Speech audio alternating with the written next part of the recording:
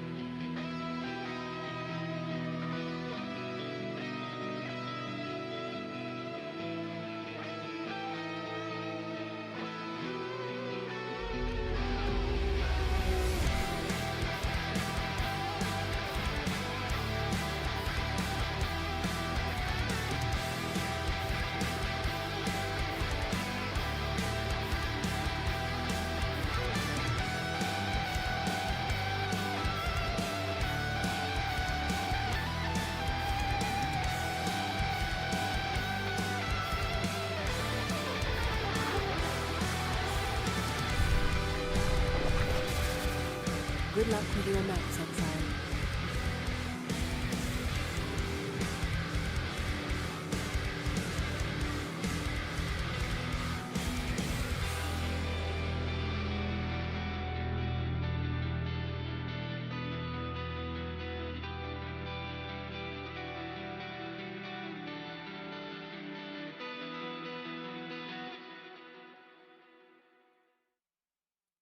Hello, Exiles, and There we go. welcome to day 3 of the Gauntlet cast. And we surprisingly already have some regular bossing. I see a lot of people want to try to go in early so that they have 2 attempts. Yep. Whatever you do with Trinity, I hate you for that. Yeah, we were talking. Ziz has actually been following his good friend Derek, and I personally think apparently he's still alive in Act 4, so he's making very steady progression, still alive, but I think the Act 9 wall is too much of a skill gap for a brand new player who's never played PoE before. I think so too. But Derek is playing Path of Exile for the first time, and he is level 48. So that's pretty cool. Yeah, apparently he almost died to comb, you said?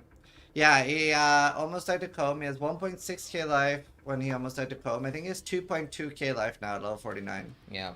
Slow and steady wins the race. Or at least makes it through the Gauntlet campaign, maybe? Maybe. So... now we were delaying the cast. I saw you, Danny, in chat typing 50-minute wait time. It's because we were stumped. We were thinking about flash bounties. Yeah, we aren't 100% sure what to do, and we want something like that isn't just boss related because only like 3 people have a chance to claim those. Yeah, so we're looking for like a mid-game bounty, maybe something that like anyone could pay. Maybe not anyone, but more people can go for. Something that isn't just like go into an Uber immediately. Yeah.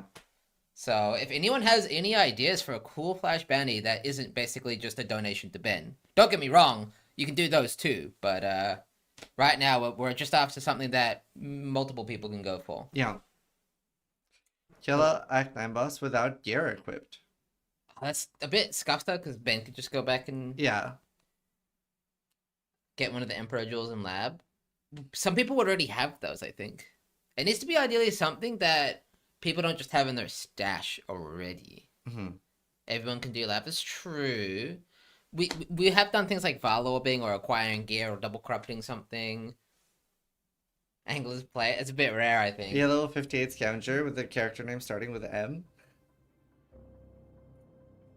Get a mirror. Oh my god, a heist related one wouldn't be a bad idea.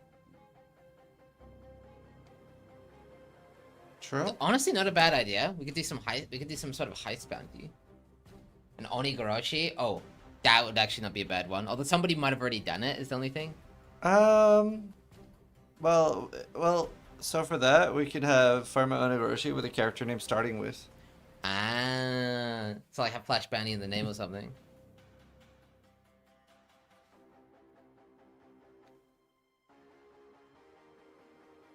Oh, but you can change names now.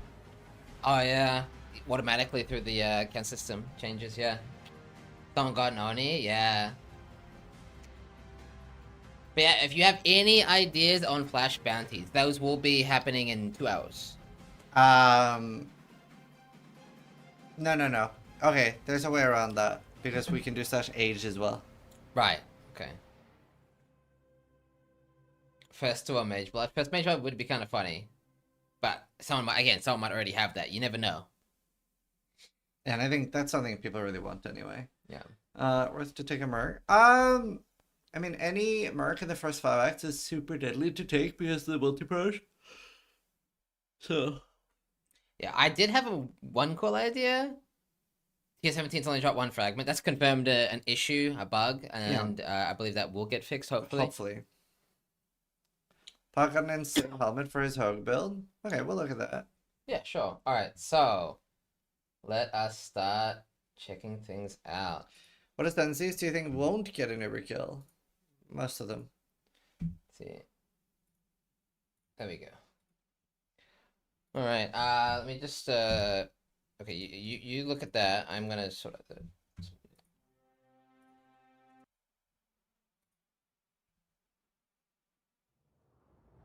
Well.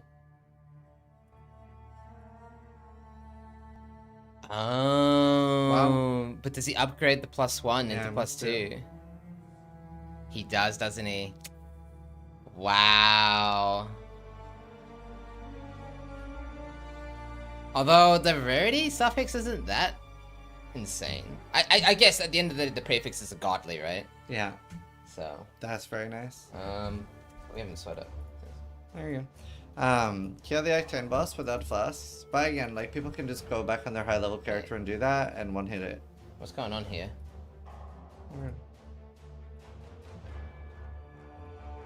I'll keep yapping. Yeah, you keep yapping. I'm just gonna go to full screen, okay? Yeah. +2 minion has 25 waiting normally. It's insane to hit. Yeah. No, it's pretty insane. Hitting a simplex. Simplex is so insanely rare though. First to a fishing rod. Not a bad idea. Can I send an idea somewhere here without giving it away for free? No, not really. Right now we're just spitballing and we're gonna decide at 4. It's in 2 hours. Alright. I did think about simulacrum, but very, very few people could do any simulacrum stuff. Here we go. Oh, a Sanctum reward, yeah. That would work. But stick on Simulacrum would be a reasonable one. It's just so few people can go for it. Mm-hmm. Yeah, my co-caster did just wake up. We have been very aggressively setting up a sleep schedule so that the cast can go to a more reasonable time for us. Yeah, it should be pretty okay now. Like now Yeah. we're starting is it 12? Yeah, 12 every day onwards, from yeah. now on. Maybe get to a delve depth. It's not a bad idea. We have done that before, like a delve race, but those usually last a bit longer than, you know? Yeah. And we're also trying to avoid like a bounty that only like 3 people can realistically do. Yeah. Fastest kill played, Mervale, no rules, just go. Fastest played run. I do like that. Mervale. Yeah. It's not a bad idea. Fastest Mervale. No rules, just go.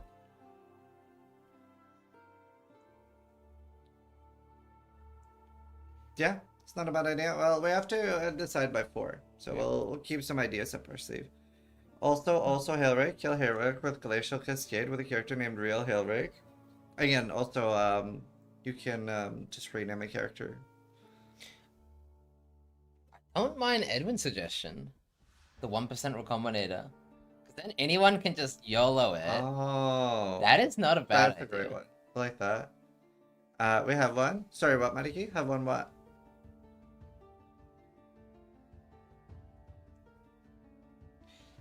Yeah, Oh.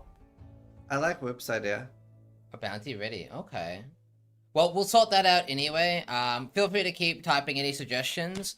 But as you can see in the tool, we have. Oh wow. Oh. Okay, we have a lot of rips. Holy. Okay. Bit sad actually. Oh Yeah, boy, Edward. I saw that in that was like 4 a.m. Yeah. Would you like to watch some rip clips, chat? Yeah. Which one do we have ready, Madiki?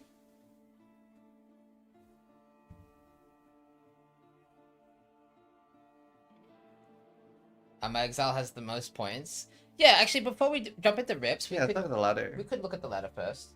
So, as you can see, the structure for the Gauntlet, this always confuses people a bit, so maybe a good time to explain how it works. But as you can see, we do have I'm Exile in the lead. However, this doesn't necessarily represent who's actually winning yet. Yeah. Bit of context here. So, the first 95 points are level only, and after, even if you're level 100, you don't get extra points. This is essentially just to allow us to track early game progression in the Gauntlet. After 95, the only points that can be claimed are from boss fights. However, the real big boss is the one that we're hoping to see will be Ubers. We'll announce that at 4. Okay, okay. That's hard. Okay. So, as you can see, Exile is currently in the lead, but this is more, what would you say, placeholder for now? So, at the end of the day, until somebody full clears, it really is anyone's Gauntlet. Yeah. It's very easy to kill like 3 Ubers and then somebody else like goes and kills 4 or 5.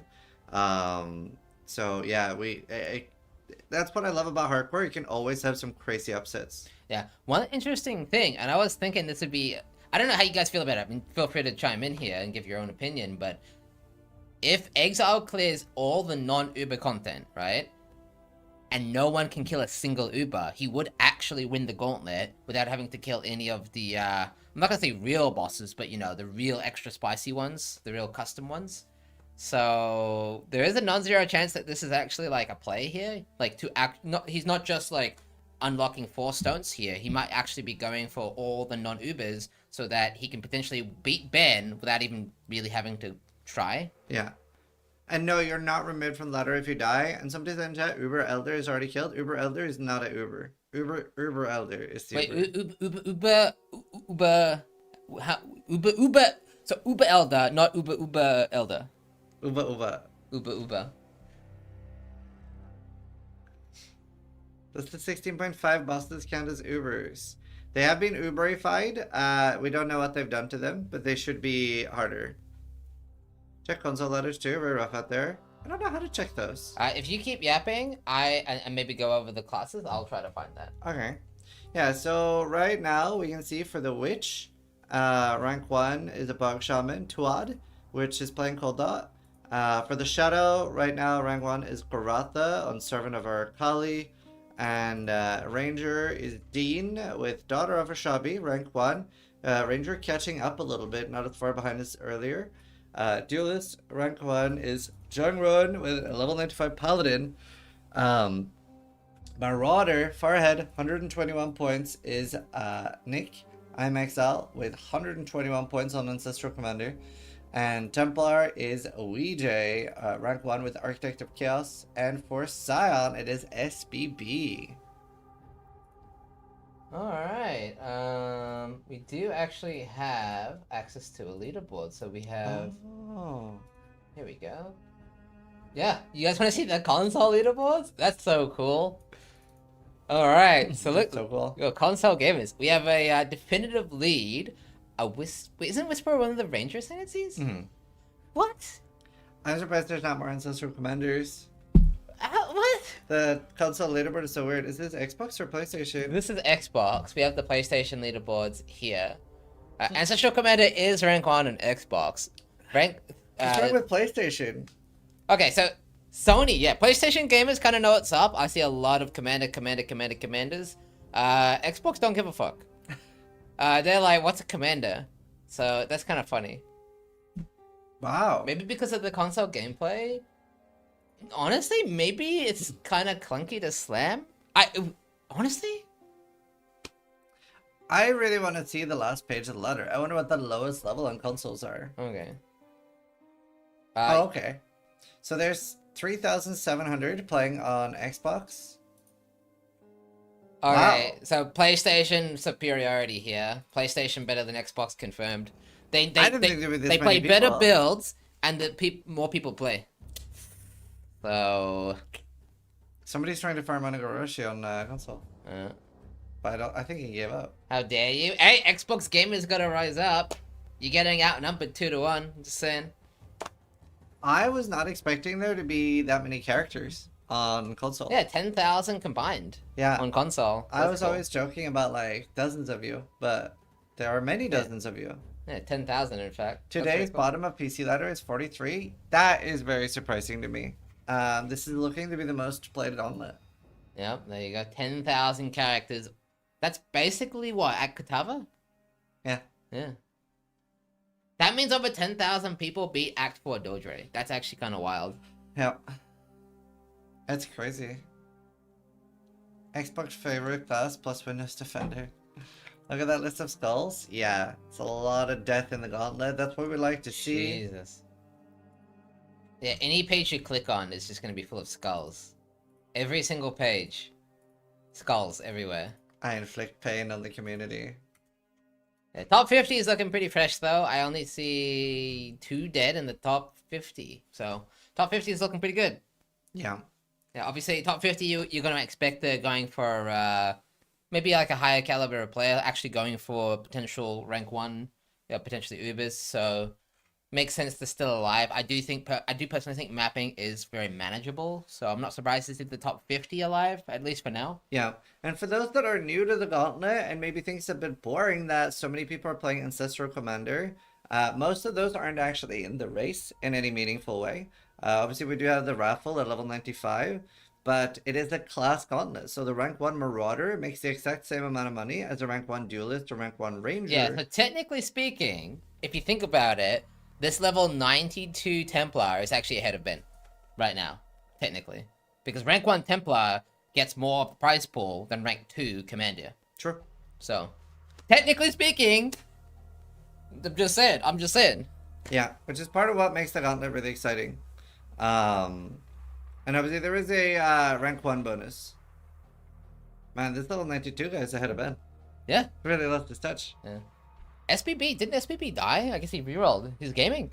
Ben will hit 100 first though. Any level above 95 in the Gauntlet doesn't matter. Yeah, so originally XP to 100 did matter, but we're talking many years ago. But that Only just the kind of first turned Gauntlet. into a very unnecessary level 100 race. That was just a bit like... it was unnecessary, right? We want to see bosses. We don't necessarily want to see somebody run, Strand for 3 days. So 95 is the only thing that matters now for levels. After that, bosses only. Yeah. It matters for the Glove MTX, that's true. Level 100 Glove MTX would be really cool. That's true. That would be a big flex. Alright, let's start looking at these rips, and we're starting with a painful one. Yodwa has fallen. So that is obviously very sad. Well, mistress. Oh no. Red bad. map mercenaries. That'll do it. Ready to die. Ready to die. She even warns him. So he's linked? God, he's being so careful too. Yeah, he's linked, but the link only goes one way. Yeah, it's linked from the mercenary. That just one little Died. projectile. I died? Say that again. Yeah, so I believe that was Soul Rend Soul of Rend. Reaping, which is a single projectile that does hit damage. So Soul Rend is normally damage over time based. But for some reason, if you look on PWDB, you'll find that Soul Rend of Reaping is one of the only skills that mercenaries have that has more damage than the player version of the gem. I believe it has 4 times more damage. Don't know why. As you can see, it's not very, like, balanced. Don't know why, but just one little tiny Just one projectile. That Nice ability- damage over time skill.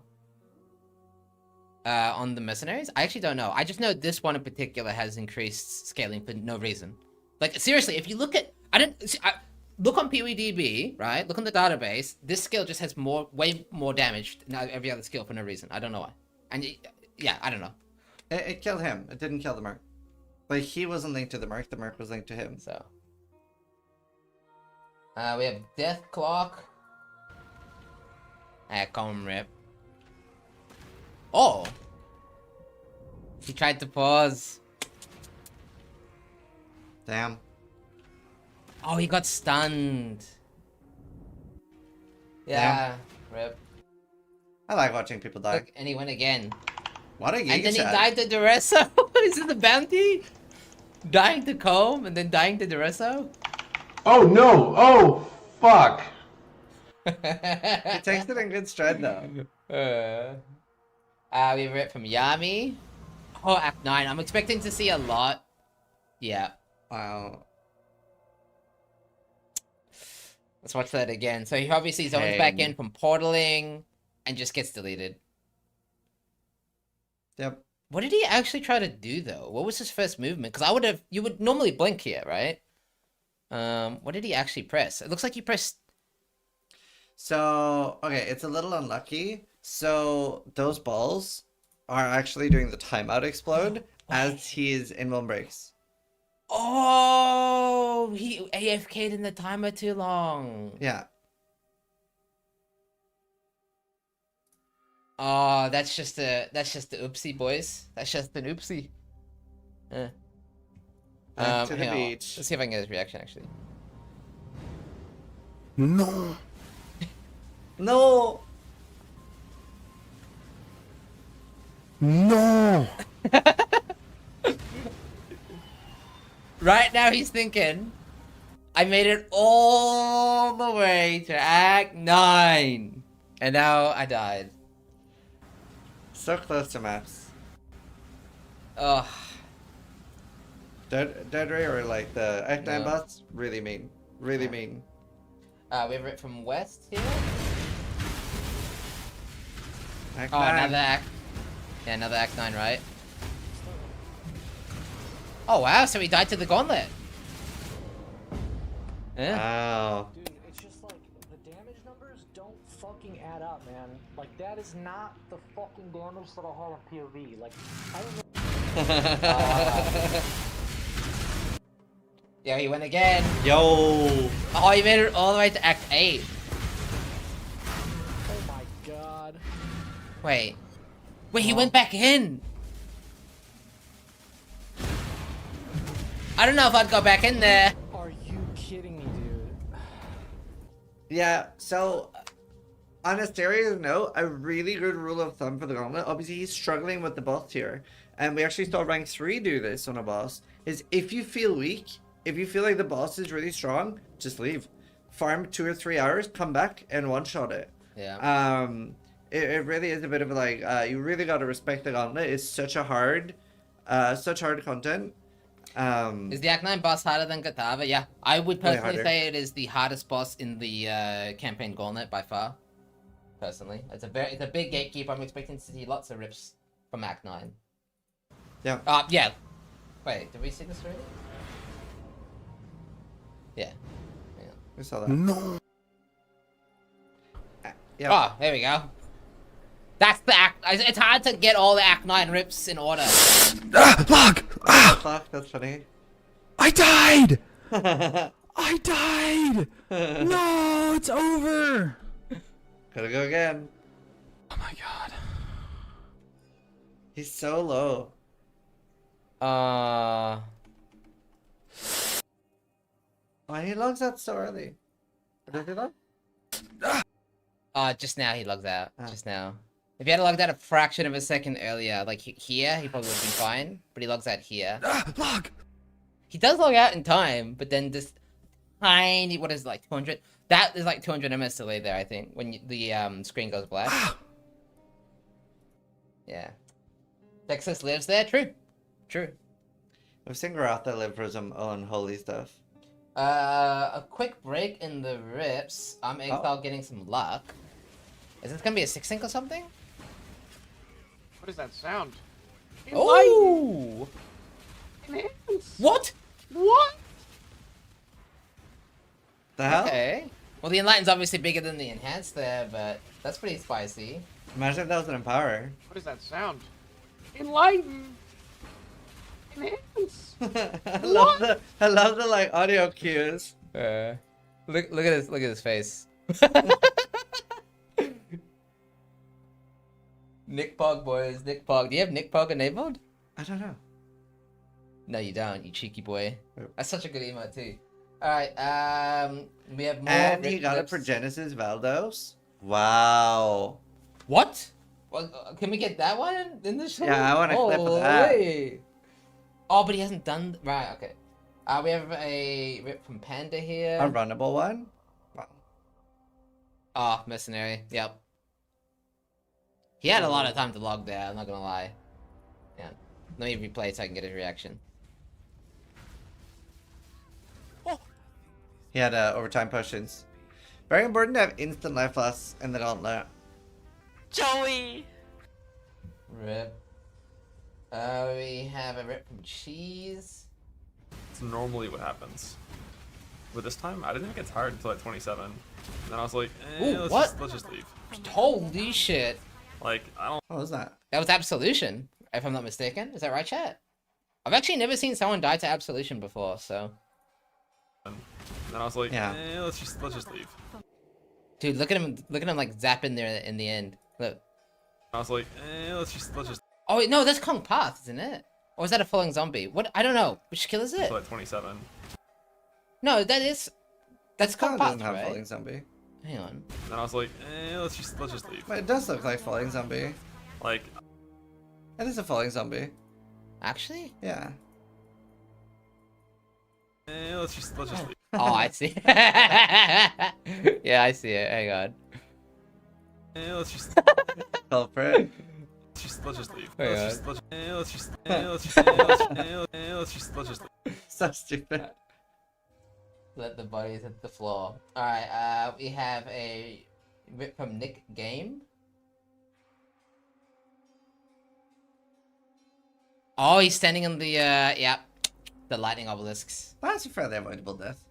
Yeah, that's a classic. It happens to the best of us. I remember seeing Al Kaiser die like that in a Gauntlet. Do you remember? Mhm. Yeah, happens to the best of us. We have a rip from Reshad.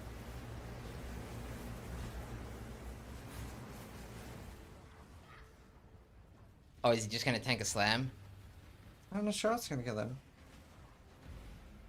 I'm Maybe ready it'll be for like it. the red slam. Oh. Oh, there we go. Uh, This is Prime. Wait, no, he dodges that. Oh! with the multi-brush that does do a lot of damage. I was seeing his reactions. Yeah. You just like seeing people die. Yeah, the Monka Giga. Yeah, for those of you who don't know, maybe you've never seen that ability before, but Katava actually throws a piece of roofing, and it counts as a projectile, which means it gets scaled by the multi-proj. And it can obviously shotgun and overlap and just does infinite damage then. It's pretty crazy. Yeah. And then Park... We saw this clip at the start of the stream. This was the, Oh! Wait a second. Wait a second. Wait a second. Hold the phone. Wait a second. Upgrade. Upgrade. Wait a second. What is this? That's so nice. He's a happy boy. He's a He's happy very boy. happy. Nixon Add Guild. +1 to. Alright, Wait a GG. second. GG. Alright. So, there are all the rips and some POG RNG moments from when we were napping. Yeah, that's very cool. We do have some, obviously, boss content as well. If there's any boss that you'd want to see, maybe, I wouldn't mind seeing the Formed. That's a pretty spicy one. Or release. Obviously, for those you don't know, in order to score points in invitation boss fights, you actually do need to roll or release. So, that's a pretty big one. Ben killing everything in a row, yeah. Assume they showed Ben's unethical EE. No, we haven't seen that yet. Is he corrupted one or? If he got for Resolute Technique, you know, I spent like 5 weeks trying to get one, and they all just poofed. I didn't even get implicits once. Do you guys have a favorite rip clip yet? I like watching people die to the Act 9 boss. At least people are not going to run out of ults with Edifice. Right. Oh, he got two Two perfect roll perfect? ephemeral edges. Wow. Oh, actually 1550s. That's crazy. Wow. That is nuts. Wow. That's going to be interesting. And apparently Exile posted his POB. Okay, I would love if chat can post that to us. I would love to take a look. Look how For those, tanky that is. yeah. For those of you who don't know what ephemeral edge is, because this is gonna be something we're gonna need to explain for sure. It's a sword that scales your damage off your energy shield, and in Path of Exile, anything that scales off of defense, your damage off of defense, essentially means you can scale both defense and damage at the same time, and that's really strong, right? So think Righteous Fire, right? Where's the POB? Beautiful. So think Righteous Fire, but then obviously a lot more damage. Yeah. So these builds end up with 20,000 energy shield and tens of millions of DPS. It's what won last Gauntlet, and it's what we're predicting to win this Gauntlet, with some changes. There has been some balance changes, but... Yeah, the Gauntlet is harder this time. Yeah, and the builds are weaker, but I'm still expecting that to be the... and there's no Trickster. The winner. I'm not exactly sure how to open this. I'm just gonna try to open it and see what happens.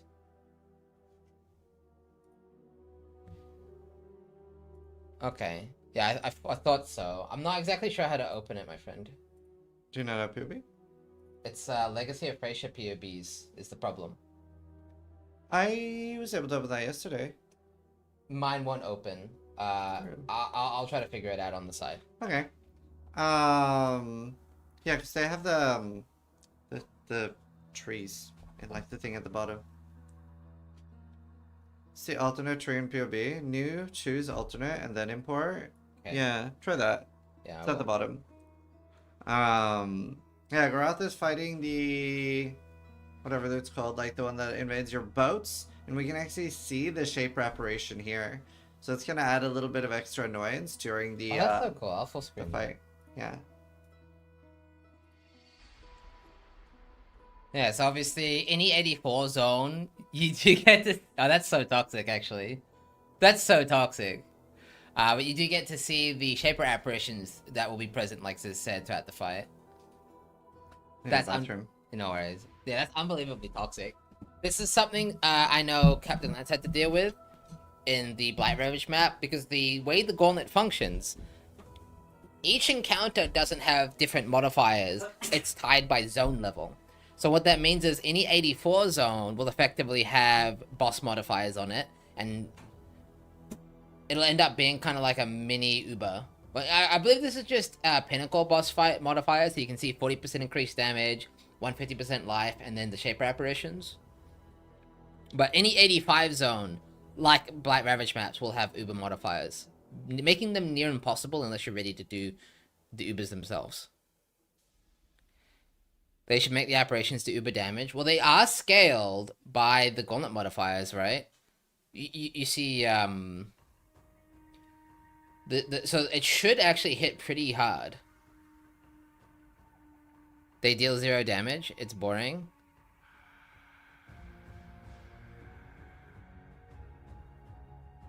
Well, has Grata actually tanked one? Remember, this is not Uber level yet. Ben was talking about the apparitions during Uber Elder fight.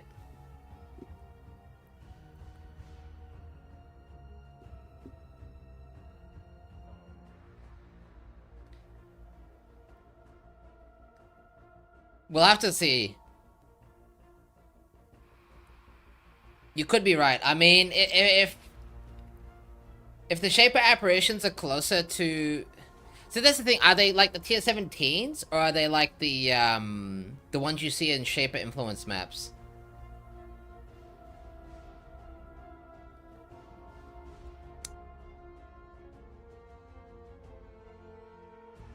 In Shaper, 0 damage, just balls. Interesting. Ben was talking about one doing way more damage and having no way to tell. The real balls do like 10 times the damage. Yeah. It could also be a zone level thing. Oh, I understand. Right, so in Uber Elder, when you see Shaper balls, you don't know if the apparition balls are right. Right, so in other words, it's not actually Rippy, it's just visual clutter. I see. That is toxic, you're right. Holy shit. Okay, so what, Uber Shaper and Uber Elder are essentially more difficult because you now have fake balls that don't do much damage. Okay, that's interesting. So, in other words, it doesn't necessarily make the fight more difficult in terms of damage taken, but you don't know which ones to dodge. Here's the clip of EE. Ah, beautiful. If we could get that in the tool as well, that'd be sick.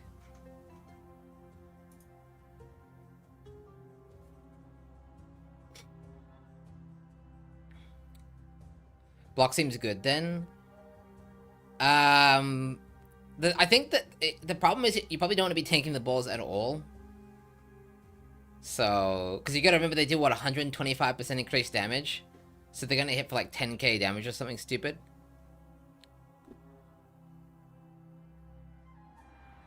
Yeah. Alright, I'll unfold the screen Garatha real quick. Let's take a look at our contestants who are live. So obviously, Ben in the top left, he would have rested by now, I would hope. Yeah? I'm assuming he's had some sleep now. He had a really long day 1. Looks like he's on a 6th link, so he's doing really well. I'll look at the gear when Ziz gets back. Garatha, Pump and Red Maps, he's doing really well on Concoction, so that's beautiful. And Khan's still slamming away. Khan might not have slept. I hope Khan has slept, but he might not have slept. Please tell me Khan has slept. Then we have Exile, we can peep, Sarge and FaZe. So Exile also blasting away. Again, I'm assuming he slept. He's actually in a tier 17. I don't know. Whoa, okay. Is he going for fragments then? Holy shit. Okay, that's cool. I'm gonna keep Exile on. FaZe also doing some boss fights as well. So our contestants are actually going for boss fights already. Potentially. Exile's been doing some risk farming in tier 17. Same meme. Did you say he... No, there's no point doing that. What? He's not doing risk farming. He's just abyss farming. Yeah, I mean, risk would be stupid. Khan has slept. Okay, that's good. Risk juicing and Gauntlet. Yeah, I'd be like, I mean, to be fair, Ziggurat doesn't have any... tier 17s don't have additional modifiers in the Gauntlet. That is a change made at Ziz's discretion. He doesn't like tier 17s being a gatekeeper to boss content, so he made them really easy on purpose. But I still don't think you would do risk farming. But Edifice... Yeah, so you're right, he's doing Edifice farming, though, so that's cool. That's a really clever way to... So remember, the tier 17s actually technically have weaker modifiers because they don't have the extra life damage and speed of the tier 16s. So tier 17s are actually safer to farm than tier 16s. So that is a really clever way of farming. I didn't really think about it, but that's super cool. Hey chat. Tier 17 farming is like a legitimate way of juicing in the Gauntlet. It looks like FaZe is really struggling to beat these bosses.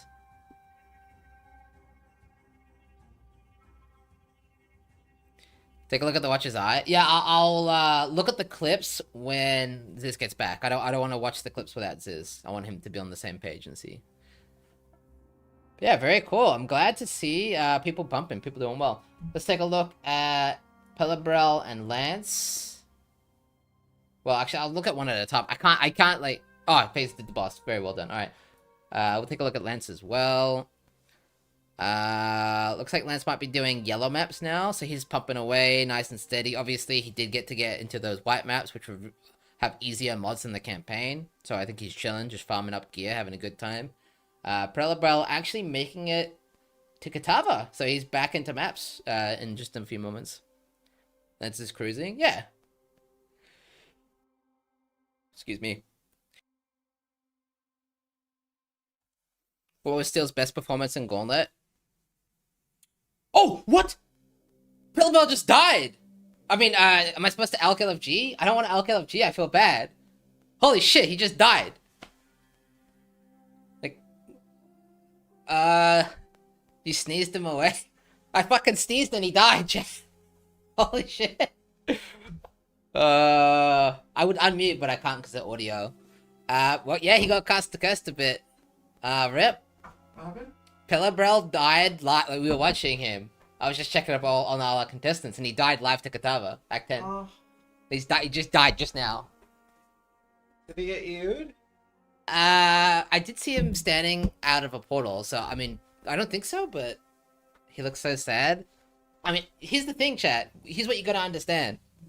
Yeah, I did cast a curse him. I said he's about to make it back into maps, actually. Oh. He died to the boss Gauntlet. Yeah, you can see Arakali and Brian King and Malachi. Holy shit, he had 3 bosses on the screen. Yeah, this is why like having crazy damage is so like so important good for defense. Yeah, damage is defense because of the way the Gauntlet's set up this time around. Why did you jinx it? Do you hate him? Yes. No, but that's unfortunate. I feel so bad. Look, he feels so defeated. You do seem really broken up about it. Oh yeah, I guess I should explain to you. Exile's actually doing Abyss farming in tier 17s because there's no mods. Ah. You know how you decided to put no mods on tier 17s? Well, he's abusing that. There's no extra mods, right? Or is there no mods at all? Correct. But basically, it's easier than tier 16s for Abyss farming, and you get the extra eye level. So this is a good way of getting higher level loot, and you don't have to deal with red map modifiers. That's fine. Yeah. I just didn't want tier 17s to be a big part of the Gauntlet. Yeah.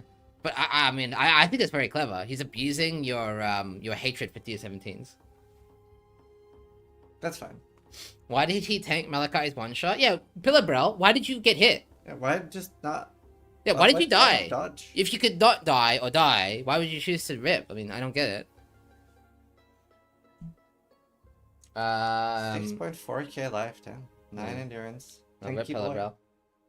Let's take a look at Terrence and Park. Oh, yeah, Lance is doing pretty well. He's in yellow maps now as well. Yo! Oh, Terrence is also playing Jung's build. He's got 9k life. Well, I think that's with the massive shrine up, but Yeah. that's so cool. Yo, very cool Gauntlet meta. A friggin' support build is one of the. I would say this is like the 3rd most played build, 4th most played. No, because it's more played than Archmage. So you've got slams, obviously. Then you've got the concoction skills, right? So like Peaconk. Then I would say this is either the 2nd or 3rd most played, tied with Peaconk, is supports. I guess just because you can have so much defense. So that's very clever. 1976 maps, loads of HP. Yeah, I mean, he's not gonna die with 8k life, right? Yeah. So he's chilling. He's having a good time. What ascendancy is he? Is he Paladin? I have to assume he's Paladin. I'd be surprised if he's not. Yeah, he looks like a duelist. Very cool, very cool. I wonder how Jung's going. He's asleep at the moment, but yeah. Mm-hmm. Let's see. Let's take a look at. How's Magpie doing? Is she still playing the Gauntlet? Yes, she Bottom is. right? Yeah, I'll go in order just to make it easy. Rise still going? Yeah, we have Rise watching. What is Honestly, that is classic. Can I just say, Rise reacting, classic. But yeah, he's eating his hand. Yeah. That's a classic mukbang Rise stream there. Normally it's food. We have Slage and Ventura. I think Ventura is looking at I'm Exile. Yeah, he might actually be co-casting. I think. Ah. Yeah.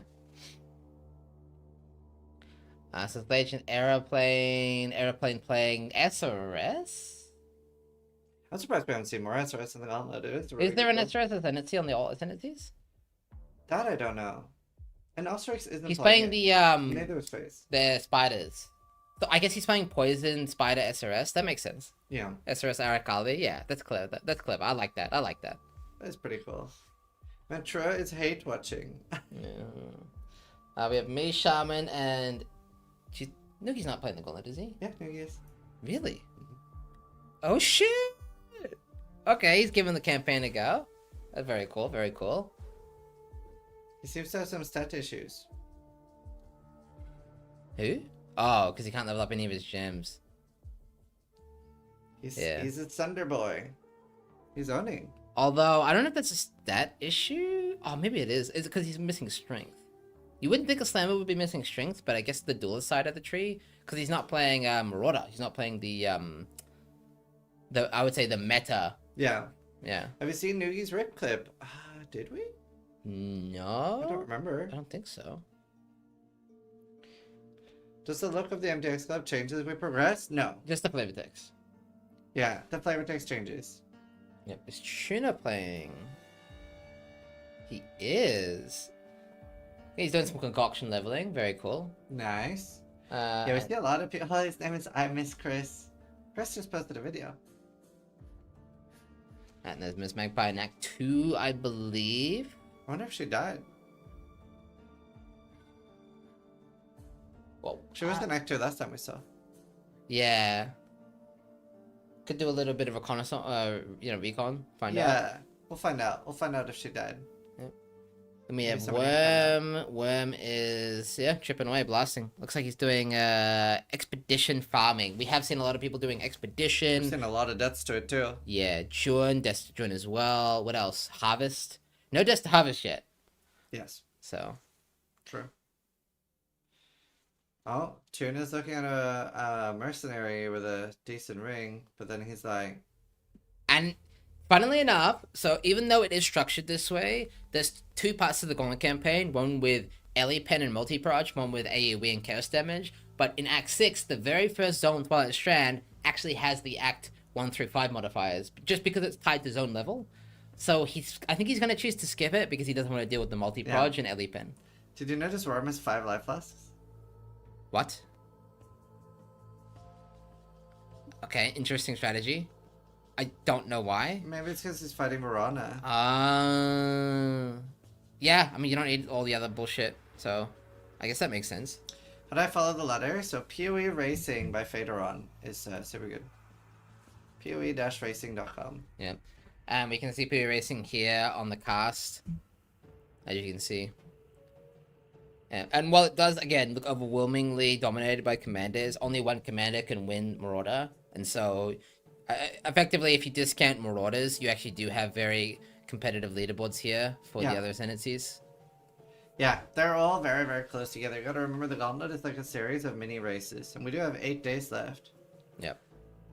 Yeah, I want to check Zhang's gear. Obviously, he's doing super well. I mean, in a sea of commanders, we only see Garatha and Zhang Roan competing on non-commanders at the high levels. Mm-hmm. So if they are going to try to beat them, these guys have the best shot at it. It looks like his gear hasn't changed too crazy. He did get an early 6th link. I'm surprised the 6th link is that important. That he's willing to use a crap chest. No offense, Zhang. Well, he could have gotten it easily. Yeah, but what I'm saying is the 6th link more important than a Then good a really 5 good link? chest, right? Yeah. Yeah, I mean, his gear is pretty basic for the most part. Obviously, his shield and boots are amazing, but everything else is pretty whatever. But yeah, the unfortunate thing is we can't actually see Zhang's real build. So this is Zhang, right, being on the support, but we can't actually see the main character on Zhang's build, which is the mercenary. Yeah. So his mercenary, obviously, I think we actually do have a clip though of him explaining his merc. Oh, yes. Yes. I sent it to you. Yeah. I'll just watch that through Chrome. Yeah. Yeah. Oh, they won't have audio, right? Do I have to watch it in Edge? Yeah. Give me a sec, chat. It was just that another one is default now. That's them? No. Not really.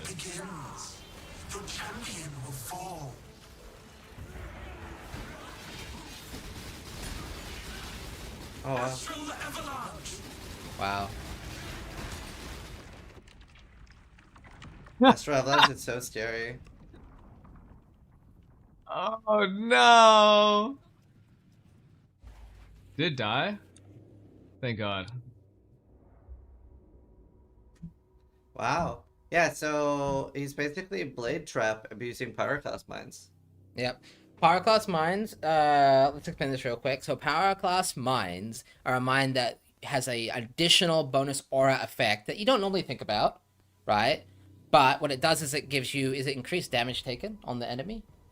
And by scaling aura effect, you can actually make it so that if you have nothing else to press, it acts as this massive flat fire. Flat fire. Thank you, chat. But basically that debuff adds up to be some tremendous amount of I guess that's the main source of his damage then. Yeah, must be.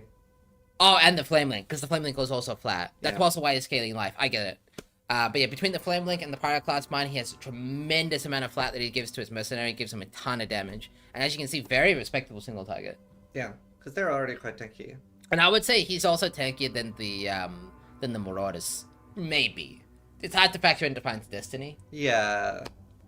For any like rapid attack, like anything they keeps hitting you repeatedly, the Ancestral Commander is sort of unparalleled tank. But this is gonna survive bigger one shots, I would guess. Yeah.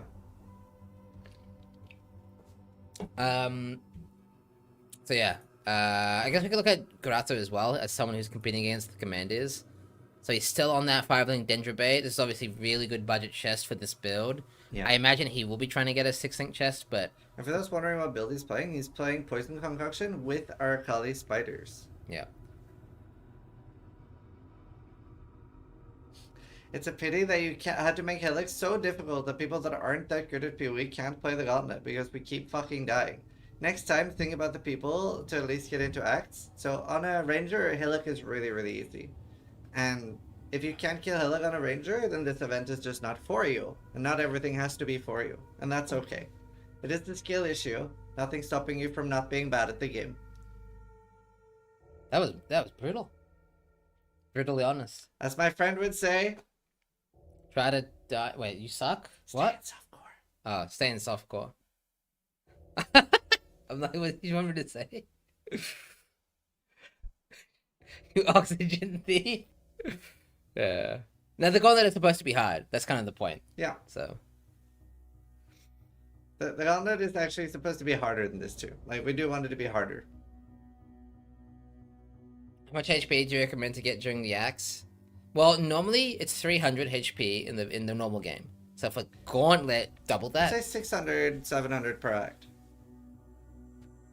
More like 600, because that would be 7k life in Act 10. Yeah. 7k life in Act 10. Yeah. It's not a bad number. Maybe 500 life is more realistic. Yeah. 500 life. So like right now, obviously we've been closely following Derek, who's playing Path of Exile for the very first time. He has never played PoE before the Gauntlet, and he is in Act 4 right now. Actually, I should have just said that to the guy who's just complaining. Like, it's his first time ever playing Path of Exile, and he's Act 4 in the Gauntlet. Yeah, and he was playing Fireball Witch for about half of the gameplay so far. Yeah. Like literal Fireball. I don't know why he played Fireball for so long. He really liked Fireball for some reason. Can we see if he still has default attack on left click? We'll check it out when he comes online. Yeah. But I don't think he does. He's further than me and I have 30,000 hours played. Well, he's very motivated. He is very motivated. I offered him 100 subs if he could get through the campaign. I don't think any player can. No, I think he'll get filtered by Act 9 if he does make it that far, because it is genuinely like a skill thing. Yeah, like you need to know what you're doing. Yesterday he almost died to Comb, and he had to step away for the keyboard because he felt sick. Because he had felt really confident, and then Comb really humbled him. So I told him to get level 50 before Malachi. Malaka will filter every softcore player that isn't exceptional. You think so? I mean, I think the It's very hard, hard. I think the hard filter is Act 9. That is definitely one of the first So- bigger filters. Yeah, so the reason that Malachi is such a filter is because a lot of softcore players are not willing to leave a fight. They're not willing to log out. So they'll run around with the degen, The and they'll debuff. die. Yeah, there's no shame in leaving the fight and re-entering in hardcore. The goal is to not die. The goal isn't to not die with imaginary rules. Yeah. So, Don't make it harder on yourself, chat. yeah. We've seen even the top players in the game leaving and re-entering is totally normal, totally fine. I don't think many people have even done a gauntlet clear without having to leave. I don't know of anyone who does that. I even made a bet with Ziz to see if he can do that. Yeah, so whenever I start my Gauntlet campaign, You can back out of that, by the way. I'm giving you the option now. I am for every boss. If I have to portal out or log out, I have to reset the fight. As log out just pressing escape. Can be. That is one way to do it. They have added the ability to pause the game by pressing escape, so you can do that way. So you said I can back out, but I don't even consider that a hard challenge. Well, there you go. It doesn't work on Ubers though. No, but I think if you can make it to the Ubers, then this conversation's irrelevant to you. You're better than us at that point. if we're talking about Ubers. That's easy enough. You can still log. You just have to fight it again. Well, that's the thing. Steel doesn't think I can do it without leaving the fight, which I think is fine. Yeah, because he wants to make that the rule for the next Gauntlet Zai, that every boss resets. Yeah, I would really, really like that for the next Gauntlet, that if you have to log out or portal out, that it does a full reset on the boss. Roosters has that? No. It's No. not a thing. I don't think so.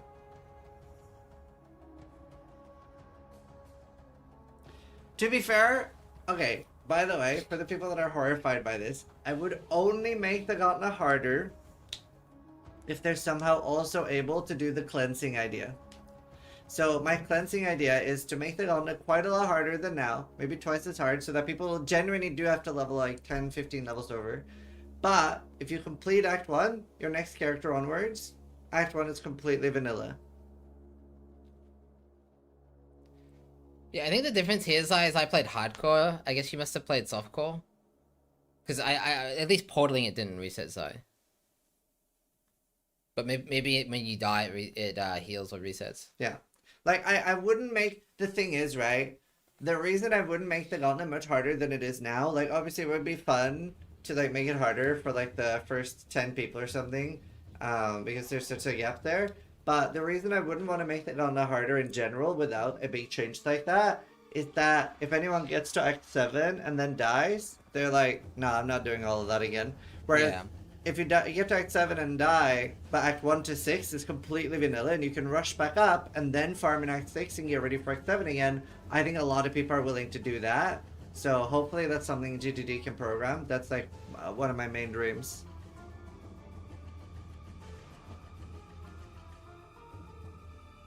What about Peaconk flask refresh on bosses? Maybe just don't play Peaconk then. Or use 5 life flasks.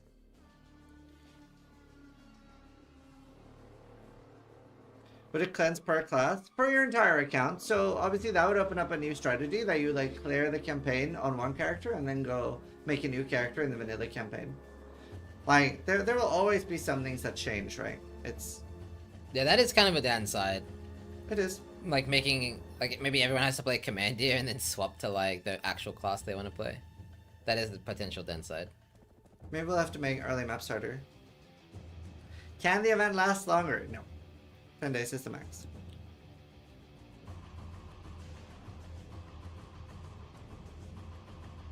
That's a huge downside, yeah. I died and I want you to know that it's your fault. I will take it.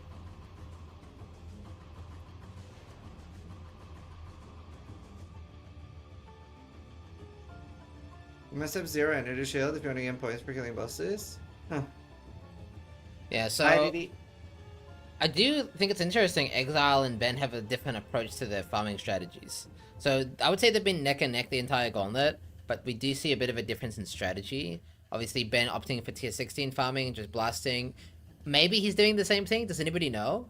it has been also been doing tier 17 farming? I'm curious. Yeah, I'm not sure. So MXL is in tier 17s. Yeah, and the reason he's doing that is very clever. Tier 17 modifiers do not have tier 17 maps don't have additional Gauntlet modifiers on purpose because they're not supposed to be a challenge in the Gauntlet. They're just kind of gatekeeping the Ubers.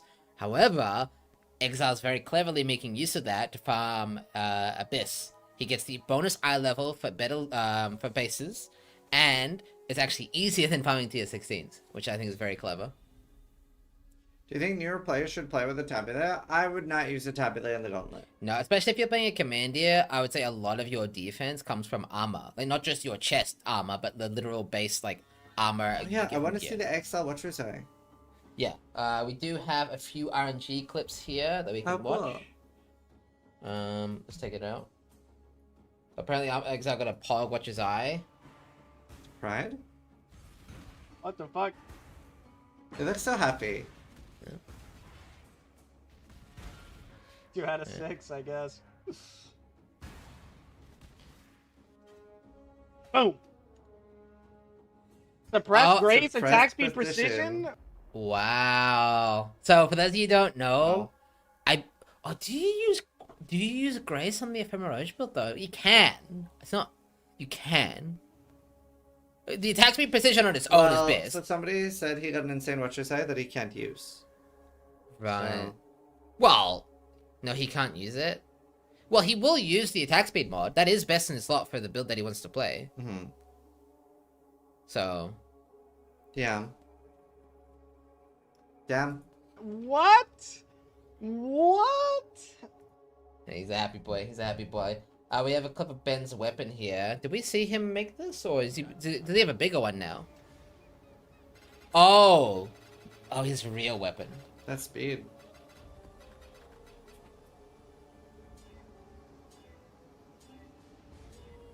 Hey, and it's perfect. It's perfectly divine. That happiness. I wanna hear that laugh again. Hey, and it's perfect. It's perfectly divine. It's perfectly divine.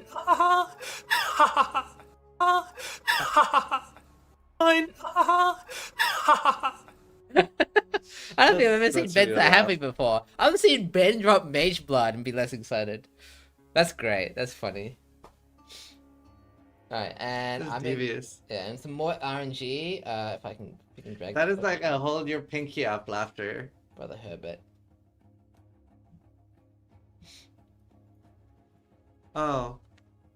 We're having some issues with the tool. Maybe production can fix. Wait, I just want to see if it's bricked.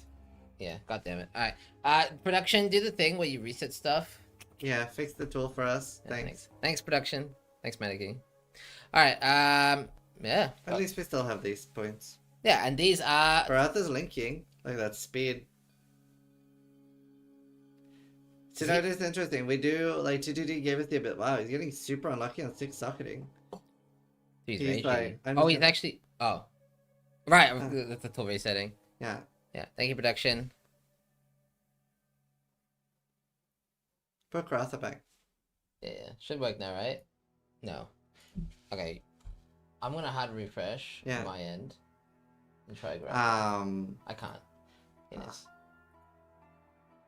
Did you try Control F5? Yeah, I mean, I only do Control F5 these days. Yeah, me too. Okay. Keep Mannequin, yapping. can you put Karatha in bottom left for us? What happened to Ventura? He's casting. Yeah, Ventura didn't change you a different human being. Thanks. Yeah, I think he just benched the 6 socket. He's like, screw RNG. Yeah. Would be my guess. Does he have a Mario? It doesn't look like it. No, he does. That's the top right, actually, isn't He's it? trying to figure out why he can't link. Oh, because he doesn't have the linking, the fusing crab. I believe it's a crab. Yeah. So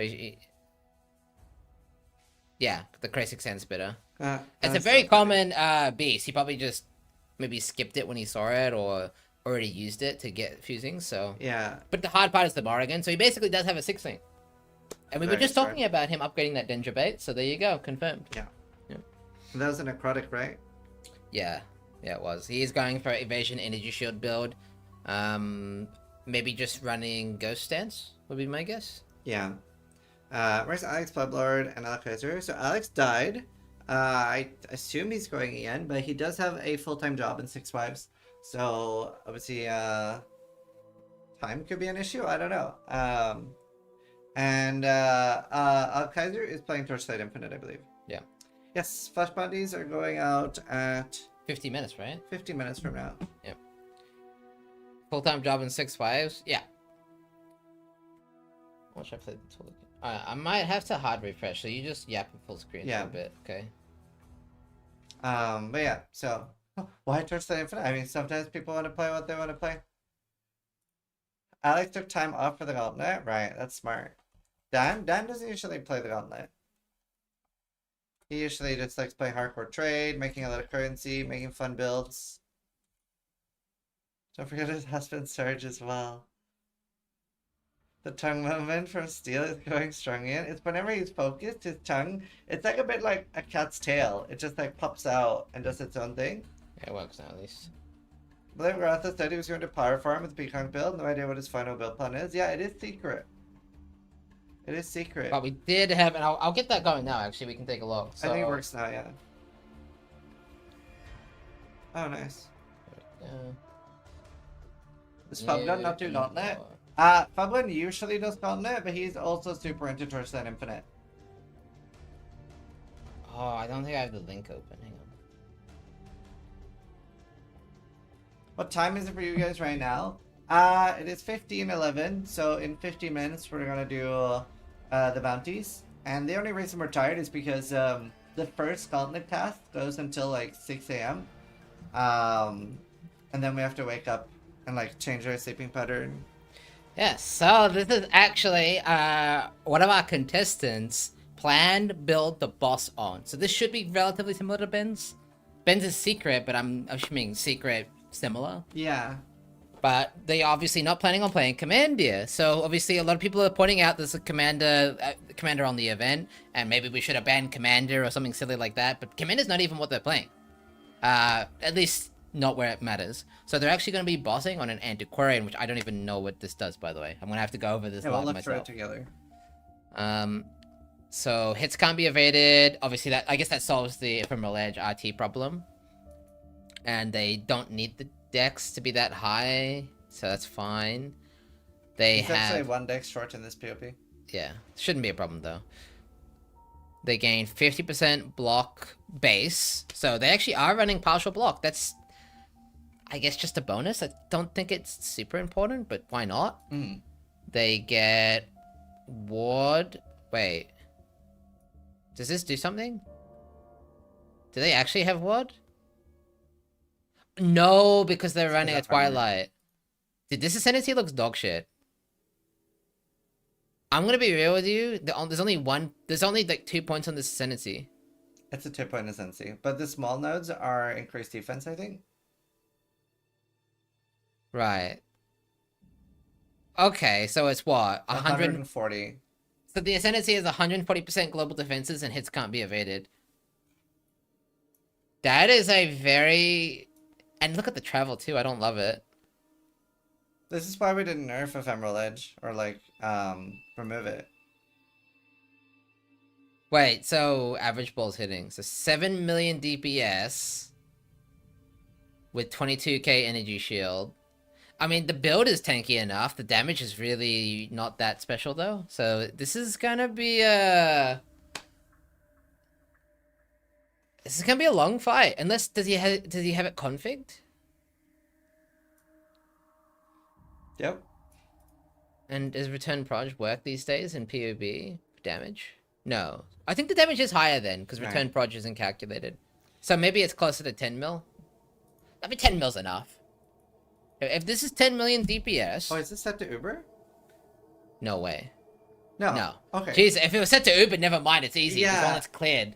Yeah. If this was Uber DPS, the gauntlet's over. Like, we're just waiting for them to get the gear. Like, holy shit. Ben has been saying it'll be ZDPS. It's just to survive. Yeah, makes sense. I think Jung will have really high damage.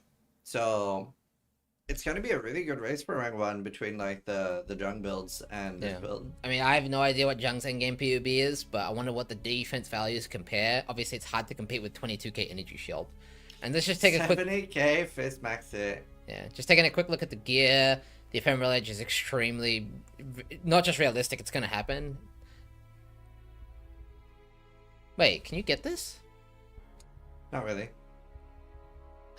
Interesting. So he'll need to use a different. He does have backup amulet, and I have to imagine that's not gonna be a problem. But like I don't know how hard the new Ubers are. Like we don't know what they've added to them. Yeah. You can get it from non-quest, correct? But the non-quest version is now Uberfied. Like we don't know what they've had time to do to them. Jung thinks he can one-tap the bosses. Honestly, Jung's damage is absolutely insane. It's probably higher than this already, like actually. So Yeah. he might genuinely not be joking when he walks in and just does infinite damage. I'd love to see it. If Jung wins the Gauntlet, I mean, I'm sorry, but that would be fucking awesome. I would love to see I would a love new person clear the Gauntlet and be, and yeah, that'd be just awesome. It'd be awesome. Win the Gauntlet, to be clear. He's actually already cleared it. Yeah. He's a God Gamer. Jung has confirmed God Gamer status already. Does PoE Ninja show Gauntlet chat? Jung's Merc win the Gauntlet? True. That'd be so cool. You'd have to give the trophy to, Let's up with PoE Ninja and check how many people are Ancestral Commander. Okay. It says here, 6... Wait, hang on. There are currently 8.2 billion people playing Commander in the Gauntlet. I like I had to Google how many people exist. Well, it used to be 6 billion when I was like 20. I know. Alright, I haven't looked this shit up in like so many years, alright? Don't bully me. I remember when there was 4 billion of us. Shit. Aware, chat, aware. Alright, builds Gauntlet. Oh shit. Wow. Really? Only 12% Ancestral Commander. But these numbers don't make sense, do they? Huh? Wait, add all these up to 100%. Doesn't make sense. No. Filter by level. Okay, filter by level. How do I do that, chat? I'm stupid. Do a little... Oh, thank you. Let's go. What's the cutoff, chat? 50. Okay. Yeah, that makes more sense. 47. So half the population of the world is playing Ancestral Commander. Of the world. Yeah, the entire world, chat.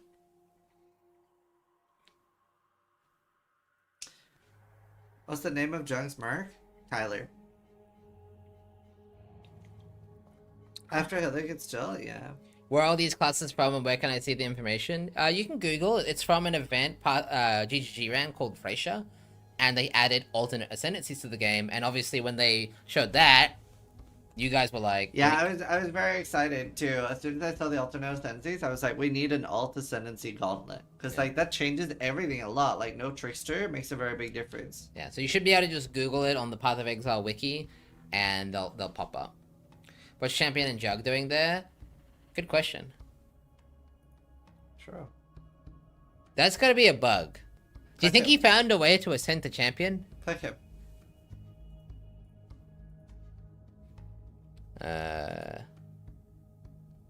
What if he's actually no meme a champion, like somehow?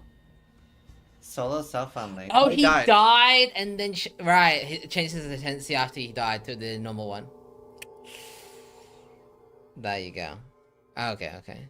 So basically, everyone who isn't a Frasier ascendancy is dead. 07. But yeah, I mean, let's take a look at that. So we obviously have 7 Aracali, really popular. Yeah. Good for Peaconk. We do have a bit of build variety between the Aracali builds. Oh, really? Yeah, because it's not just Oh, yeah. Peaconk. You have SRS, Mirror Arrow, Cobra Lash, Power Very Siphon cool. even. Very stumpy. Yeah. So that's kind of cool. You see a mix of Peaconk Summoner kind of vibes going on. What does clearing the gauntlet mean? Well, we can open the ladder real quick and show. So early on, we track levels until level 95, just so we have some early progression tracked. And then after that, it's the Gauntlet is a boss race. It's all about the bosses. If you hover over the points, you can get a full breakdown of what points you get from what boss. Yeah. So basically, what that means is there's kind of three main stages of the Gauntlet. Stage 1, 95 race, right? And that's what we focus on day 1. Yeah.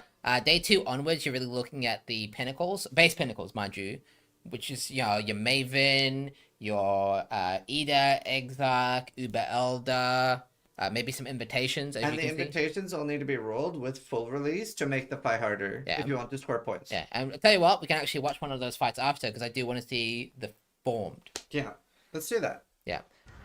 And then the last part of the event, the biggest, is obviously going to be the Ubers, which we won't see for a few days still. Yeah. So, but let's actually check out.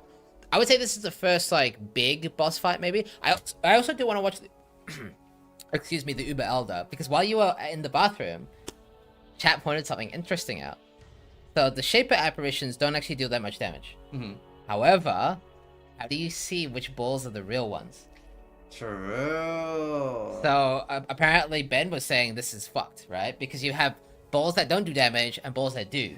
And essentially, it means it's undodgeable almost. So that's fun. Yeah, basically you randomly take 10k damage. So excellent. Yeah. Okay. Now, as my co-caster pointed out, you do have to roll them with all release, which basically increases increases it like dramatically. And this also, now I don't love this, but it does also change the way the Gauntlet is played, for better or worse, because it means that they have to have a tremendous amount of alteration ops to actually hit this mod. So each contestant has to alt roll this modifier on, and it's a rare mod. We would like have it on there by default if we could. Yeah, but it's kind of necessary to make the invitations truly challenging. It makes the feared very spicy. It's a Recombinator nerf. Yeah, that is one way of looking at it. Because you did see Ben hesitating to actually delete alts because he needs them for the invitations. All release. Formed all release. I'm surprised he's actually doing this because he, if he died, I guess he's planning on not dying. Killed it. That was fast. Because obviously if he does die, he'll need to alt roll this again. Yeah. It's 1 in 450.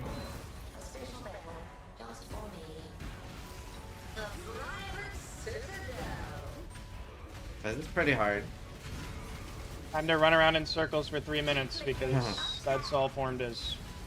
Yep. That's I love pretty much the entire game. Yeah, you can kind of break down bossing in Path of Exile to the same way you fight Hillock. Run in a circle, dodge the actual damaging abilities. So the good old run in a circle strat, even by the top players in the game, is that's crazy damage. Is to play. Yeah, this is still on a 5-link, by the way. His weapon is Giga, but this is still on a 5-link. Yeah. Watching this and being afraid to level my level 3 Marauder. And that's wild, isn't it? See, that's the thing. Getting to this point is the hard part. But actually executing the boss fight on a fully geared character, this level of boss fight is actually quite manageable. Yeah. As you can see. Like, he makes it look pretty easy, to be honest with you. Honestly, yeah, that looked way smoother. We should look at the Uber Elder, like you said. Yeah. Super easy. Character name is that League. Alright, so you wanna watch Ben's Uber Elder? Sure. Yeah. Hey. League. Merc. Uber Elder. Uber Elder. Yep, not witnessing it yet. He will need to witness maybe Uber Elder or Shaper Elder. I'll probably do Uber Elder. Yeah. We won't do that for a while. This looked easier than when he was trying to do the Act 9 boss. The Act 9 boss is very hard relative to where you are. No, you're not Myth Bush Bunties. Yeah. Worth pointing out, the 84 zones do have different modifiers than the 83. So the invitations don't have the same scaling or modifiers that the pinnacles do. Yeah. And you should see... And Peter remember, Ball. for the actual Ubers, the Shaper himself would have 5 projectiles too. So it'll just be like 10 projectiles being spammed. There's the Shaper apparition. It's beautiful. Your ball and shot ground. And that'll be me. Yeah, so obviously you can kind of tell which balls are the real ones on the regular Uber Elder, but on the Uber Elder, you're going to have clones firing multi-proj balls on top of the apparitions firing multi-proj balls. And it's just going to be chaos, and you're not going to know which balls are going to be the real ones. So it adds this level of clutter, and it just makes it more hectic, basically, without actually adding any real danger on its own, because the balls are just apparitions, they don't do full damage. Pretty smooth for the normal boss though. Plus ruckus, it is a ruckus. Yeah, we do obviously see from last Gauntlet those Eater drowning orbs in the fight. Each boss has been changed to have these extra mechanics on top, so it's not just modifiers anymore. It's these special extra mechanics on top. That's nice.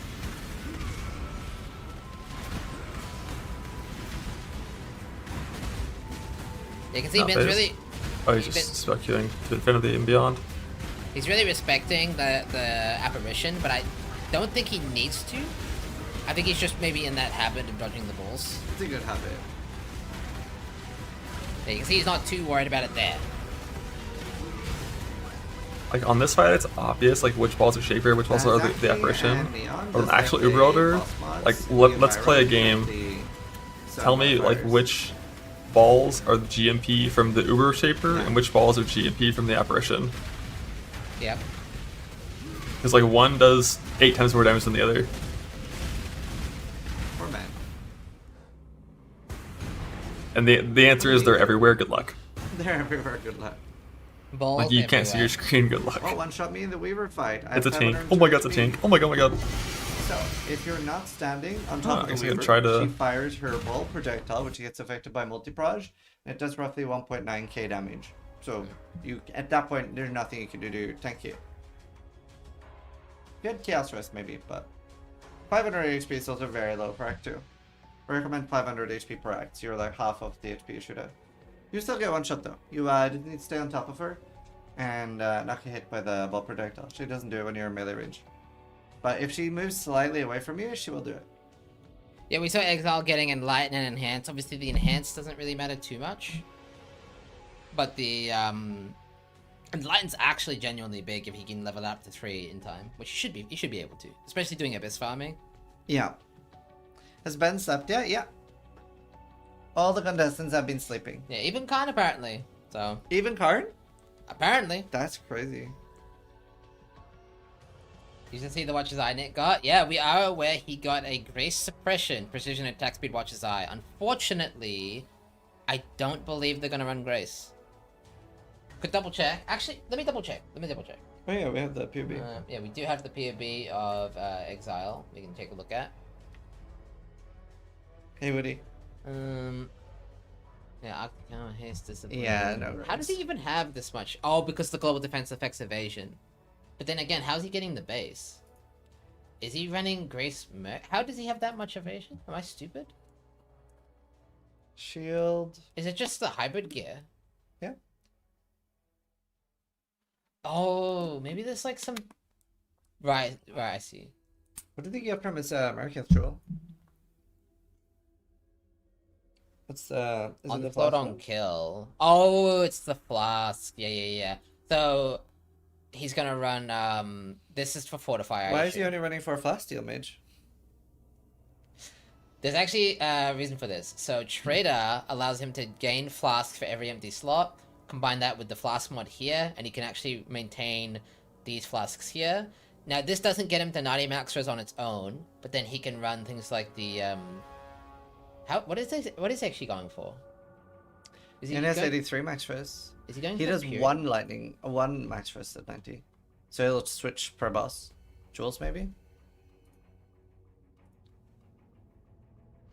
It's Jules, yeah. You're right. Yeah. So he'll just swap the Jules on the bench. Very clever. I just had a really fun idea for the Gauntlet. What? Randomize their damage types on the bosses. Oh, I'm just just to saying, cuck it's too people? RNG. Just to cuck people? It's too RNG. Yeah. Yeah, I guess little known fact, if you put the res swap on Harvest Bench, it doesn't just work for changing fire res to cold res, it also works for max fire to max cold to max lightning, etc. So as long as they have, I think in this case it's 4 joules, you can swap res for each boss fight. So very clever. Yeah, very cool PUB. Is there anything on here? What's the hardest thing to get here? Obviously the amulet's kind of impossible, but Yeah. jewels easy enough. Belts just Crusader farming. Same with the jewelry, and it's multi-modded. Simple enough. Boots just recon multi-mod. So a lot of the gear is just multi-mod. Yeah. That's so smart, because if you go with multi-mod gear only, there's no RNG involved. Like, you don't have to farm for like 3 days for one gear. You literally just do the prefixes via Hardest thing recon. is the rings. Um, Just getting the orbs are a bit of a pain. you could do Harvest Influence to swap. You can. So he really only But- needs one orb, and then and the thing is, you can drop the rings natty. That's true. So I think he only needs one orb here, which is totally manageable. Technically, he doesn't even need one orb. He needs one of any orb, and he could just spend the again. He's gonna Check the do a lot party of tab. harvest. True. What's he gonna get from his mercenaries? Is there anything in party? Yep, there is. So he's got. Oh, he does have a 10 proj in there. Okay. Wow. So he is the DPS. 33% less damage from Merc. What if the Merc can't survive? It doesn't have Soul Eater. What's on the Merc that gives him?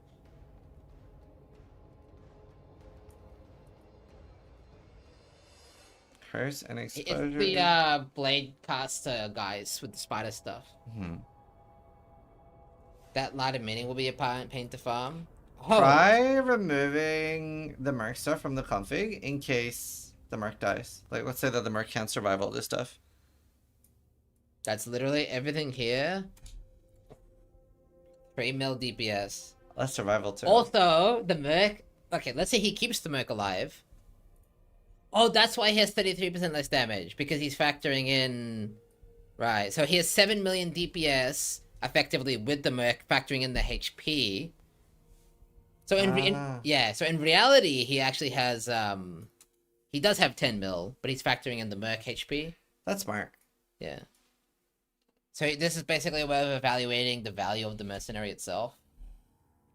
Yeah. Wow, Damn. damage is very reliant on the mercenary though. If that mercenary can't survive Ubers, He has 3 million DPS. and it's tankier than last time. It's like 90 or 92% damage reduction for this Gauntlet.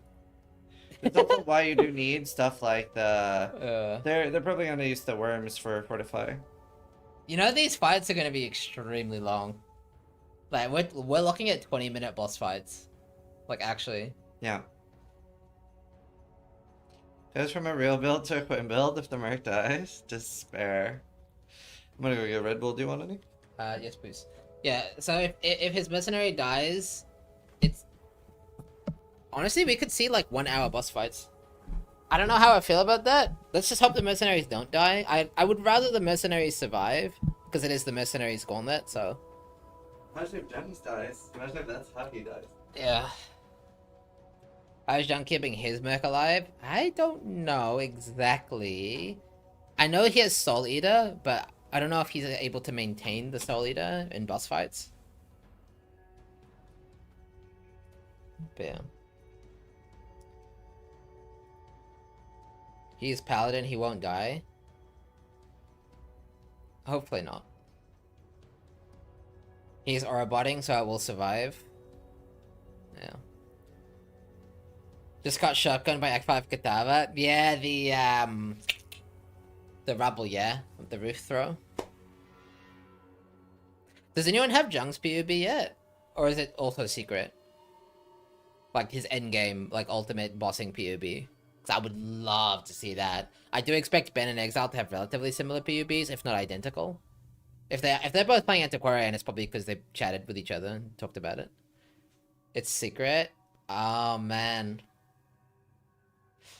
Rose Online. We can have cat POV in the top right. We can have some cat POV.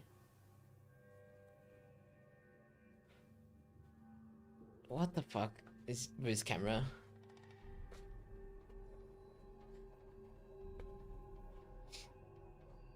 Watch Jung's Merc be 50 mil. I really hope that Jung wins the Gauntlet purely by just outsmarting everybody. That'd be so cool. Because a lot of people are doing the support mercenary build. I don't know how it got like popularized exactly. Probably Rue, I want to say. I know Rue and Jung both played with it. But if Jung's hiding some secret tech, then there's another level to this than meets the eye. So, how's Jung got Soul Eater? So this is very clever. Yeah, I know. Like, Jesus. Yeah, I think Ziz also likes this camera. What was I saying? What's it hard? Yeah, so he's running Soul Tether with Paladin. Paladin applies flasks to your mercenary, and as long as he is using flasks, the mercenary gets Soul Eater. The problem is that I don't know how you would get those Soul Eater stacks back other than by running a worm flask. So maybe he runs a worm flask. Can you get souls from worms? Does a worm have a soul? I don't think so. Because then they would fill up your ball skills. Yeah. Yeah, he's using Soul Thirst, yeah. Balbala tech. I'm not worried about Worm Ring. Here's Balbala. Wait, what does Balbala do? Because does Balbala give souls somehow? No, Permaflask doesn't give you Soul Eater. Well, it gives you Soul Eater, it doesn't give you souls. Yeah. I don't know if you're understanding the problem here. So he needs to get souls, which require souls to get, right? So how does he spawn a soul? Chad, how do you make a soul? Yeah. Isn't it pro esports broadcast when you're two commentators? That's how it works. Val Breach? I don't know if you'd want Val Breach during an Uber. Maybe, nah, it'd be too stupid because we saw one of the massive downsides of Jung's build is that he has to have a single target and an AoE merc, and obviously he can only have one. Val Breach is super rare now. They made it super rare. Even if he got it, I'm saying I don't think it would be a good idea. Yeah. So, the worm ring. Well, that's why I was asking. Does a worm have a soul? Maybe it just doesn't get Soul Eater. That seems very bad, though. Or he's gonna hope that the new Ubers aren't hard enough, and he gets the Soul Eater ring. Yeah. And just that as his first Uber. Nameless Cursor. That could work. I do believe that ring does work. The one that spawns the penance mobs. Do they have souls? Man, I don't know what has a soul. Do you have a soul? I have a soul, I think. I don't know. I got debated by Rotha's stream. Oh, if you haven't seen it, I'll show you real quick. I'll be right back. I do love that, but it is super baity. I do like it, though. Not dead yet. There's like Darkfall Online. He has 0 soul. I do like Darkfall Online. Are we talking about the gloves? No. The gloves come from an Uber. In fact, I think I know the guy who made those gloves. It's me. Huh? It's me. But no, we're talking about Soul Tether, which applies Soul Eater on kill. But how do you kill stuff that has souls during a boss fight? Are you a fellow Darkfaller? Yeah. That's like, me and Steel generally like the same games, except I'm like a PvP game fiend. And Steel's a good boy. He doesn't like hurting people. You know, see, while Ziz points it like that, okay, I'm just gonna say, all of Ziz's stories off stream, while he was telling me, is basically how people abuse each other. Yeah. He was grinning and laughing because people were saying he's ruining the game. I mean, okay, so basically what happened is somebody came into our Albion Discord, so like, I've been playing Albion a lot lately, and we've been running 30 to 40 man gank squads, running around like cleaning up the Black Zone, and now people are complaining about it. I love it. Yeah, new players are like getting ganked by 40 people. And Ziz is the one doing it, by the way.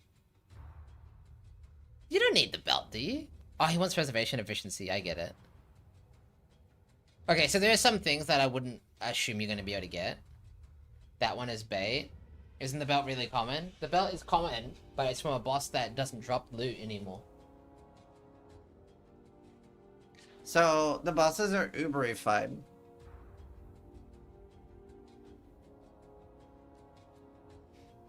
Balls up. Oh, thank you, Swinton. That's good info. Sorry about that. He's got other tech too, untouched as well.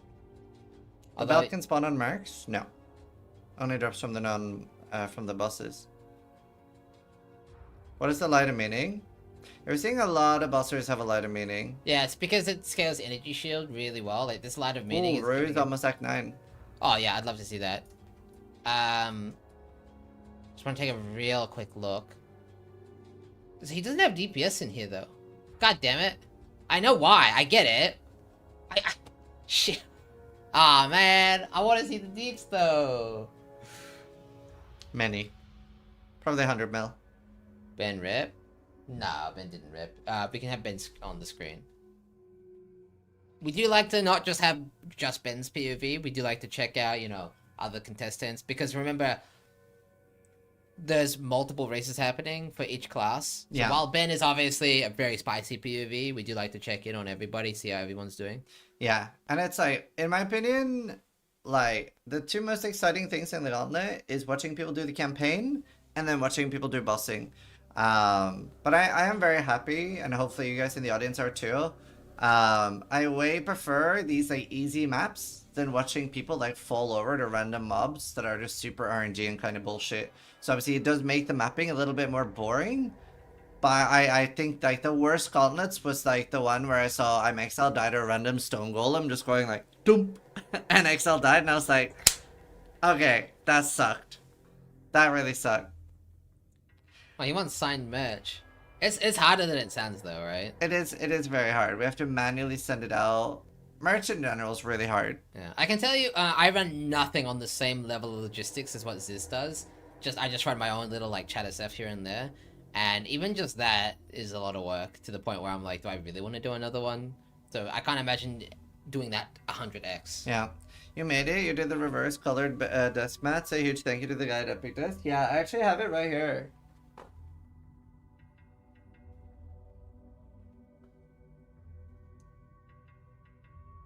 They're pretty cool. They're really good quality. And these are limited edition. Hashtag ad? Well, no, because I'm not getting paid to do... Like, I'm selling them. So it's not hashtag ad. I am the salesman.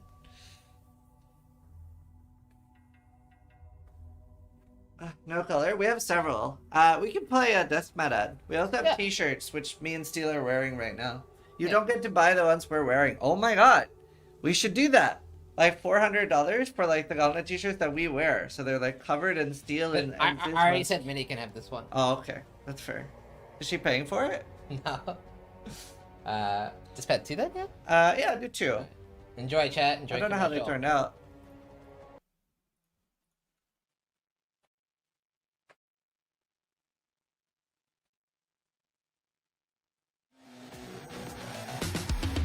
Hey kid, wanna buy a Epic Desk Mousepad? I got this one. Really good quality. Stitched edges. Gets the job done. What about this one?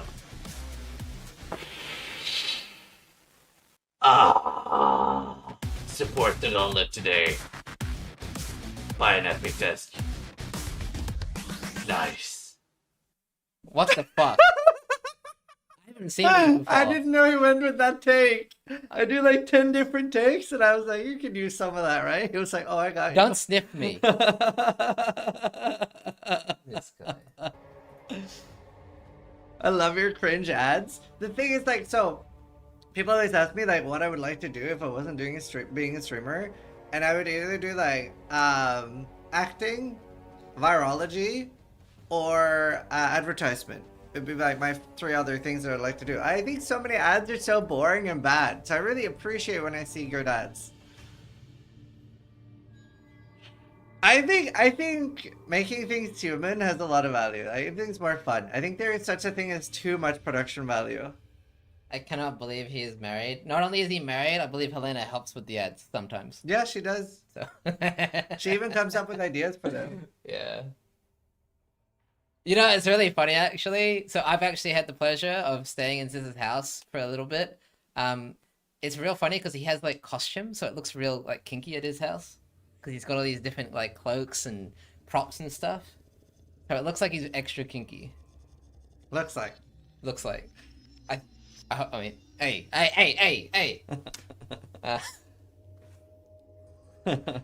Yeah. It's props, props, guys. like, It's okay. props.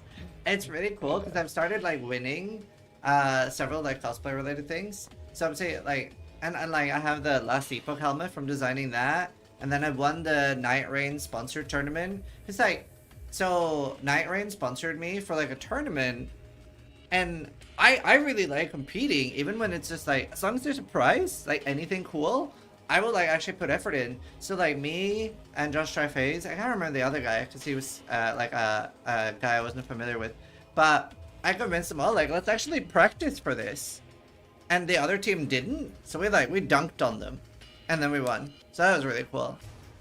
Yeah, that's it. Gigot. Oops. Gigot. That was it. So we all like we practiced and we actually won. What mousepad is your favorite? I really like the white and the black one. I think they're both really cool. Still doing his own anime short movie. Oh, nice. Did Rue die? No. But he doesn't usually race and stuff, so he's doing really well. And same for the. I'm about to get some more like cosplay props because for the Albion event that I won, I'll be receiving 2 like huge swords. Like they're massive swords IRL. So I'm very excited for that, and I'll use those in intros. And it should be fine in the UK because we had the blacksmiths blunt the blades because the UK has like weird like laws on sharp objects. Not enough freedom, chat. Worms don't give souls, yeah. I don't have the MXL POV right now. Maybe somebody can write in chat. They're giving you metal swords? Yeah, they're actually like blacksmith forged swords.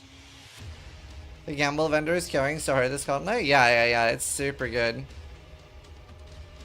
Why all your stories end up with I won? No one wants to share their defeats.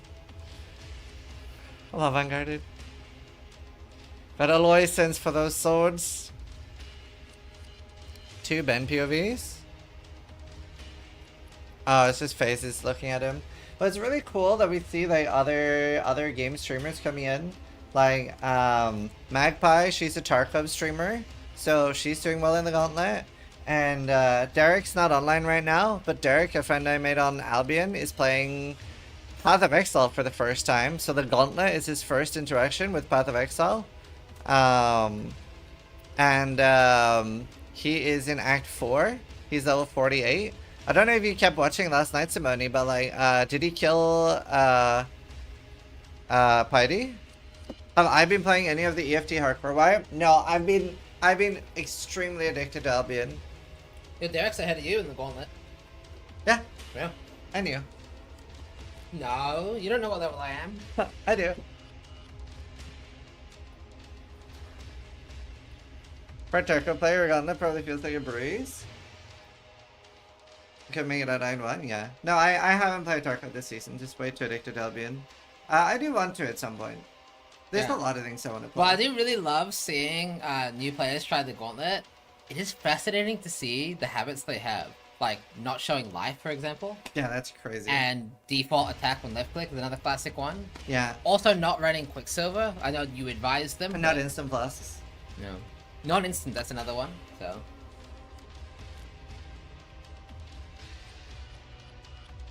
What is that can't Mal? be real. First time playing PoE and he makes it Act 4. Yeah, I mean he started with a 1-link fireball. Like he's on his 6th character now, but his first 5 he was just fireballing monsters. MOBA players are also really good at Gauntlet since you can treat every encounter like team fights. Yeah. Like the thing is, the main reason that a lot of people are struggling in the Gauntlet is that they get impatient.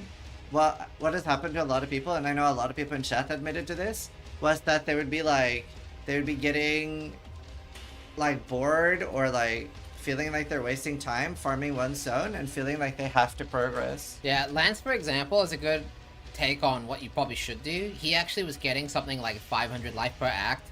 I know he had 5k life in Act 10.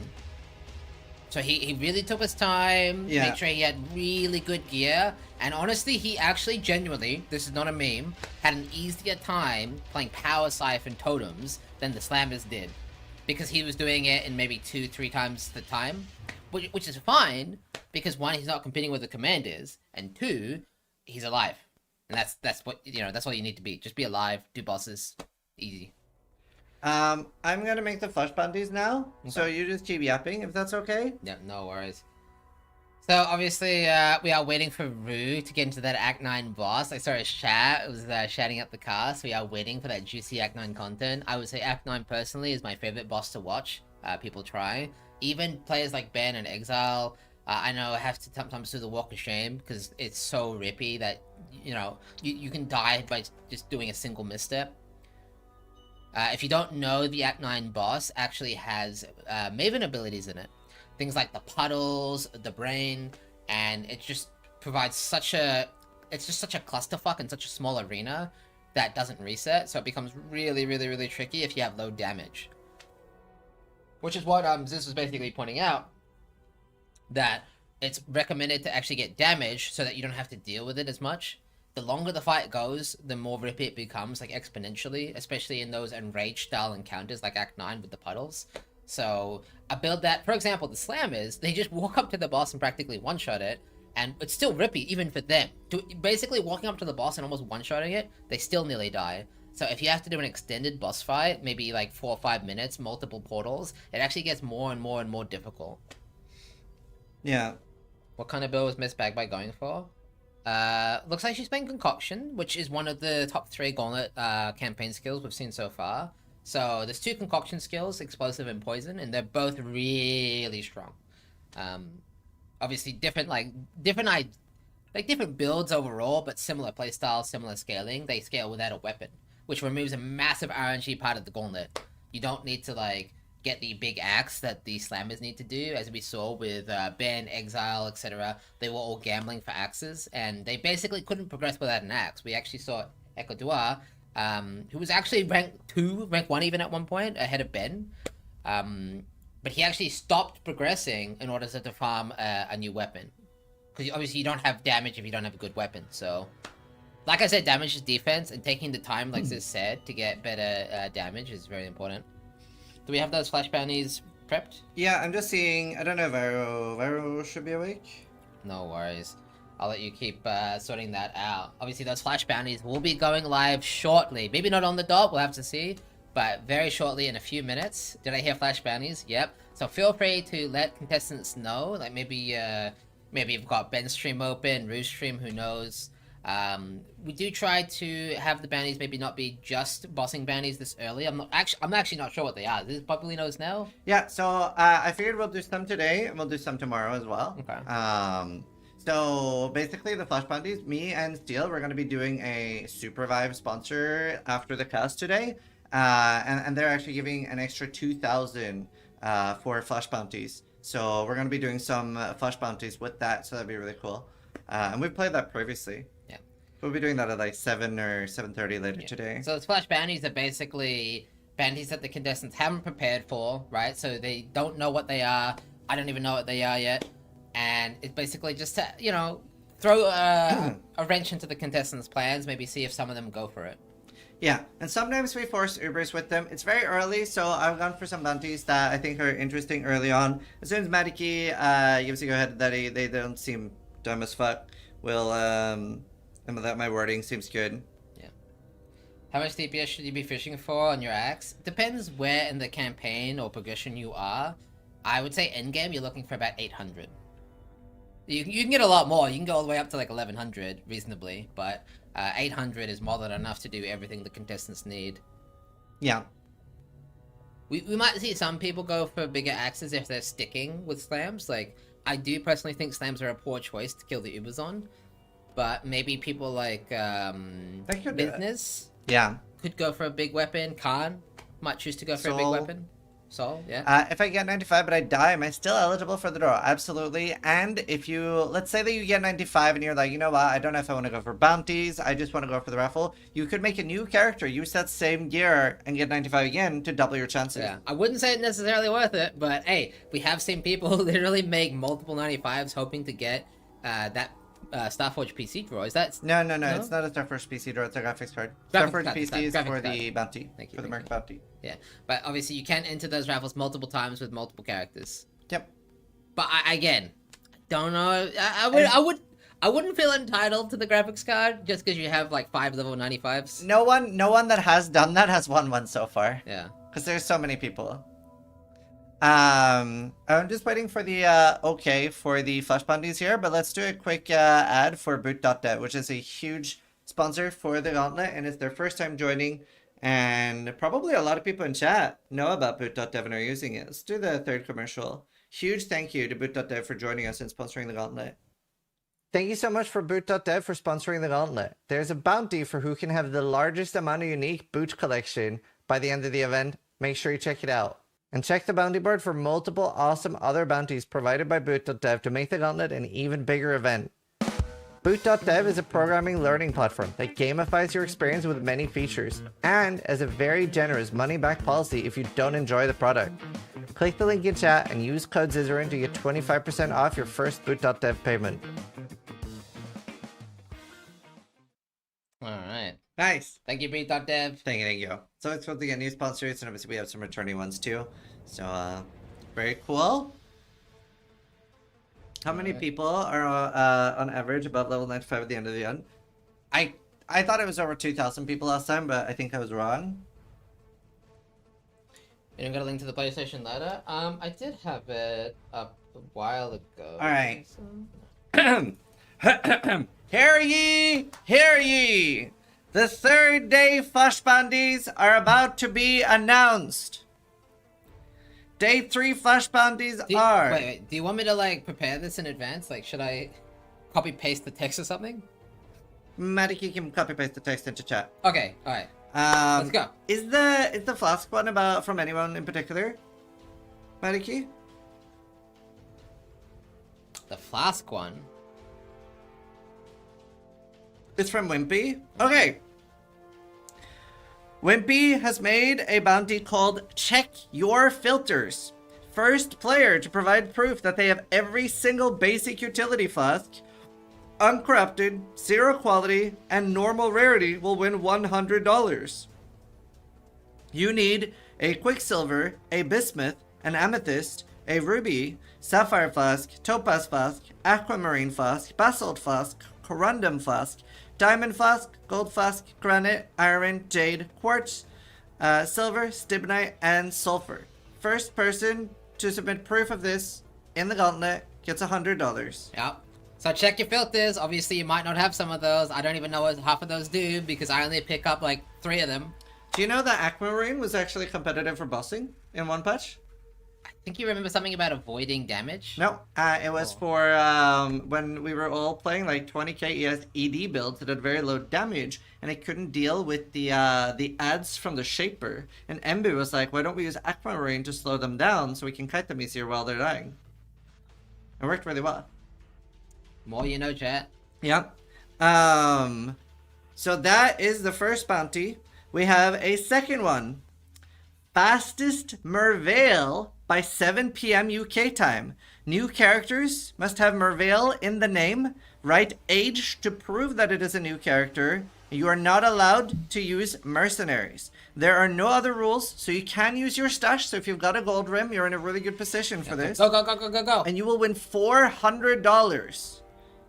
So that's 3 hours. You have 3 hours to get channel your inner Tai. Do some Act 1 runs. Go, go, go, go. $400, fastest Merveil. Obviously, in the that's Gauntlet. like 3 hours, right? They got 3 hours? You have 3 hours. You can do as many runs as you want. Yeah, Tai, log in. Please don't submit like 40-minute Merveils, though. Submit if you think you actually have a good chance. Like, try to look at what the other submissions are. And again, new characters will have to have Merveil in the name, and you will have to write age when killing to prove. And you're not allowed to use mercenaries. Now, We have another Merveil bounty at the same time, so you can choose which one you're going for. First person to kill Merveil with CI allocated. Act 2 cannot be unlocked already. No mercenaries as well. And you will win $400. So this is fresh run then? Yeah. Well, you can use your stash. Okay. Right, you can't go back. Yes, you need to make a new character, and you can get CI at level 8 or 9. Something like that. Do you have to have it allocated? Yes, you have to have CI. Oh, but when you kill Merveil. Yeah. Okay. So could you theoretically allocate CI just before you enter Merveil? Yes. Okay, good, Yeah. good. But you have to have CI for the entire fight. CI is Chaos Inoculation. Can you even path to CI? The Witch King gets CI. Sai said 11 passives from the Witch start. So level 9 with the passives is the earliest you can do it. Yeah, but and that is the first person that's to do the it. first. So go. Honestly, go. maybe do that before you do the speed run to Merveil. $400. Yep. Go. So those will be our flash bounties for today. Some fun speed run bounties, as well as a bounty for the top contestants if they, actually can be bothered to check their loot filters. Don't use marks the entire session for both the Merveil ones. Where can I read it in text? Madiki has been posting the text in chat, but maybe we can. Well, it's also in the bounty. Yeah. Check !racing, the flash bounty channel. You really want to be in the racing Discord. Yeah. I have all the flasks except Stibnite. Hey, you could. Hey, one flash short. You could still get it. Yeah, and he's posting them in this chat now. Golden Iron Flask missing. Yep. Make sure you check. Wait, is Iron Flask really a part of that? I've definitely never picked up an Iron Flask, but I definitely don't have it on my filter either. Yep. Wow, yeah. That's a tough one, honestly. Yeah, I'll be surprised if anyone already has all of them, but... Paratha seems to be running the bounty. Yeah, if you know any streamers that are already going for these bounties, please let us know. Oh, yeah, there he is. I think he's going for the CI one. It makes sense. Obviously, the top contestants also have really good gear. Suppose he's not going Witch. Well, if he can make it there, I guess it doesn't matter. Yeah. And I think he wants to know Concoction, right? Crown of Thorns is like free win if someone has it. It's super OP for Thorn. Maybe Grantha has the Crown of Thorns, so he's just like, well, I have that, let's go. And not only that, but he's a speedrunner, and it's about the first to kill it. He could genuinely be... Yeah, we will keep Grantha on, because he could be one of the top... Does anyone know of any other streamers going for it? Unfortunately, I don't know if Tai Tai is around. Otherwise, I mean, this would be classic Tai Tai bounty right here. Yeah. Wait, what? I have a crown? I mean, log on. Witch or Shadow? I can see why Shadow makes the most sense, though, because of Peaconk. And it does have a slightly better tree. Aflox is going for it. Can we get Aflox in the tool?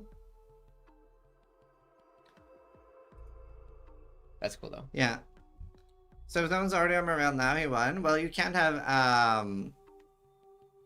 like Act 2 already unlocked. So if somebody's already on Merveil now, he won. If they allocate wait, no, for that one, do they have to do /age? I didn't write that on that one. Maybe we should have that. It should be a new character. Maybe add that as an edit, Madiki. It should be age on that too, so we do a new character. I thought it was enough, but just Act 2 cannot be unlocked already. But yeah, we should do an age check too. Now we won't have name, but age would make sense. Yeah, the age thing is fine. The Merveil in the name is just for the fastest Merveil kill by 7. Thanks, Madiki. Sorry. Yeah, thanks, Madiki.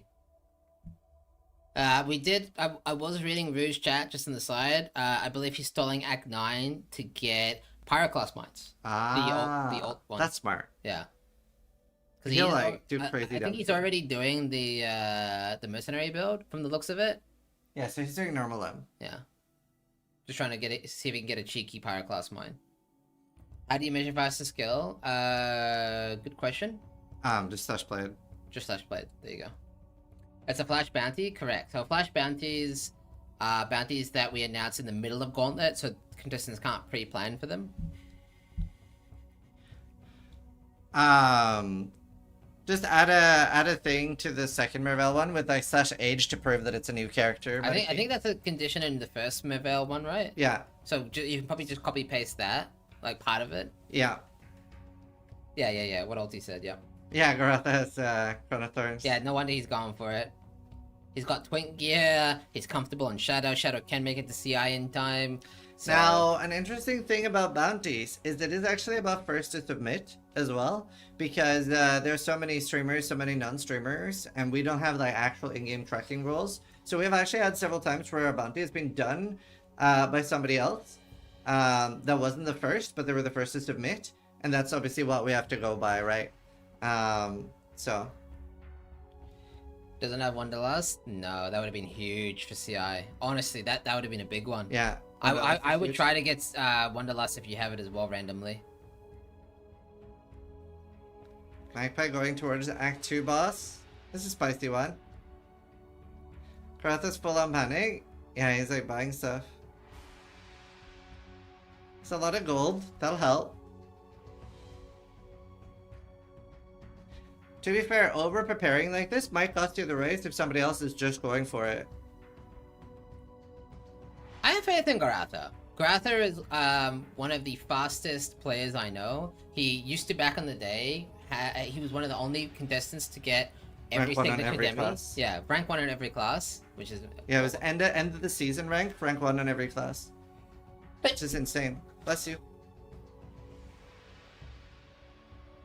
You know, every time I sneeze, I think of you because of ExileCon. Oh, when I every single time. Every single time. Really? Yep. Wow. Yeah, for those of you who don't know, he almost died to sneezing. So. A sneezer. Yeah, sneezer. Rent free. Well, he doesn't live in my head, he lives in my nose. So, I don't yeah, know. Garotha's doing a bounty. Rent free. That's funny. Yeah, I woke up and all my friends were around me crying, thinking I died. Didn't you say fastest in the next 3 hours, not the first? Correct. There's 2 Merveil There's 2 Merveil bounties. So one is the fastest in the next 3 hours by 7 p.m. UK time, and one is the first person to kill Merveil with CI. So different bounties. We like to keep it interesting.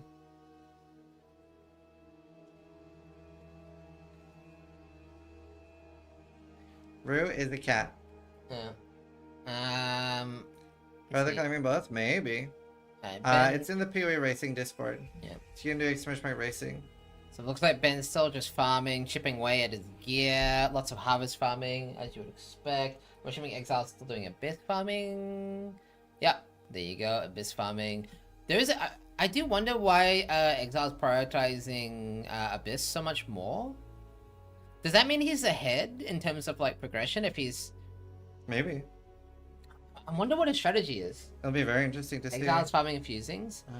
Oh, I see. At the moment, Steel Mage is living completely rent-free in Caesar's house. No, he pays me rent. He pays me rent. He's also farming ult. He said he needs 20k, not fusings. Yeah, well, he's getting both, obviously. Yeah. 20k ults. I can tell you the math on that if you're curious. Yeah. So, Energy Shield gear all has pretty similar weightings, and if you do the math on it, in order to recombinate triple perfect prefixes on every piece of gear, we're talking shield, chest, helm, gloves, and boots. I don't know if he's going to do amulet as well. I think he is, because he can't get the Whispers of Infinity amulet anymore due to the change you made to the new bosses. Yeah. But that adds up to roughly, I wouldn't say 20k. I think there's also alt rolling for invitations and flasks in mind. But yeah, that ends up being, I think it was like 800 ults per piece. Right. Surprisingly little, right? Yeah. Isn't that crazy, chat? Like 800 ults? I wonder if we'll see another Recombinator change next patch. Yeah, potentially. I think prefix is cheaper, right? I believe the multi-modding Ventura is the reason why. I mean, obviously, I don't have Ben's PUB, but Exile's PUB was triple prefixes on all slots. And then just multi-modding suffixes. Yeah, Garotha already in Submerged Passage. Does anyone know if anyone else is going for the bounty? Aflox? And somebody asked, oh yeah, let's get Aflox up too. We need him in the tool. We need him in the tool. Yeah. Production! And somebody asked, like, where can I submit bounties? So, We got so many bounties this time that we're not accepting more bounties for now. I'll say on the stream if that changes. No, Ben didn't A die. flops, buddy key. We just like to have multiple POVs open. At the moment, Ben and Exile, the top 2 players, by decent margin, they're both just farming. And they're going to be farming for quite a while. I believe Ben said day 5 or 6. And Exile has a hard time limit. He only has day 5 because he has a flight for a race to world first for WoW. So both Ben and Exile actually rated in the same world first guild. Both absolute god gamers, like genuine professional gamers. Yeah. Ben did quit to do professional PoE gaming, and Exile is kind of doing both, but that is coming at a disadvantage. Now he has to... Now he's got a time limit, and he only gets 1 try, basically. So Yeah. And speaking of production, let's give a big clap for Madiki and Ulti doing like hard work behind the scenes. They're doing all like the checking every submission, making sure people don't cheat, etc. So they make the event a lot better. Submit to claim a bounty. That's in the racing Discord. yeah, so ! racing. It also has details of those bounties. If we're not very clear on the cast for whatever reason, maybe there's a misunderstanding, you can check the full rules and description of each bounty, including flash bounties, in the racing Discord, ! racing. So I always struggled with Maven and her beam and memory game. Malachi was the worst shit ever, lol. But I did manage to kill him, but holy. Yeah, it's very hard. It's very hard. Act 9 is definitely the hardest. Rise is busy raging about YouTube animators. Yeah, so obviously Rise has had a rough gauntlet. I do feel a bit bad. He's had multiple deaths. Towards the end of the campaign too, his last death that I remember was actually in Act 10. So he's made it all the way to the end of the campaign, only to die at the very, very, very, very end. So rough gauntlet for Rise. This is a damage gauntlet. You really, really want to have high damage this gauntlet. I still can't kill Hillock on Templar. Maven is appearing between my camera and character every time. It's hard. The Grata Dia reroll. So there's a flash bounty. A-Flux is in there now. Beautiful. Let's actually have let's have this POV. Yeah, some early campaigns. Yeah. So A-Flux and Garatha, actually I'll have them side by side. So A-Flux and Garatha are going for the same bounty, with Garatha a zone ahead. So, you know, it's actually 2 zones ahead. So Garatha's a fair bit ahead. But depending on A-Flux's gear, he might have an easier time. I don't know if he has Crown of Thorns or Wanderlust or anything. But the more ES gear they can get for that Merveil kill, the better. Yeah. Do you think the Crown of Thorns or the Wanderlust is more important? And Wanderlust, obviously, given cannot be frozen. Oof, probably Wanderlust. Yeah. You see A-Flux is actually planning on using Ghost Ride, which is pretty respectable strat there. I like that. Converting life to and on the CI one, you can't use Mercenary for the fight. Wait, does Ghost Ride even work that well with CI? I guess it just has a lot of flat. Yeah. Yeah. And for the speedrun one, you can't use Mercenary in the entire run. Yeah, so I think Garatha and A-Flux are both going to have similar ES potentially, because I don't think Garatha has the chest. And neither of them have Wanderlust by the looks of it. Yeah. Magpie's locked in? Yeah, I mean, the campaign is incredibly hard. So, A-Flux and Garatha are going for the CI bounty. So there's 2 Merveil bounties going on right now. Wanted to make it a little bit interesting. So the first bounty is by 7 p.m. You have to make a new character. It has to... I'll read out the actual bounty. Yeah, she's about to fight the boss. Does Miss Magpie have music? Okay, chat, this is it. This is boss fight time. Sit up in your chairs. Get ready. Okay, I'm ready. Yeah, the mark. I'll read out both bounties. Oh, you want to read them out now then? Yeah, sure. So for the first one, the fastest Merveil kill is by 7 p.m. You have to make a new character. It has to have Merveil in the name. You have to write /age and obviously /played to prove the speed. You're not allowed to use mercenaries the entire run. There's no other rules, so you can use your stash and you'll win $400. The second one is just the first person to kill Merveil with CI. Act 2 cannot be unlocked already, and you can't use mercs for the kill. $400. Yeah, Full screen Magpie? Yeah, let's Scared? do it. What do we do if we make the noise? We hit this button. Okay, lock it in.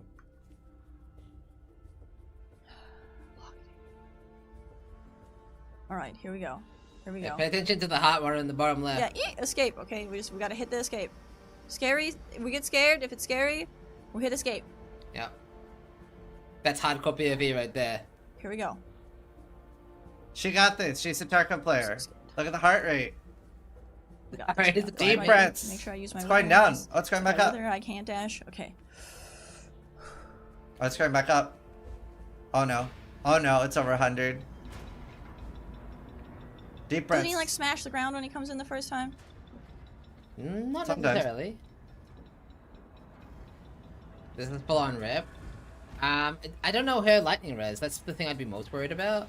And I don't know what her damage is like. It looks like she's on a 4-link already, so that's should make it pretty easy, honestly. I don't think that. I guess we'll get a bit of a precursor to the real I thing. don't know why she's not using decoy. Oh my gosh, she doesn't have H. Okay. I wonder how much life she has.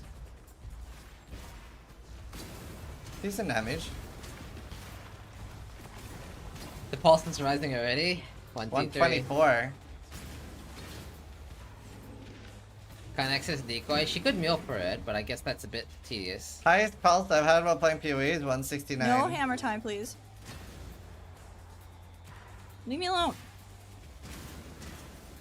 I guess it's gonna be scary. You don't know what all the boss abilities do necessarily if you're a new player. My heart races. I am alive. Oh, Weaver! No, Leave me alone. it's not Weaver. And that's not the way to fight Weaver. I'll get you killed, Magpie. She has already killed Weaver before, so it could just, you know, she might be right. Her damage is really high. She's already on a 4-link in Act 2, so she probably has There's a 30% Weaver. more damage than you'd otherwise normally would have. Helps a lot, I imagine. Yeah, damage is really, really, really, really, really Woo! good. That's Weaver. That ball kills. Yeah.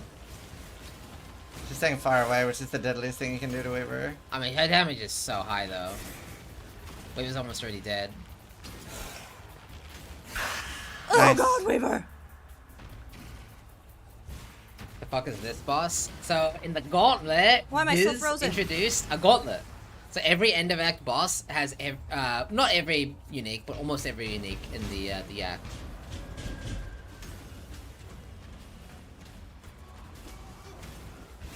Now this boss also has Baal Architects. Oh my And God, instead of it's the pretty normal shitty. easy That's monsters, funny. it summons like full What on is all this stuff? Yeah, those Baal Architects are scary, man. Do you think I can survive this? I just spammed my heals. I mean, she kind of did just survive it, so I've only got it down that far. 140. Yeah, she had a little bit of a Excuse me. heart attack. Yeah, but what is all this shit going on everywhere else? That's such a Gauntlet thing. What is all this I'm shit gonna try. going on? If I get scared again, that might be it, though. I'm Yeah, sweating. that was one Here of we the go. Val Architects, chat. Honestly, the screen shake is not helping even a little bit, to be honest with you. Okay, she's got good lightning res. I can Really tell good she's, I can damage. tell she's probably capped. Oh, she got slammed. Oh no, no, don't send that. Oh, she doesn't know what to Don't send it dodge. either. She doesn't know what to dodge. Her life is low. Leave. Pause. Do something. I'm on a flask. You need to leave. I'm on Oh, my flask. palms Do are I leave? sweaty. Yes. Yeah. Absolutely leave. Absolutely leave. Do I leave and come back? Can I come back? Absolutely, yes. You can come back, portal, or just log out and then do the walk of shame. Okay, she's gonna walk of shame it. She's 31. That's like close to 15 levels, like you said. I got through the bosses just fine, but I only got him to half, and I used up all of my heckin' potions. Yeah, that screen shake is not Please doing roll any better flask favors. as well.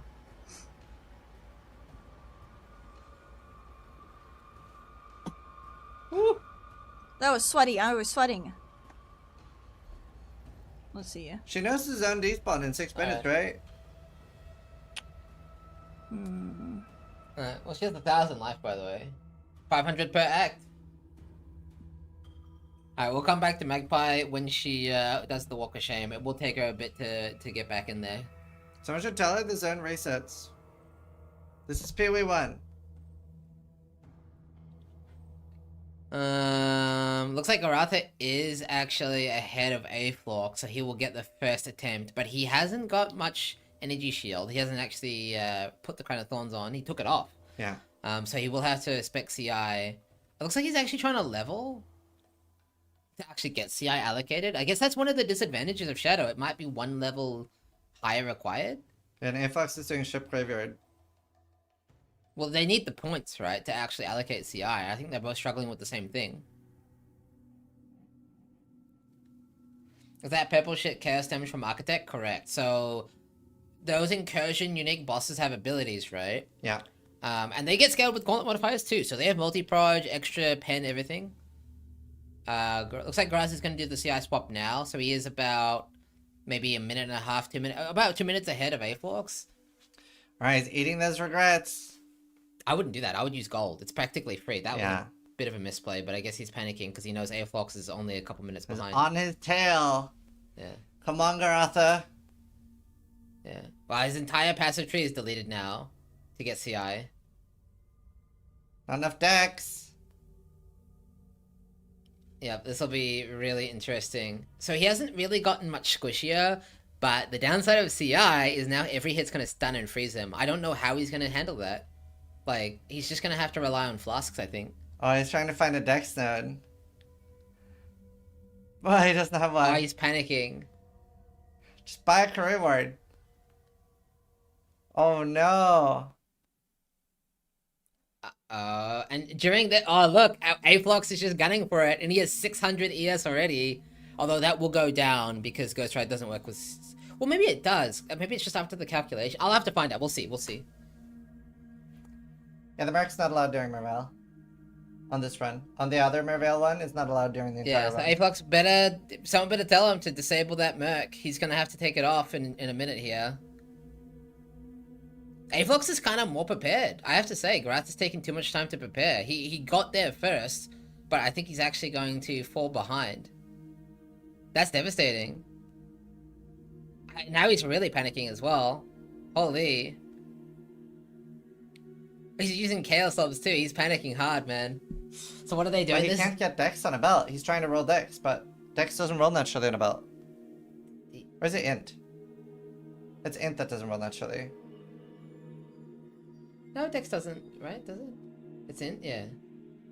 Dex doesn't roll, does it? Both? Yeah, Dex and Int only don't. strength. Yeah. Oh god. Aflox is getting ready. Honestly, I think Aflox is more prepared for this. He might have a slightly weaker build, but I think he will get to actually start the fight first. Yeah. Shit. Again, though, Aflox can't enter the fight with the Merc. He will be disqualified if he... Well, not Oh, disqualified. Magpie did it. Insane damage? Yeah, but that's from his Merc, which he's not allowed to use for the fight. Oh, well done, Magpie. Well done. Alright, Aflox... Okay, he's doing the swap now. I think he's going to get rid of the Merc. If he can do this very, very quickly... There we go, he reserves it. If he can do this really, really, really, really quickly, he might actually be able to beat Garatha. Garatha is taking a very long time to set up. Although Garatha is ready. Oh, shit. Okay. Yeah, Aflox... it's going to be close. Garatha's still preparing. Oh, because he wants the shield. Oh man, at this point I would just go. I mean, the thing is, it is going to be difficult. Like, this amount of ES is just shit. You're in a 4-link, it's fine, it's not Oh, long. Aflox went for the wrong node. It's fine, though, he's got gold. They're both so stressed. I love seeing the nerves. None of them have Wanderlust. No. And Wanderlust is kind of important. You can get freeze immunity on flasks. Decoy, but no reds. Man, look at the stress. This is why I love flash bounties, dude. This is exactly why we have flash bounties. Watching people, like, desperately spend the currency, just panicking, not sure what to do, like, scrambling because they know they're neck and neck with another player. There's two. So there's one where you make a new character and you go for the fastest Merveil kill by 7 p.m. And there's another one where you go for the first CI Merveil kill. I mean, the characters looking pretty similar in terms of ES values so far, but they're both cooking. I mean, 400 ES is not that good, but... I would just go and hope I can dodge. Well, here's the problem, right? He has to do the Kaduku totem with no lightning res on a CI character, meaning he's gonna get shocked. He could, I mean, we could see a death here. Level 9, the lowest possible level for CI.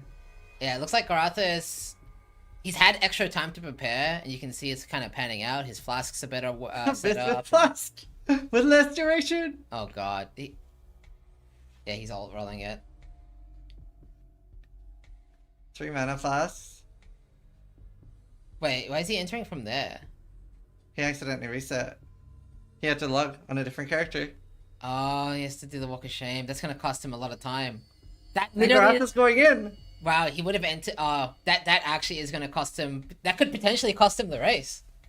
He logged out again. He's like, oh, fuck this.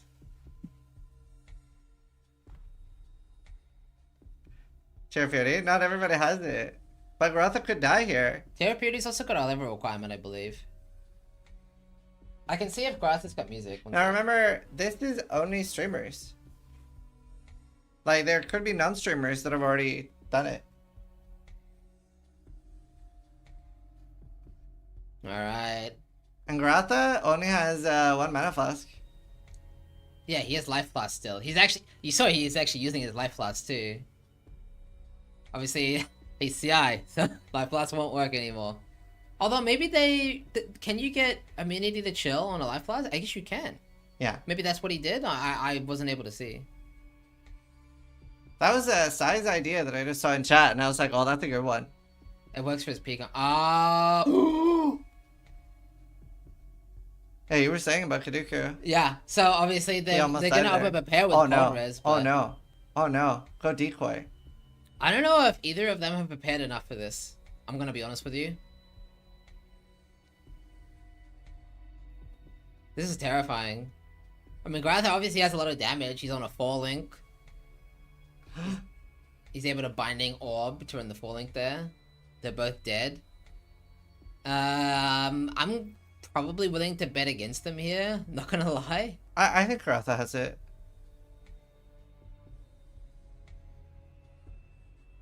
It's gonna be. I mean, Garatha has no TPs, no shot.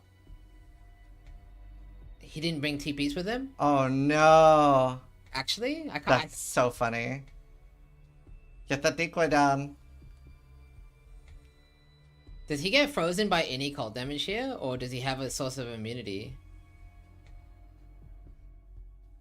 I don't know.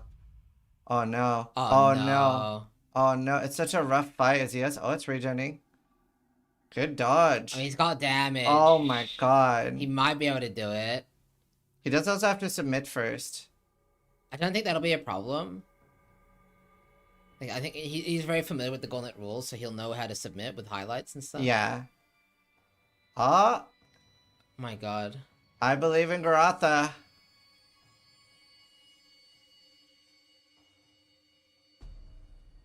Yeah, I mean, obviously having the 4-link, he just has so much damage.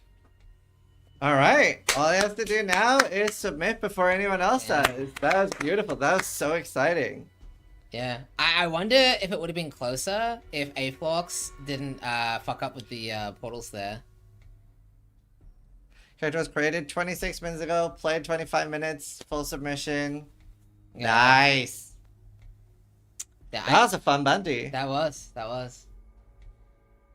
I do want to watch Aflox give it a go as well, but I think I think he's kind of like mentally defeated because he knows Garatha's gonna submit. Yeah, that was a $400 bounty, right? Yeah, $400. $400. We'll have a few tomorrow too. He put Merveil in the name just in case? Based. That Walk of Shame cost him the bounty. Oh. Yeah, true. The Walk of Shame cost him. But he could die. We'll just wait for Matty to confirm once the bounty is submitted, and we'll declare a winner. Aflox has way less damage. Yeah, the Peacock was a smart No, play. Garatha didn't use a Merc at all. I mean, the beautiful thing about me being here is that I'm not very clear and I'm very confusing, so everything becomes much worse for no benefit. Couldn't rather get both? I mean, it's not gonna be the fastest kill. Well, he could submit it, and maybe everybody's really slow. You never know. Yeah. It's just like having somebody just like throw wrenches into like grinding gears. It's part of my charm.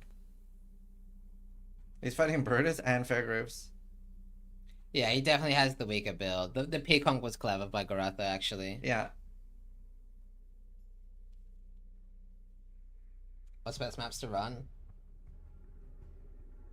Even without the walk, I think Garatha had it. Yeah, I think they could have without the walk entered at the same time, but the damage is clearly lower on the rolling magma. Like, it's not really comparable. So Peacock absolutely had it. What would Zizaran do if a divine drops in this event? So you use divines for like the prefixes cannot be changed, suffixes cannot be changed, like those.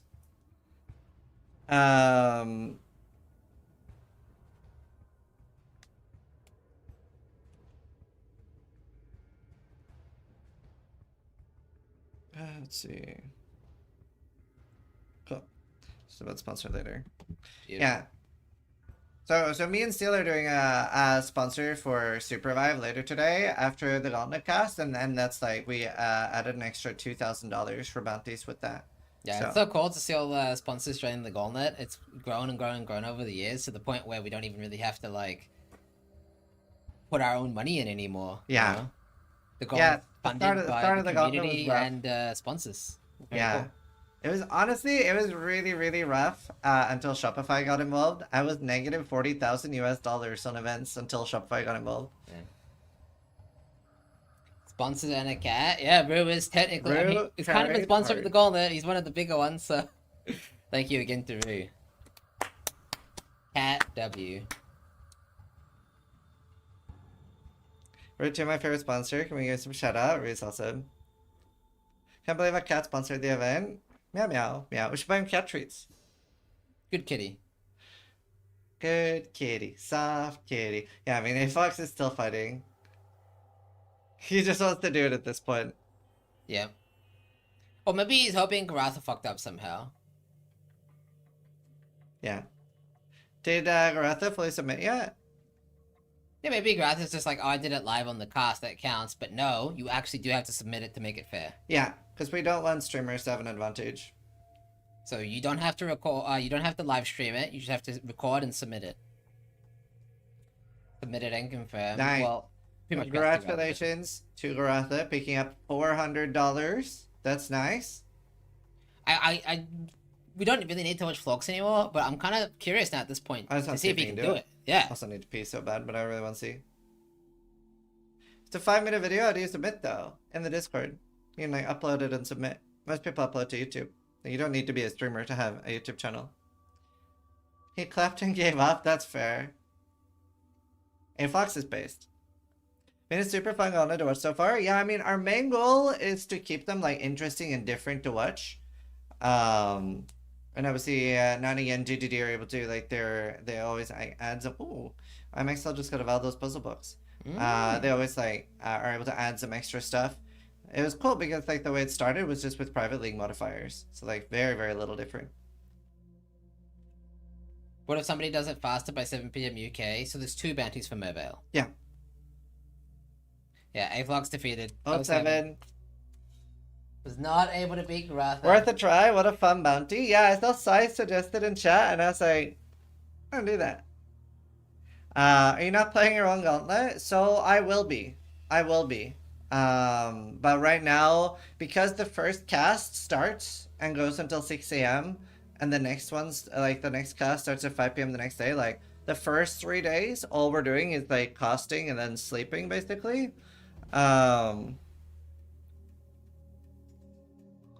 CIEB would be very cool.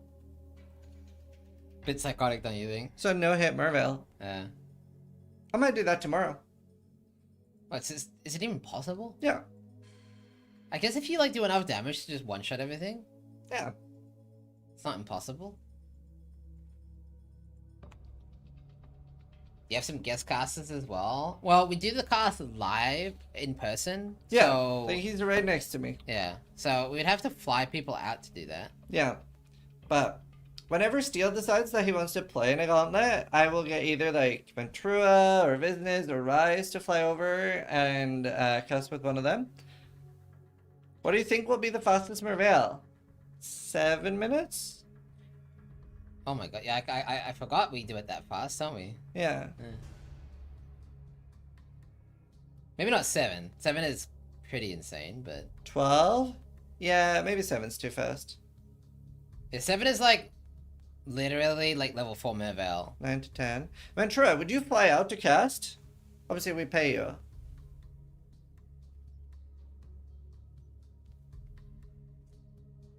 Because, like, Steel needs another, like, rank 1 victory. Act 1 in 7 minutes, so Act 1 in 7 minutes would be assuming you skip every single mob except for basically what? Brutus and Merveil. Yeah. Like, you literally just run after level 4. But, Probably. Which is possible. He said yes. So you can play sometime. Sure.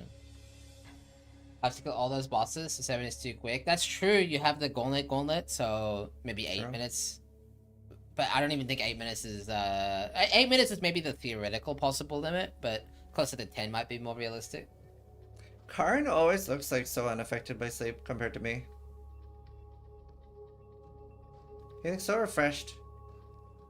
You want to full screen him? Yeah. Some lovely Khan, POV. I don't know if Karn has seen yet, but we're gonna play D&D without him. Badge. Yeah, we, that's the problem when all your friends are, Gauntlet, you know, gamers. Got scared this time.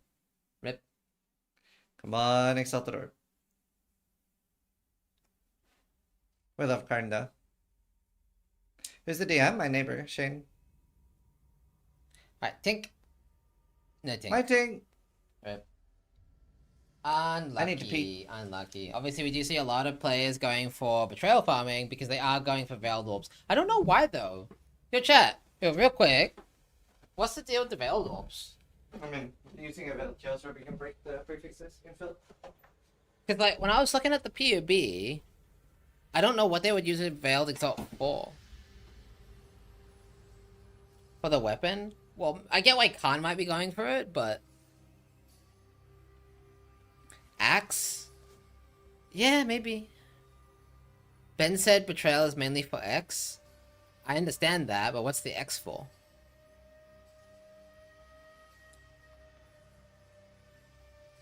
Like, let's just take a quick look at the POB real quick. So we do actually have... let's just save this. Jung Roan.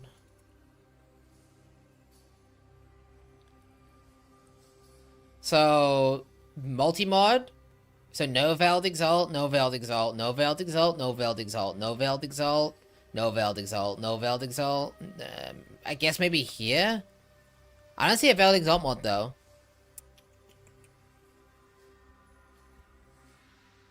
What about mercenary gear?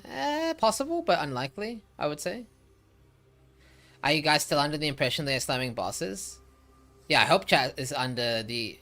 Chat, so Tobias Clearson, you're not going to be using a Fizz Axe on the Ubers. That's why we're looking at an ESPOB here. So as you can see, you've got an Ephemeral Edge, Molten Strike, 22k ES, and Aquarian.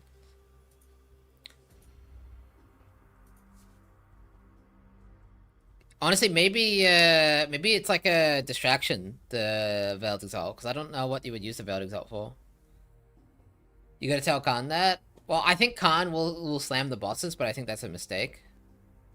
Well, it's not a mistake, it's just...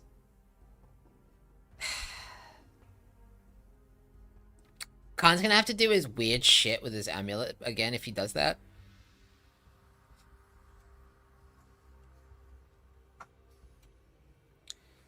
I mean, like, destroying the bosses or, like, using slams? So, slams are basically a strong build to farm on, but not a strong build to boss on. Karn could also Val Fisher the bosses? Nah. Val Fisher bad. Yeah, I was asking chat, why are the contestants farming Veiled Exalts? It's to not fill the prefixes, no? So, for what piece of gear? Weapon? They're not slamming.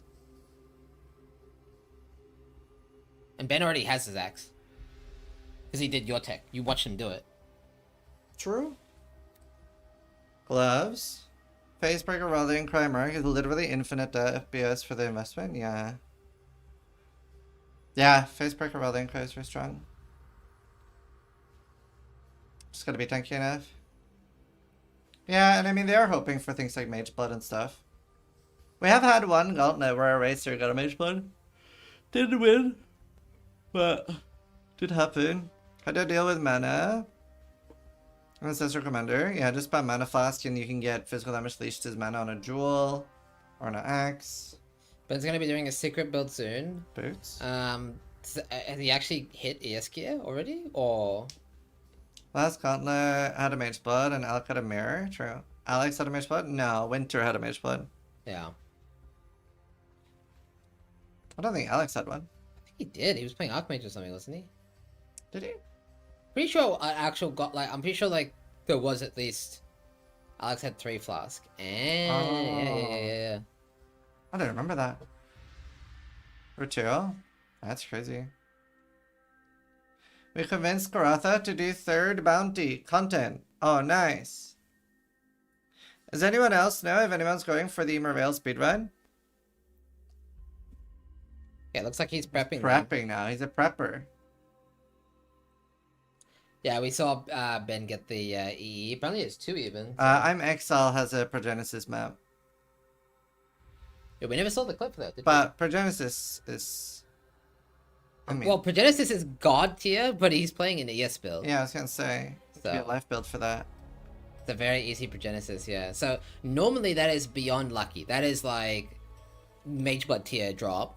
But because he's planning on playing an ES build, he's not going to do the tabular thing where you change your plans just because you got a lucky drop. Yeah. So as insane as Progenesis is, he's not about to do the Gauntlet on a life build. So what is Exile going to play? So while he's slamming now, we do have his POB. I don't know if he shared it with his chat or not, but I'm assuming this is his POB. It's a Antiquarian, so not a Commandeer. Ephemeral Edge Molten Strike ES stacker with 22, well, planned 22k ES. I don't know if he'll have more or less depending on RNG of his gear, but that's the plan. I'm just doing something real quick. ES beats life with the Progenesis, correct? Yeah. Zenith Angle. Slam for the Progen. You can't actually use Molten Strike of the Zenith, sadly. It requires a 2-handed, and Ephemeral Edge is a 1-hander, and it does all your damage, literally all your damage, so. Who get a Progenesis? Exile. So he has a Progenesis, still not going to use it because life meta is just not good enough. Yeah. It'll be interesting. I also wonder, like, do you think ES will stay this strong next season? Because, like, ES basically got buffed lately with all, like, the new bases. Yeah, they just didn't balance ES with the bases in mind. So it's currently disproportionately powerful. I feel like ES has been, like, the most policed thing in PoE history. Because even back in the day, in beta, you could have 1,300 shields, 1,600 ES chests. CI used to do 20% more energy shield. Yeah, it made more sense back then because you had no way to deal with things like stun and freeze outside of specific unique items that maybe didn't even exist at the time. They probably got introduced. They got made because of those problems. Yeah. So it made more sense back then. It's had its ups and downs. It's been dog shit. It's been overpowered. Probably more OP than not, but yeah. Yeah. Valerium? Yeah, I remember using Valerium on my, like, Trickster custom crit builds. Yeah. Even LE has balance problems. Yeah. Could a minion build work on the Gauntlet? One of the more popular builds this Gauntlet is actually, what's the ascendancy? Servant of Arakali. Yeah. Running the spiders. And also just being a support build for your mercenary is very popular. Those are, like, some of the top 3 builds. Yeah, so minion builds and support builds are actually competing very well in the Gauntlet. Garatha trying again. So what he's doing is that he's prepping to try to do the speed run. So we did 2 Merveil bounties. So let's see. The other one is fastest Merveil by 7 p.m. UK time. So you need to do /age and /played. New characters need to have Merveil in the name. You cannot use mercenaries during the entire run at all. And you can use your stash, and that's for $400. So we'll probably see some sub 10-minute runs. Yeah. That's just a Peacock build. So Seven Arakali is popular for Peacock, but there are actually genuine minion builds. I saw a top player using Herald of Agony. Yeah. Yep. We saw SRS, like you said. So even a zombie character, so that's kind of funny. But yeah, there are actual minion builds competing in the Gauntlet. Bama as well. Yeah. Energy shield in any game is always hard to police. Yeah. Airplane is playing SRS, Pac is Hogue, and loads of Bamas. Yeah. Yeah, I was thinking about doing Bama for my run. I am a little put off by the fact that Ostrix is not playing Bama, and he's like one of the Bama like champions. He plays it a lot. MXL's farming Legion. I guess he's going for a Legion Jewel.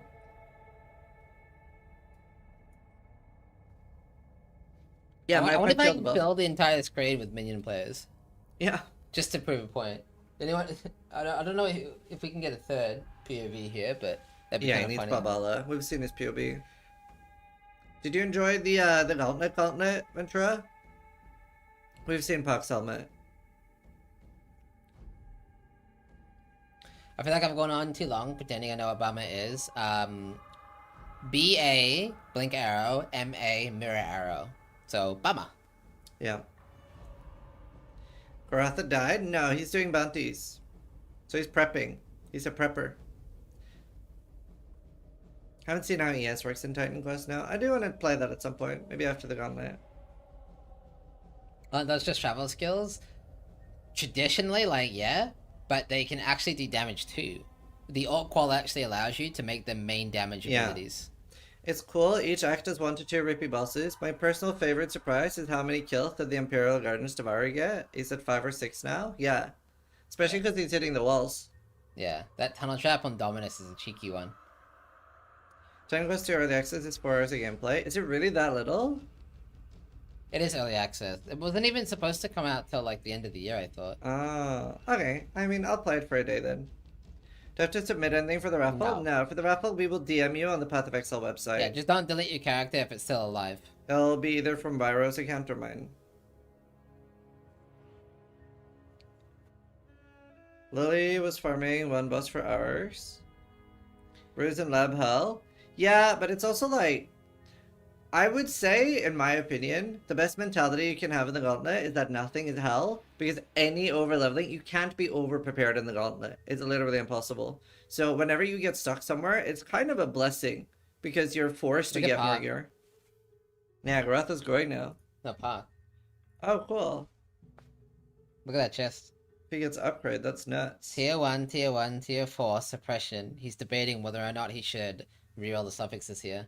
I don't think I would. But then again, Eldritch... yeah, I guess he can't hit higher suppression. Can't get tier 1. Yeah. I would either... he graded it. It got insane suffixes, no suppress, though. Shit, man. And he had regen, right, as a suffix? Yeah, so he wouldn't have been able to use the 15% yeah, I guess that's why he rerolled it. Yeah. Look at that. 6k armor evasion chest. No suppress, though. It's about preparing, not about speed. Yeah, and like, I keep going on about this, but I'm so proud of my friend Derek, who is literally playing Path of Exile for the first time ever in the Gauntlet. So, not only is this his first time playing PoE, but he's playing Gauntlet, and he is level 48 or 49. I told him to get level 50 before Malachi. 49? Nice. So I'm very impressed.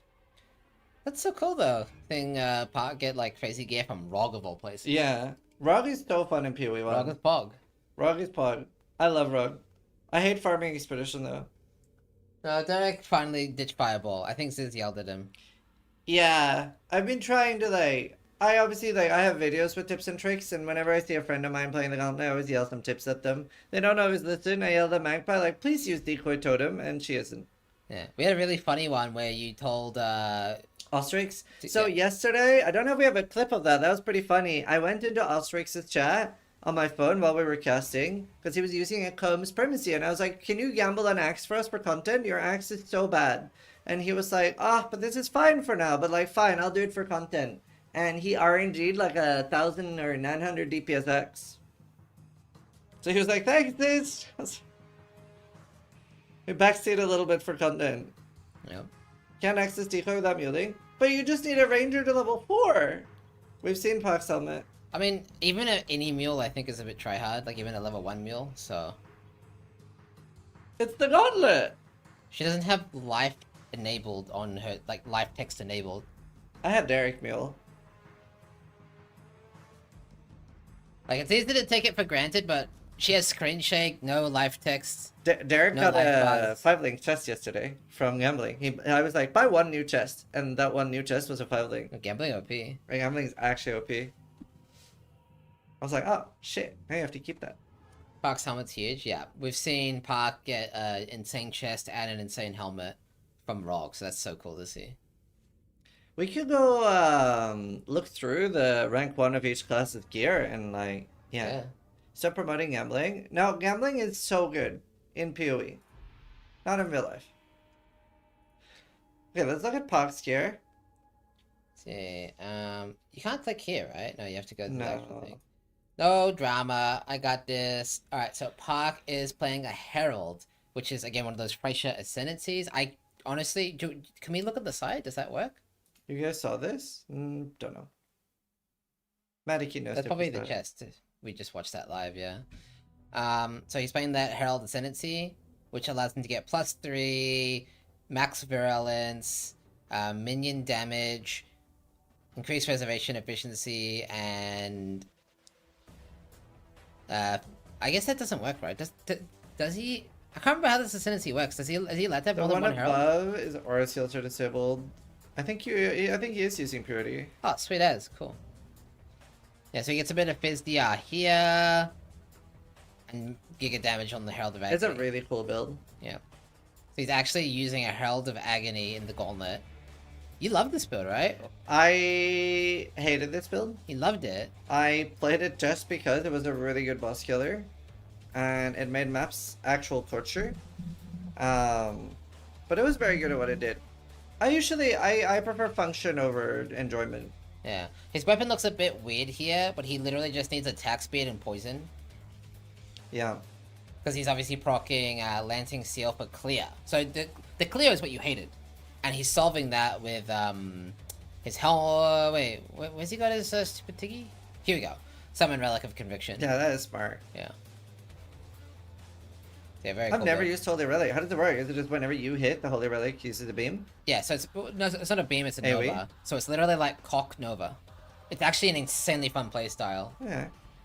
Lancing Steel is boring. I'm telling you right now, chat, is not boring build even in the slightest. It's one of the most fun builds you can play. It genuinely plays like a cast on crit Nova build. 10 out of 10. Like, absolutely. Function over enjoyment. That's an EA totem player statement right there. I actually like E EA.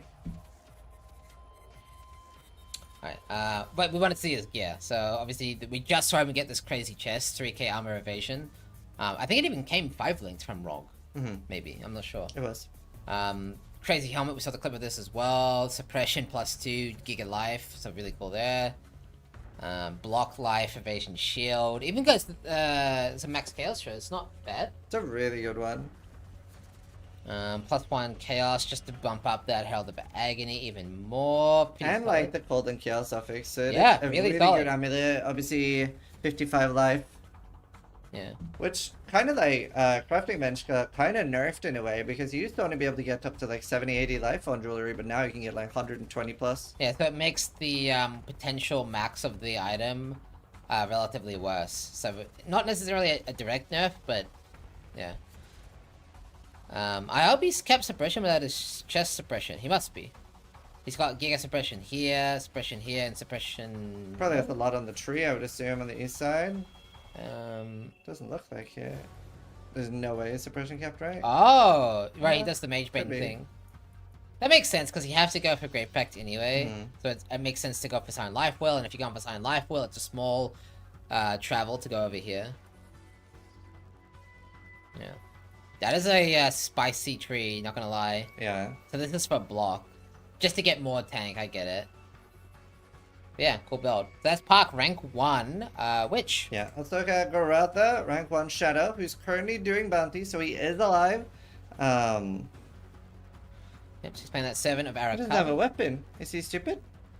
So if you're not sure why he's not using a weapon, he is playing Peacock of Bouncing. So obviously his weapon is his flasks. And then he is using a Dendro bait, which he is about to replace. We just saw him Get a everything six-link in his base chest, prepared. and it's ready to 6-thing. He has a Morrigan, which guarantees the 6-thing. Like decent. Well, he needs the accuracy. Yeah, So that's why usable it's helmet good. because of the accuracy. Very mid amulet. Really good ring. Like that life regen. I love that they buffed life regen on items because it's actually a usable stat now. Really good veiled endurance charge ring. That one's really good. Tier 1 accuracy, I think. Useful belt, a little bit low on life. Honestly, I don't think any of this gear is particularly good, but it's all good enough to It's do good tier enough. 16s. Yeah. And then you can see all the flasks are rolled for like the high damage Oh, for. that's clever. Because he doesn't use those 2 life flasks, he's allowed to enchant them so that he can map and boss easier. Do you Yeah. get that? Yeah. I've never actually thought of doing that on Peacock, but it makes sense. It is very smart. So he just gets a shit ton extra charges. That's really smart. And they don't lose value when used because he's not using them. And you can see that he accidentally hits the second one. Yeah. I mean, it's Very better to use clever. it than to die, obviously, but yeah. Very, very clever. But that's classic Karatha. He's a very smart dude. Top 3 Ranger, we're gonna go all the way back to level 90. Yep, 3rd page, by the way. Is it 3rd page? Yep. Yep, there it is. And it's dead as well. Oh, when did he die? Don't know, but he hit level 90. Okay. Wait, so when's the next person alive? Here. No, above. World of Warcraft. World of Warcraft is rank 1 ranger right now. Alive. Huh?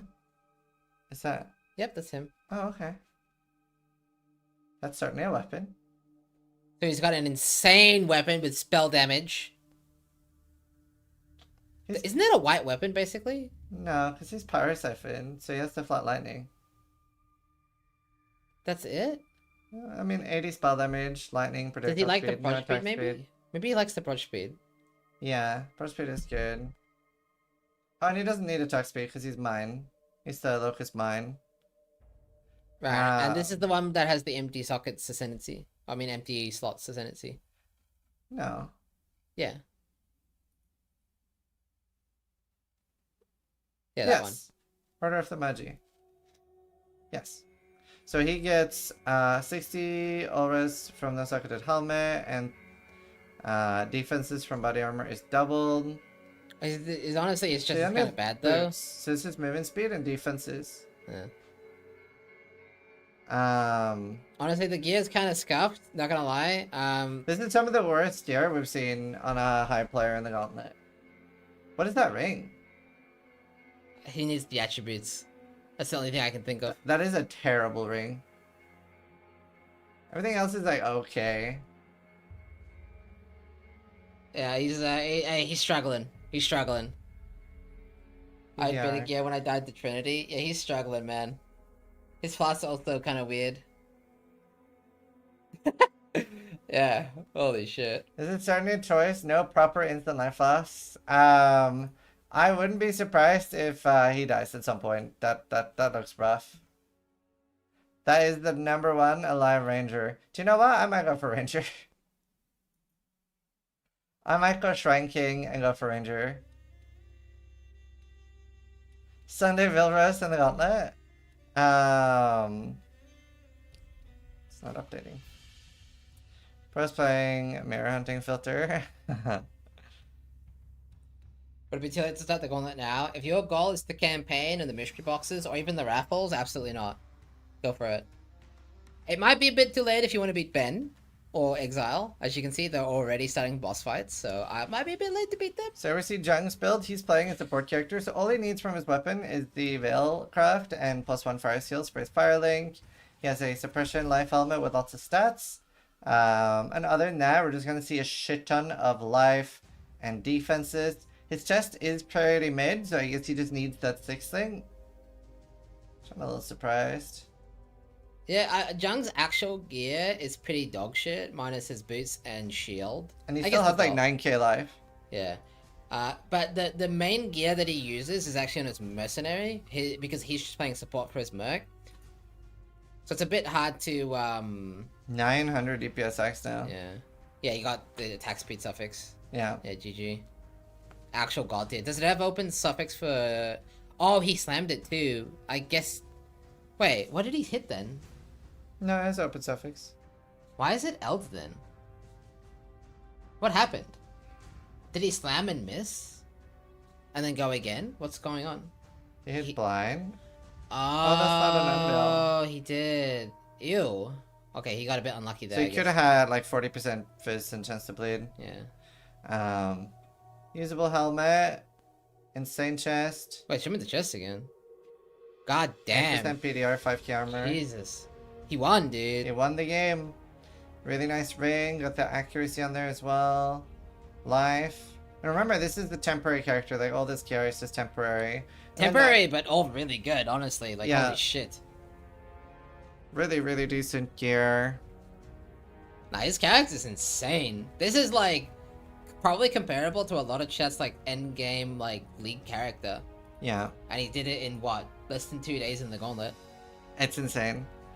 Here we have an Architect of Chaos, so he is playing Val Cold Snap, and with Architect of Chaos you get like it's basically like a Pox RF build, but with blue damage. So it's Perma Val Cold Snap. And we're seeing like pretty similar gear in a lot of people here, like just really, really high life. People who really, really just want to live in the That Gauntlet. shield's nuts. It's got life, It's really block, nice. double block, max Plus res, cold. and fizz. Yeah, that's a godly shield. It's very nice. Vu is going for the Act 9 I gotta boss. see that. I gotta see that. Looks like Gratz is going in, by the way. I don't know if he... I guess he wouldn't have died. No. You have to change the scene.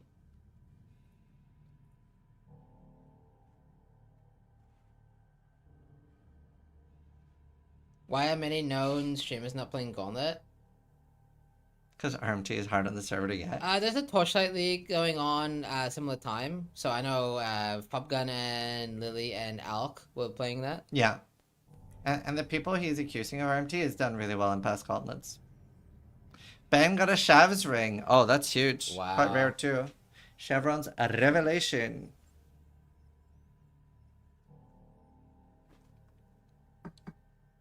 Act 10 Kitava down. Congratulations on beating the Gauntlet campaign. That's the first part. Not as good with that overleach though. What? The revelation, because it stops your regen. Oh yeah. That's an option though. Isn't Depends there what tech ring. to get? No, there is. You have overleach. Yeah, it's a bit advanced technology. Do I even? Okay, I'll explain it. So, leech ends when you reach full, ES or life, right? What if you never reach full ES, chat? Do you stop leeching? The answer is no. And so you can actually force your leech to never reach full thanks to Blood rage. Ghost Dance. Oh. Yeah. So is it Ghost Dance? Yeah, Ghost Dance basically means that your ES can never go higher than your evasion. So if you have less evasion than you have energy shield, you can make it so that you never reach full energy shield, and your leech will never end. So it's hard to balance, but the top players will do it. So they will actually have overleach, believe it or not. So it is still insane. Really? Really, really, I hadn't really? thought of that. Yeah, it's jump run technology. That's so smart. Yeah. This game is too smart for me. That's It's too so smart for me too. I'm a dumbass. I've never used that. Yeah. Have you used it? No. Haven't never had the need to. Yeah. Look I at never knew Baraka it go worked for like the that. bounties. Yeah. Oh yeah, people used it in Frasier because there's no Trickster. That's why. Right. Everyone did that. in Blind Trickster Prophet. really is so strong. Yeah. Alright, we have Rue going in here on Yeah. Malachi. Get ready. Do you think he's Malachi. got music playing? I don't know. He does. It's a cat! I can't get over the bottom left. God damn it. What's this background? It's a woman sucking on a bald head.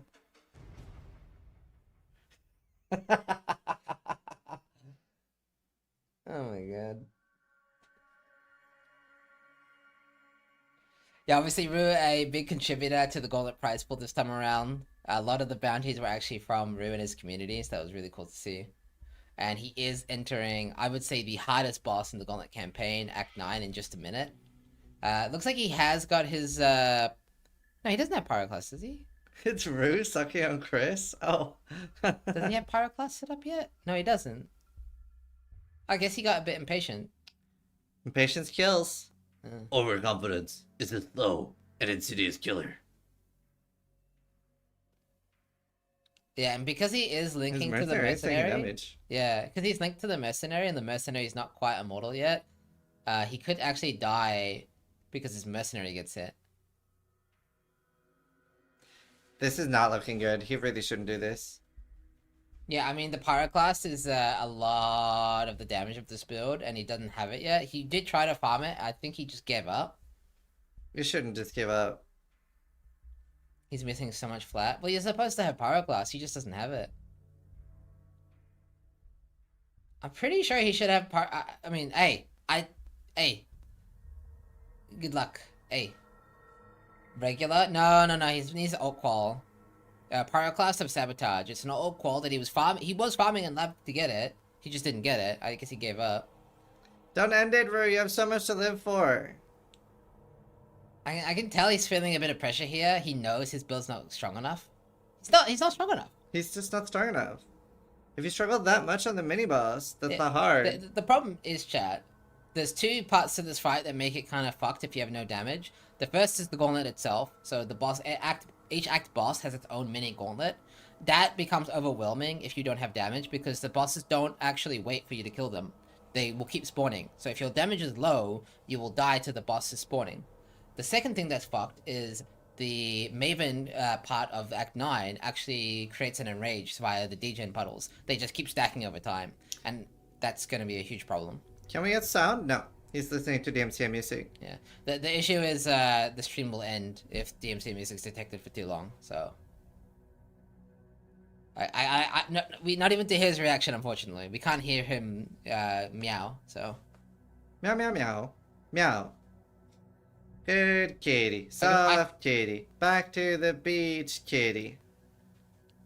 Alright, well, good luck. I do wish him the best of luck. I do think he's gonna fail this. I don't think he's gonna die. I do. I think he's gonna go back to lab. He is not strong enough. I don't think he's strong enough He either. doesn't have enough damage. And when there's more than one boss, he'll do even less damage. I think he's just gonna go back and do lab. Having watched a few people do the Act 9 boss, I'd be surprised if he pulls this off. Nah, there's two already. Yeah, the mercenary is just not strong enough. I don't believe that's the Merc's problem. I think it's the lack of the Pyroclast. The Pyroclast is a massive part of this build. Oh, I don't even know if he's going to be able to make it to the boss. Like, the third boss is about to come out.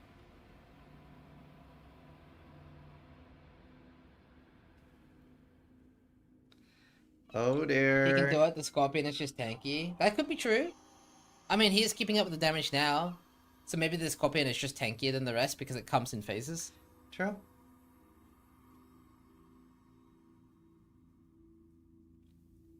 I had the same problem with the boss blew up. Yeah. So maybe it's just a Shikari thing? He's two again. That's the factory boss, which is very tanky. He's killing the factory boss way faster than I thought he would. What do you think, chat? Is he going to be able to pull this off? I'm betting against him. I don't want him to die, though. I really don't want him to die. I love Rue. I'm hoping he either does this somehow through some miracle, or he just decides to try again with Pyroclast. He can kill the small bosses, but not Trinity. He's almost up to Trinity now. He has just a trio to go, which he just killed, so he should be fine. We did see someone actually die to this trio. The Chevron part of the fight does have that crazy damage from the AoE. Yeah. Has anyone killed any Ubers yet? No. I believe Ben was hoping for a day 5, day 6. Exile's forced to do day 5. It's not necessarily an issue of like, can they attempt Ubers now? It's more like, they want everything they possibly can because they kind of have to tank the Ubers a bit. Because the mark is surprisingly tanky. Yeah. Yeah. I wonder, does the boss fight go on a timer too? Didn't Ben kill Uber Elder? Uber Elder, despite the name, is not an Uber. Yeah, Uber Elder is the Uber. Yeah, I know that's confusing as hell, but Uber Elder is the Uber. Here we go. So yeah, we got that Maven Brain. It's gonna fire projectiles and summon degen puddles and just make the fight overall terrible. I mean, his damage is actually better than I thought it would be, honestly. Yeah. Oh, because it's a big target, that's why. True. So the kinetic the blast of clusters. clustering is doing a lot more single target on specifically Trinity, because it can shotgun more. Yeah, the overlap is carrying super hard here. I think he's fine then. Come on, Rue. Honestly, I underestimated the kitty cat. Yeah, Good kitty. Soft kitty. Oh, and he's so tanky too. Like he Big just take. too Never mind. He's squishy as fuck. He's gonna die. Chad. Yeah, Rue! he's dead. Rue! You have no Flaskerinos! He's doing the walk of shame. I mean, oh, he looks so stressed. I've never seen such a stressed kitty cat before. The hair on the back of his neck is like, up and everything. At least he lived. I hope he just farms more. I mean, he can do it. He's thinking about it. He's doing it. He's doing the walk of shame. So, like, in the gauntlets, I actually go full steel mage. Like, in the regular league, I'm sort of like steel mage with canary, and he looks like, is this alive and doing the lead mechanic? Then it's easy enough, because he goes in so unprepared. Whereas, like, steel over prepares like fuck in the regular game. I do that in the gauntlet. He's watching us. Oh, I want to know what he's saying. What did we say? I don't know. Only good things. Yeah, we love Rue. We'll give him some milk if he beats Trinity.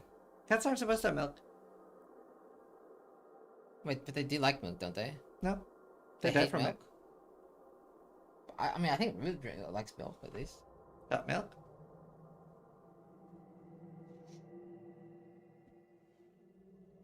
Alright, well, we won't watch the Walk of Shame, but I will keep him on screen, because I do want to see his Trinity try.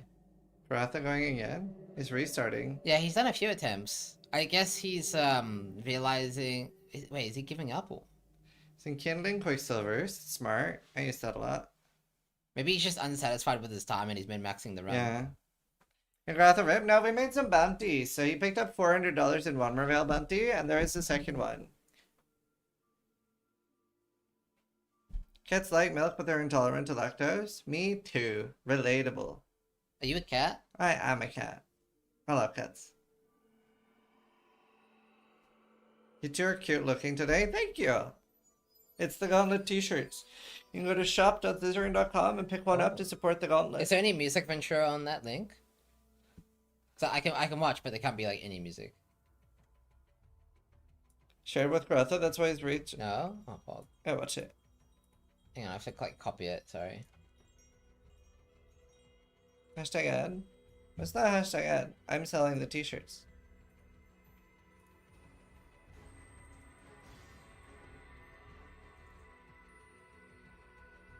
Is this some meme Ventura?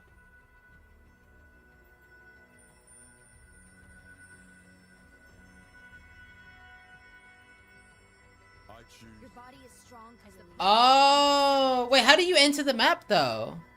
Wait, you can enter a safe house at level 1? Huh? What? I had no idea. Huh. Your body is strong as the prey grows more cells test, so must the hunter. I mean, that's allowed, technically. We didn't know it could happen. That's allowed, right? Unfortunately. Or it kind of ruins the bounty, but at the same time, it's just tech. That's not counting, by the way. But why not? Is there anything that would be disallowed there?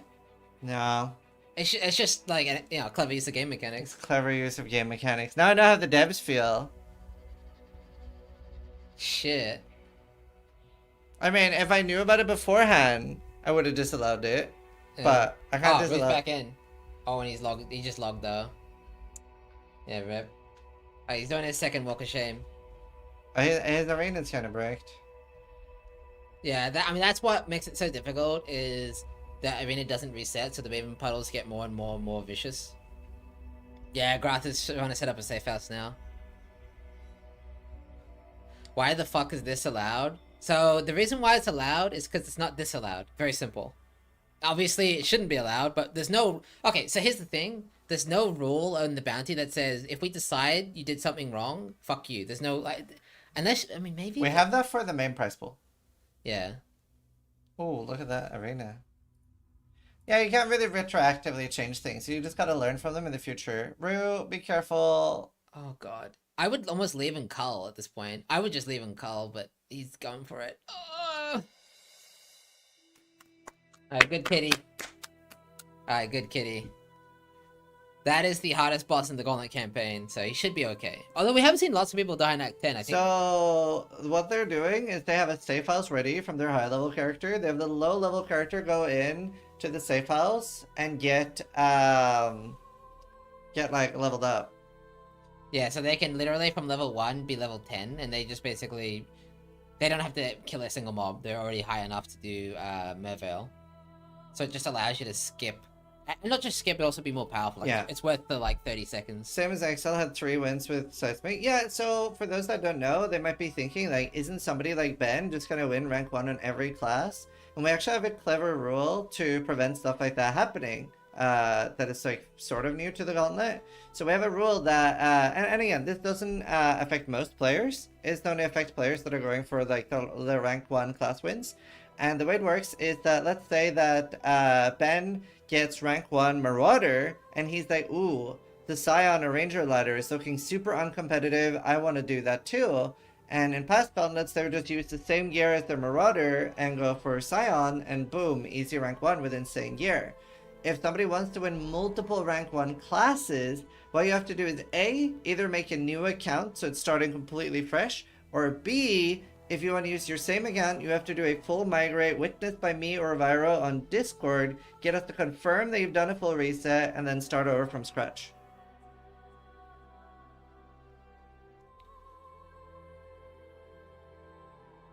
I wonder who's done it in the past? Excel and Steel. The people that haven't finished the campaign are screwed. For the Merveil race bounty, unfortunately, yes.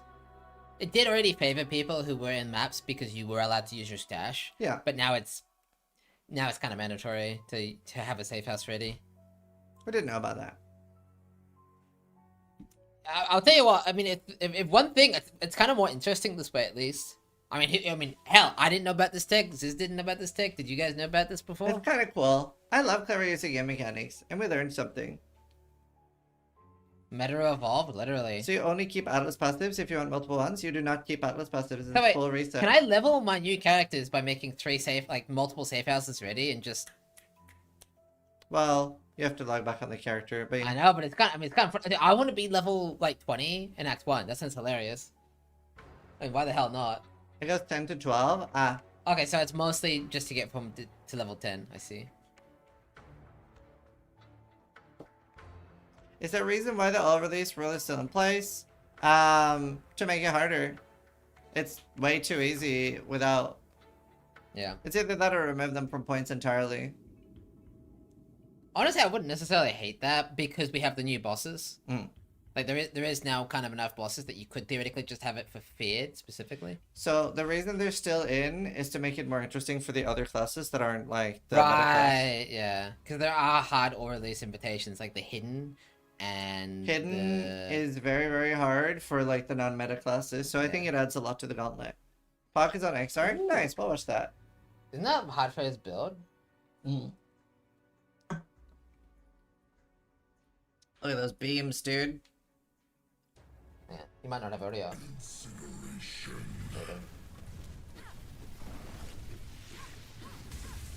I need more mana. Oh, this... I guess this is doable because his minions are all temporary. Alright, he just... Yeah, his minions temporary, so... The fun thing is, in Ubering Start, there's gonna be... Well, actually, and on this, there's an extra shaper than normal. There's 4 shapers. Yeah.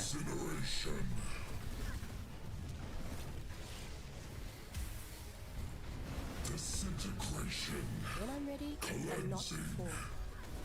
They're so tanky as well. Dude, look at all the shapers, man. It's so cool. The DPS is No, he's pretty gonna do the good. bullet hell. Wonder if he's gonna take out the gems. Yeah, clever. Didn't do his the Which purity aura is though. gone? Ah, Whoa, no. whoa, whoa, Agony whoa, is whoa, gone. whoa, Purity, whoa, purity, whoa. Brother Whoa. man! Whoa, whoa. Okay, it expired. Jesus. That's exactly what I was I talking was wondering about. what the fuck, which aura is gone? Yeah, so obviously the minions do act as, what would you call it, obstacles that the balls hit, and the splash AoE detonation from the balls will actually trigger and hit Park. He could have easily died just now. Very. Easily. That would have been a shitty way to die. We believe in you, Park. This is probably one of the worst, like, base pinnacles for his build, though. Yeah. Because of that. He did it for content. That's not the content I want to see. I want to see Park get rank 1 witch. Dude, I forgot to curse. Okay, he's got the great debuff, his minions are up, he needs to deactivate all that. Why is he not getting rid of his purity? Oh my Wow, god! what? Whoa, whoa, whoa, whoa, my no. purity! My Yeah. purity! That happened last time too. Oh no, is he dead? Oh, what the fuck? He might be dead here. Oh no. But this happened first time. How did he not Did I notice die? it? He's dead? He's not actually dead, is he? Oh! Oh, we're still Chat! alive. How dare you say he's Dude, my dead? purity! Jesus! I actually- Dude, I was thinking, what the fuck is going on with my... I have like 3 minions to take care of. Dude, I was thinking, what the fuck is going on with... Oops. Opening Twitch. I have 3 minions! I have this, and I have purity! What? What? Brand new information. Oh my god, Park. Okay, that's not okay. Relax. Relax. It's easy. Just don't Oh. be Just stupid. shake it up. Don't be stupid, Park. Dude, purity. I forgot about this. How did he bring it up the second time? Where is my purity? Yeah, the first time I get, the second time. Okay, here's the move. I'm gonna do this. That's a demigod MTX. Very cool. And I'm gonna do this. Disequip and then do this. Okay. Jesus Christ. Purity. Uh-oh. He's got that He's great. debuffed. Oh, He he's gets one he's shot not up here. now at least. How do I have a degen ball already? Kinda shook right now. And notice how, I have a video on this as well, but notice how he's dodging the balls diagonally, so that you're dodging 2 waves at a time whenever you can. God. Alright. Whoa. Didn't see that one. You can't skip with Immol. You can only skip with Immol on software when you die. Yeah. That's just the software thing. Alright. Please turn off everything this time. Alright, it's gone. It's gone. Don't you stand. Yeah, don't go near the wall, Park. Good dodging, good dodging. It makes me so nervous. Okay. Woo! Dude, the fucking purity shook me so hard. What the fuck? He's a bit nervous now. I understand why. He was kind of cool as a cucumber in the first half of the fight, but then the purity, man. The purity has bricked his nerves a bit. It's made me nervous too. Yeah. Ban logging out next time. I like how it's every time it's just like random people that get level 13 in the Gauntlet that want logout bans. Whoa, whoa, whoa, whoa, whoa, what? Oh, this is bad. He's actually tanky enough to stand in the Annihilation. Purity That's gives him good. 15% PDR. Where's Herald the problem? Because the balls will hit the Herald and the damage goes to him. Because he's next to it. Yeah, I think he is going to get one more hard phase. Yeah. Yeah, Right. this could be. Yeah, this is. That's smart. He I needs have the to flash log here charges. real quick. Get my flash charges back. Yeah. As a reminder, this might look relatively similar to like a normal Exarch, ignoring the shaper beams, but there's actually, what is it, 150% I guess more technically life speaking, right? Yeah. and 40% more damage. I attack no one. I can now have Yeah, them you don't- active right now. You don't take fist in this fight anyway. He doesn't need the. And also remember, there is a big anti-lug-out mechanic in the Ubers. You only have 3 portals. You Yeah. can't spawn them like randomly. Okay, that was clutch. Honestly, he's got a nice little hole in It's the a middle very nice here to pocket. dodge. Oh no! Okay, Oh he no! got Oh the no! raid, he Oh got no! the raid, he no. got the raid. Okay, that was mostly a clean spot. He has a corner there. It should be fine now. He just needs to kill it before he does the next ball phase. The next ball phase could break the arena because the grades, they actually move. Yeah. He had a nice, like, spot to dodge the balls in. He might not have it again. So he needs to make sure he gets this kill before the next transition phase. Otherwise, it could be messy. You can see the grades are already moving. I don't know if he has Cull. I would have Cull here on Flame Dash if possible. Yeah, that'd be nice. He Run should filters. get it in this Annihilation. I would try to prioritize damage here. Yeah. Oh, he's got it. Oh. Dude, what? Did I nearly... How did I think about the relic? I Is fully there any forgot the way to purity. manage I mean, the it's, grades? it's like... So the way that works is they only spawn like next to each other. Like it doesn't suddenly spawn a grate under you. So you just gotta be aware of where the lines already are. Because they can't just spawn under you. That's how the mechanic works. Yeah. That was just quest exarch, so no points for that boss, but that is a huge step in progression. And I would say that is one of the nastier pinnacles for him. Yeah. He's gonna have to do that again, by the way. But at least now he knows about the Herald of Purity. Whew. Next Gauntlet needs a no macro rule.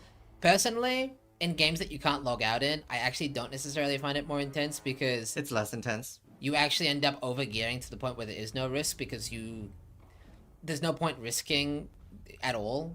Yeah. So you just over gear, over level to the point where the boss will die because you have to do it flawlessly anyway. Yeah. It becomes a lot more boring. Logout macro is very good for the game. The best way is the way PoE 2 does it, where it does a full reset when you leave the fight.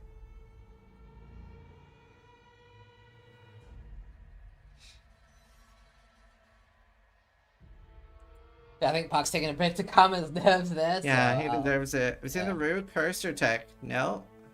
Oh, what's Fru doing? Oh, he's got a kitty cat paw. Soft kitty.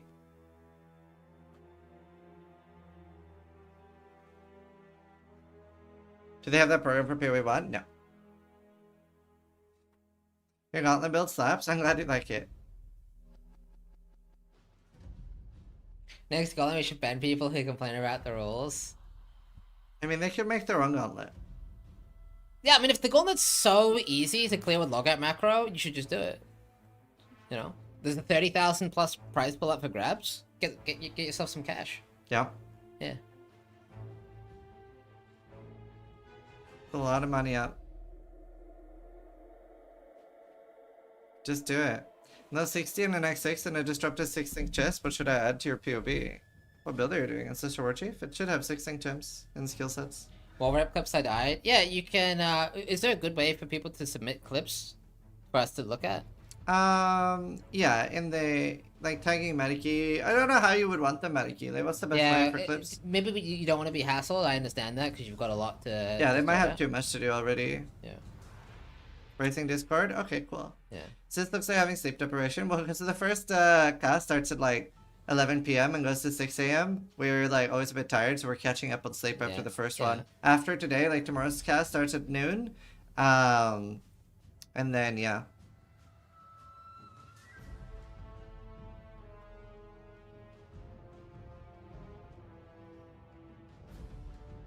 Nice. Thoughts on Ben hitting 99?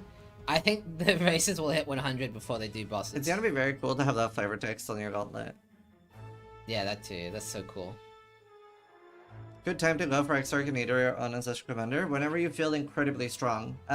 It's less about like playtime and It's a lot more about just you feeling powerful is the number one thing in the Gauntlet. If you just stick through the rule of thumb, like, oh, I feel strong, I'll progress, or I feel weak, I will farm, you'll do well in the Gauntlet.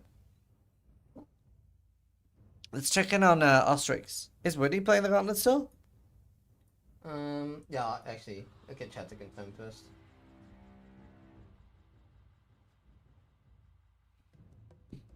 Wait, is there another cat streamer? We have Rue, Ostrix. Can we get a third? This full cat POV. How many more cats? Never felt strong since campaign, yeah. Will you do a Pee-wee 2 Gauntlet? I do think you are interested in it. I do want to do a PoE 2 Gauntlet. Maybe we'll start out with just the campaign. We'll see how it goes. But I would want the full campaign to be out. You can get specific gem swap in third lab, which is what Rue was waiting for. He was obviously trying to get it in normal lab, but got a bit impatient, understandably, but could have killed his character, so I don't know if that was worth the risk. But now that he has made it to Act 10, he can just farm Merc lab, which is nice because he can get that guaranteed gem swap to Pyroclast of Sabotage. True. Merc lab's that kind of sketch though, because he's not that strong. It'll be safe enough. Safe enough. So I guess Goratha is just getting safe houses ready for the fastest Merveil time. I think he's setting up multiple just to have multiple tries maybe. Yeah. What's the hardest Uber boss on Gauntlet? Maven. For sure, right? Who knows? You added more AoE. Maven doesn't have the most AoE, so... No, but the balls are so hard now, because they have speed and AoE. The balls don't get affected by AoE, not their hitbox. Like, when they detonate they do, but not their actual, like, hitbox. Yeah. But them detonating was what killed Ben. What? The balls? Like, the didn't ones die to that that. chase you? Where she goes, mine! Oh! Those get affected by I the thought- AoE, and that's the Maven has a detonate. lot of balls. I thought you were talking about her fireballs. Yeah. No, they're pretty easy. Yeah. Uber Elder was crazy this time. Her fireballs aren't easy. They killed Jung, by the way. You're right. He was Nothing's trying- easy about Uber Maven. That's the thing though, right? It's all a relativity. Like all the Gauntlet Ubers are completely fucked. Is your head swollen from drinking or not sleeping? It seems swollen a bit. I just have a big head. It's all the compliments I get from chat. And I'm fat. I'm like 74 kilos. Is the raid already over? Yeah, that's why we don't have Ben's stream on the screen, because he cleared the Gauntlet in one day. It's over. No one has killed a single Uber in the Gauntlet. How tall are you? 5'9". Yeah, 174 kilos. Yeah, I actually have to shrink the camera. I'm also like 170. I was joking about 74 being fat. Is it possible to full clear with slams? Yes. There is one build that might be able to do it. I'm thinking of Khan's like weird ass amulet shit. Chinese kilos and feet at the same time. Some for Europe, some for America. We have a lot of Americans watching. Also, I don't like pounds. They're a confusing metric. But yeah, I'm 178 centimeters. Canada makes some matches too. How many stone do you weigh? I don't know, like 9, I guess. Stone's the dumbest one. I'm loving hardcore for the sole fact that I log out in low HP and I find out I'm still alive. It's euphoric. Yeah, I mean, logging out being an option allows you to get that moment of like that you just don't get in other ARPGs with hardcore, to be honest. Yeah. Like I love that, like It's so nice. Like there's so much adrenaline. That's why I personally have a hard time playing softcore, because I have so many hours to play, and I love that we get so many softcore players joining the Gauntlet for their hardcore hit. Right? Yep. If you're playing hardcore for the first time right now, I think I'm shifting to hardcore. I'm scared. That's nice. I'm shitting myself on hardcore. Yep, a lot of people are. We like making you shit yourself. Yeah, Magpie actually has a heart meter, even a heart rate meter, which I think is hilarious. I think she turned it off. She died. But can you tell she died? I'm joking. Her heart rate. Oh, because it's missing. It is normally there in the bottom left, but I guess she turned it off. Yeah. Oh, it probably needs to be connected because she's not under a computer. That makes sense. My logo macros on a foot pedal. Stomp my way to safety. That's fun. Puck's still having a break. He really needed a break after that. He was like, I'm gonna go Holy shit. rest. Speaking of breaks, I'm gonna take a quick break. I'll let you take control of Yeah. the camera. Enjoy. Can you bring me a bottle of water? A bottle of red? Yeah. Bottle of water. My logout macro's in my ass. Whenever I clench, I log out. The Gauntlet was my first hardcore. I died to 42 due to DC. It was a really good experience. Yeah, I'm sorry you died to DC. That usually doesn't happen that much anymore. Did Ray finish the boss? Yes, actually. Loving the pause as well. When in a fuck situation, I often pause and think if I can get out. Yeah. That's a statement under the stream on. I've seen Real Nito's Trinity kill. It's by far the easiest Trinity I've seen. No, but like that's good to hear. We'll try to get some more clips like that in. Yeah, logout macro is huge. I think I do really hope I will ask GGG and see if it's possible, but I have talked about making the Gauntlet harder, but making it so that you only have to do an act with the difficulty mods and special stuff once, similar to how like the Legion monolith only appears the first time you're there. That would be really cool. Obviously, I know that that's a very difficult thing to do, but it would be the dream. That would be the dream. Then just make it softcore. Oh no, it'll never be softcore. It needs to get harder to match power creep. Well, it is really hard right now, and a big problem is that you can't easily make it interesting for both new players and vet players. Is Pyrocypher and Scav tanky enough for this? Softcore would run Gauntlet? Yeah. If I had a bigger Earth, I would prep all 4 safe houses? Yeah. What is stopping other people to just host a softcore Gauntlet? Well, like, GDD doesn't just do, like, events for anyone. Like, this has been, like, 8 years of me running events for them to, like, start officially supporting it. And, like, in the start, I was, like, paying for the private leagues and the prize pool. So I was, like, negative $40,000 in the start. And then Shopify started supporting us. Like, we would not be able to do events without Shopify.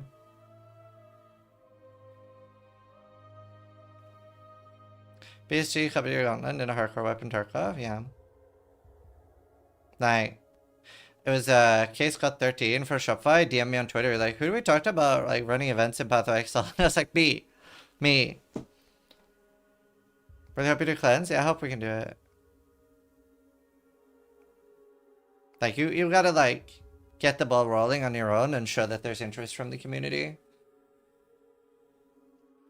Yeah, I mean, I will never run a softcore Gauntlet. It's still quite hard even with overprepping, yeah. Have you played the Gauntlet just for fun in your own time or just casting? Do you mean in this Gauntlet? I have not had time to play this one. I cleared the last one, not bosses, I just got to level 80. And I was the first Marauder to ever do a full clear of the Gauntlet when I was competing in them. I don't compete in them anymore because now I have like inside knowledge beforehand, whereas before they were just private leagues, so there was no, that you couldn't have inside knowledge, right? It was just, here's what we're doing, everybody go practice. But now that I can have inside knowledge, I don't compete anymore, so I'm just casting. For the entertainment, I hope your investment pays back hundredfold. Well, Gauntlet is profitable now, but it's not like something we do predominantly for money.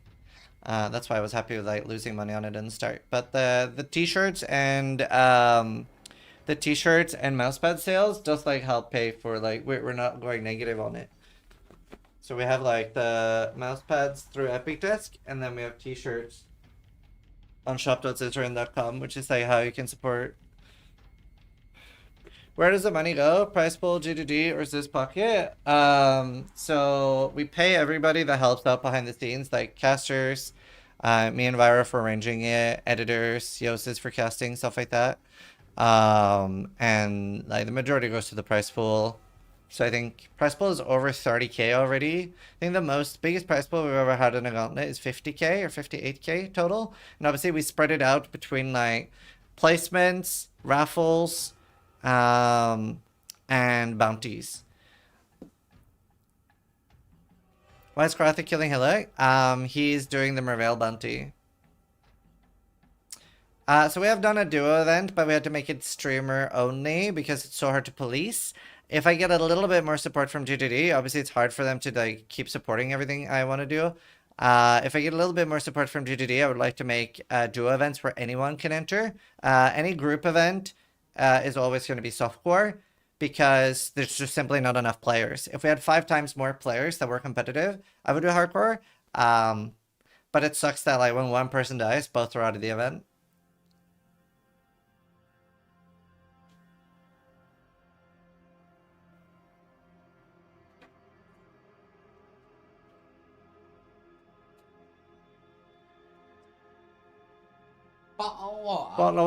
Thank you. Percentage-wise, how much? So, all of the T-shirt sales and Displate sales is profit for like us to pay people with, and then me and Royer keep whatever's left over. Everything that's donated directly to the prize pool goes directly to the prize pool, and it gets doubled by Shopify. And a lot of the sponsor money, some is used to pay people, and some is for the prize pool. But anytime somebody donates to the prize pool, it's 100% to the prize pool. Mousepad ordered. Thank you. Yeah, we do interviews with Gauntlet races during the Gauntlet. Yeah. We already have a pre-interview up with Chung, and we do like some post-interviews too, and some during. It's hard to do them during because Ben and Exile obviously are like they're gunning for it, right? So they don't want to be distracted. Yeah. It's honestly, even them streaming, it's not mandatory that they stream, but we're very glad they do because obviously it wouldn't be the Gauntlet if we couldn't, 100%. It's a spectator event. It's a spectator event. Exclamation mark Mousepad for the Mousepads and exclamation mark shirts are at shop.scissoring.com for the shirts. This is a junk tweet where top 9 was AC and he was champion. Yeah, look at it.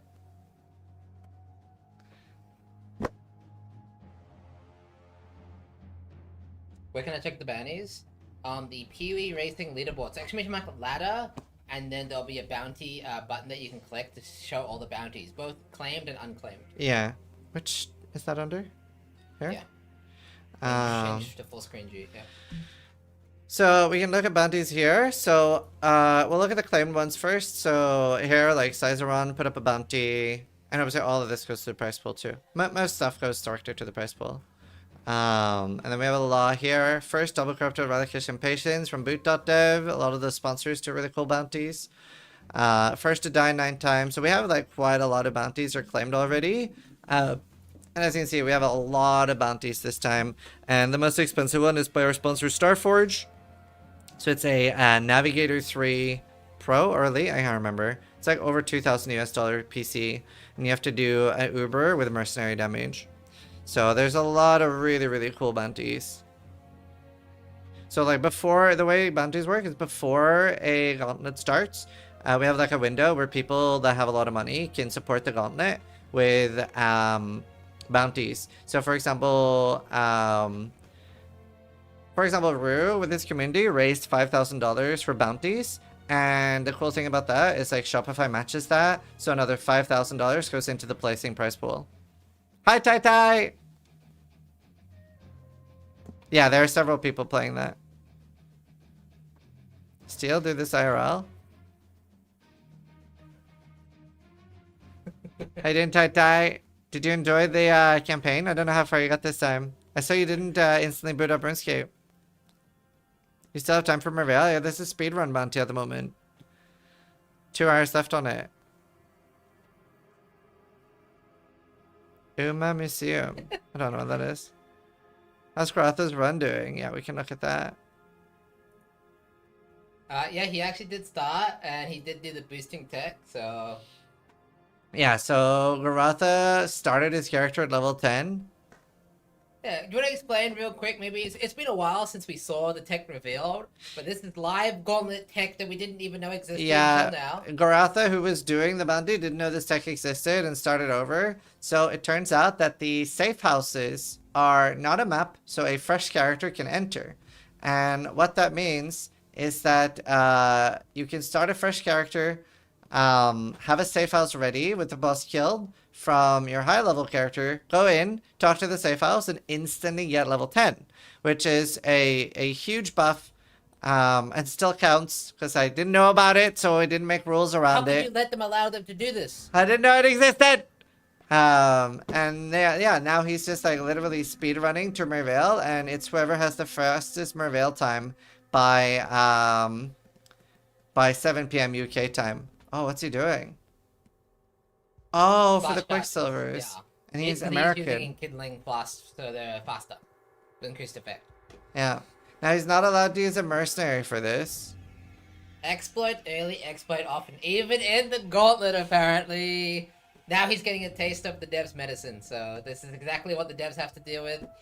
You can tell your story you want about Chris and the... Yeah, so in Expedition, we found an exploit where you could make a new character and talk to Gwendolyn in Act 1, and she would always sell a lot of simple robes, and they were so cheap, so you could very easily get, like, fast tabulous.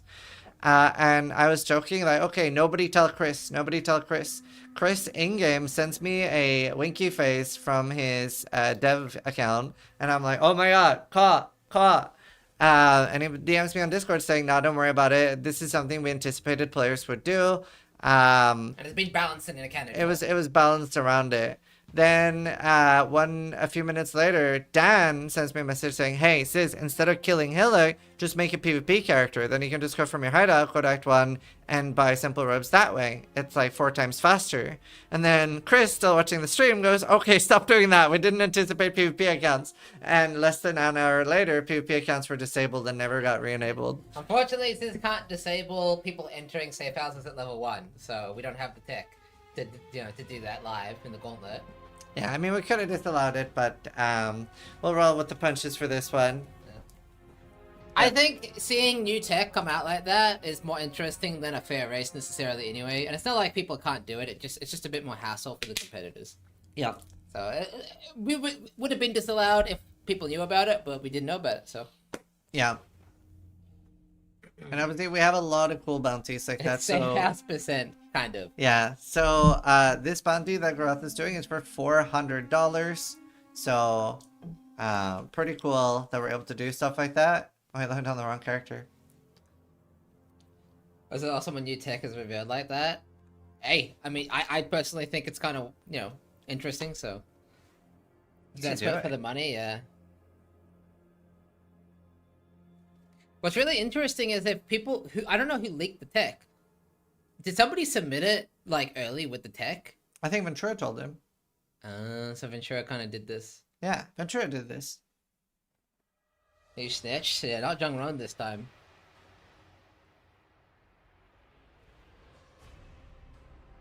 It got discovered 2 weeks ago in Group SF. Isn't that amazing? That's crazy, actually. He logged on call.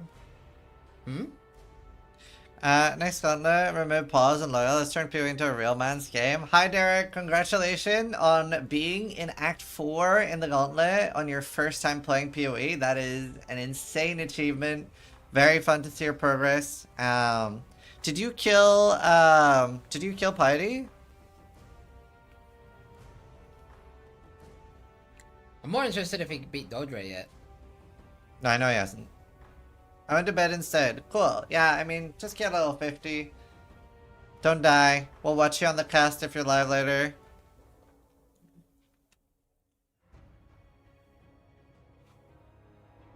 He logged out to go to bed. That's smart. More Fireball? Yeah, he's on Krima and Armabrand now. Honestly, like, it's so cool. Like, the normal game's gonna be so easy for you afterwards. Does he still have auto attack on left click? No, thankfully not. Where's Ben? I can have some Ben POV while Lab's farming lab. Lab's farming lab. While Rue is farming lab. Yeah. It's obviously rank 1 and rank 2. Alex is online now too, and Sarge. How's Sarge doing in this reroll? I wish he'd keep Groth up. Oh, Groth is just doing boring sci-fi stuff. Oh, he's also doing the exploit. I think? No? Maybe? Is he? Yeah. Caught! These filthy exploiters, chat. Can you believe it? In my very own Gauntlet. That's so funny. It makes sense. Alex is a speedrunner, so it makes sense. So what's the exploit? Well, let's just watch it. Tell you what. You see, he has the level 2 character. Oh, he's making a new one. Well, because the rate it's timed, right? Yeah. So check this out. Just watch. We don't need to. Oh, I guess he's gonna prepare. Okay, so basically what he's setting up to do, let's explain the bounty first. Yeah, so the bounty is, I'll read it out. Everyone's saying the bounty is fastest Merveil kill by 7 p.m. UK time. So they have an additional hour and 7 minutes to do this. New character with Merveil in the name. Very important. Right / age to prove that it's a new character, because you can name change. No mercenaries allowed during the entire run for this one. No other rules. And you can use stash and will win $400. Yeah, and so, I mean, we're calling it an exploit. There's multiple definitions. It's a clever use of game mechanics. It's a clever use of game mechanics. So it's not bannable or anything like that, and it is allowed in the Gauntlet, mostly because we didn't disallow it in advance because we didn't know about it. But what you'll see him do is actually enter the safe house on a level 1 character, execute the level 83 safe house, get all the way boosted from 1 to 10, from 2 to 10, and then just rush Merveil. Yeah. It's very big brain. Yeah, so you go, basically, in 1 minute, you can hit level 10. Yeah, you can always add an extra rule.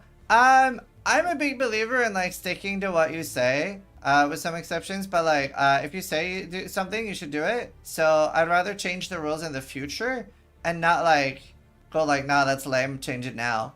Especially because somebody could have just waited to submit this, and yeah, if that happened, you wouldn't disallow it. Like, if it's not clearly, like, a cheat.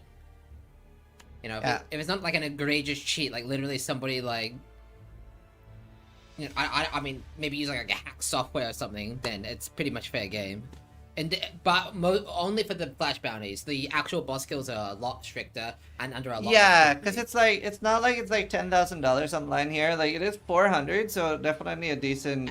And bounties tend to be a bit for fun anyway. Yeah. Like for example, one of the crazier bounties we've had was do a flip trick. What is it again? On Ollie? So you had to have a finger skateboard. That was actually for 1,000 or 2,000. Yeah. You had to do a finger skateboard Ollie over your mouse while the boss was doing the meteor move. So like obviously they're not supposed to be super serious, and obviously my entire brand is super scuffed, so it's sort of on brand, right? Yeah. I think there is such a thing as too much production value. Yeah. So TLDR, it's allowed, clever use of game mechanics, but it's definitely gonna be banned in future, I guess, bounties? Yeah. Who won that one? I'm XL. Remember the meowing bounty during Act 1? You know, this has changed the, like, bounty scene forever, because even for, like, who can do the fastest Katava, you'd be silly not to do this. Yeah. For sure. So we're gonna have, it's actually kind of a big deal, but we'll roll with the punches. It was a cool way to find out. You changed to CI one, I was already in Ship Graver when you added age. That's true. I should have had that from the start. Yeah, that was an oopsie. We're not perfect. We're not perfect. It is what it is, chat. I'm an idiot. You're an idiot. He's an idiot. Alright, yeah. We'll fix the cameras. Is it overheated? Yeah, it does that. Luckily we have... Wait, what's yeah, that? I'm surprised mine doesn't overheat. Don't you have the same camera speed? Is it the Sony a6000? Does it say somewhere? I don't know. This music's creepy. Yeah, I'll change the music. Yeah, I don't know. I've been very lucky. Mine gets very warm, but it doesn't overheat on mine. Maybe you turned off a safety setting. Maybe. I should probably turn that off too. Yeah, because mine is on for like really warm, like 30-hour streams. I have some cable issues with mine now. Yo, look at him go. Is he level 10 already? Yeah, 9 skill points. I guess he's gonna allocate skill points while on loading screens. That's the fastest. Is he American? No, Amsterdam. So he actually has long enough loading screens to assign skill points. So if he's smart, he will assign skill points. Apparently he's while custom loading. tech to reduce load time somehow. Oh. I don't know how though.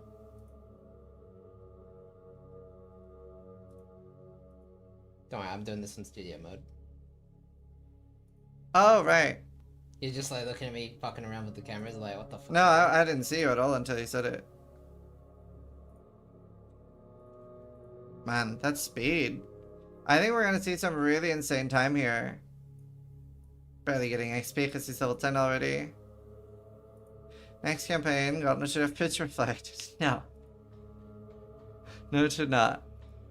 Yeah, he's trying to assign there. Oh, losing a few seconds. Damn, that's speed. Now, obviously, in a race like this, layout reading is going to be absolutely huge. Absolutely. And we see some players are really, really good at this, like Tai, etc. is particularly good at layout reading.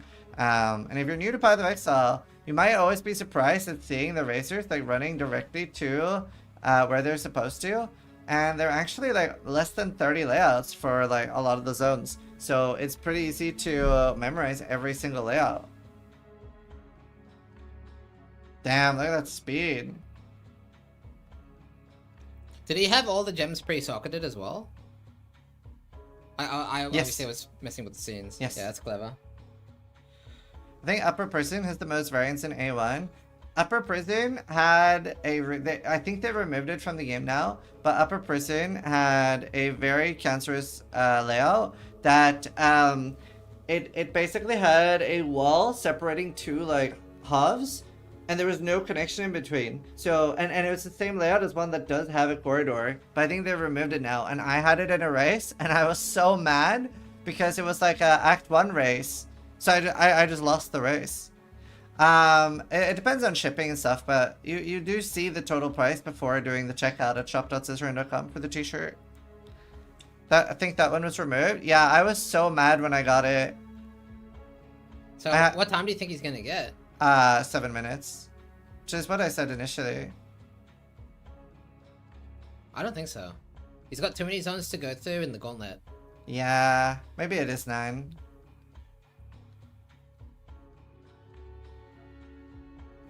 Yo, what do you think, Tai? You've done shit like this before. Yeah, Tai, give your expert opinion.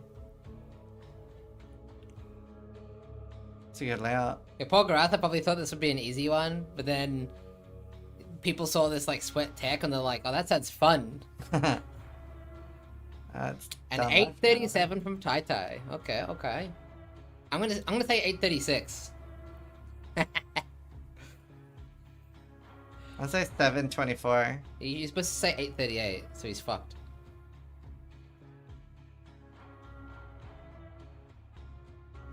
This layout? Oh, that's a nasty layout, is it? What did he lose, like 10-15 seconds just to lay out there? Would be longer because of the Gauntlet? Well, he doesn't have to wait, he just has to kill them. Yeah, maybe 724, it's a bit ambitious. He's like pretty bad at using his mana flask. I don't know why he's a medium instead of a large too. Seemed like a little bad prep. Oh, yeah, he did have one in his inventory though. Oh. Oh, wait, was that on purpose? Oh, because he had no mana flask, right, and he needs it. Yeah, it will be over 7. Yeah, this is looking closer to 9 minutes, eh? Because he's still got to go through that zone, that zone, that zone, that zone, do the Gauntlet, and kill Merveil. All in under 2.5 minutes. So this runs Act 1 so fast, because he rips a lot in Hardcore. Well, in 28,000 hours, I have less than 200 rips in Hardcore. Actually, I have a lot more than that in Softcore because of 1 BPL. How long until we get some of the harder boss kills from the leaders? Day 5, day 6? Day 5, I would say. Yeah. Earliest day... Well, day 4 maybe? Would be earliest? Because, I mean, Ben wanted day 5, day 6, but Exile's forced to do day 5, so he might even do a day 4 just because, like, he wants to give himself more time on the... Look at that speed, though. Yeah. I remember that. Yeah, I made a build to do damage while I was dead, so I had 300 deaths in 1 weekend. That is a enormously long load time. Basically, he just lost because of his load times. It's over, chat. It's over. No. My winter did die, but not a lot. It was the Elementless CA.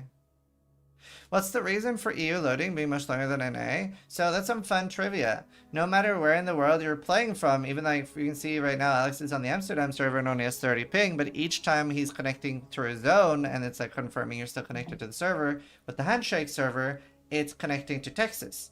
So if you live in like Singapore, Australia, you're going to be like quite far away from Texas, and you'll have like a really long load timer. It says where Alex is on his screen. Amsterdam. Yeah. Well, what he's connecting to. It's not even the quality of EU servers, because I get that. Obviously, we've had a lot of DDoSing, so I get people complaining about EU servers, but I don't believe it's the quality of the server. It's literally just where the master server is located. Yeah. So you can have the best EU server, and you're still gonna have these issues.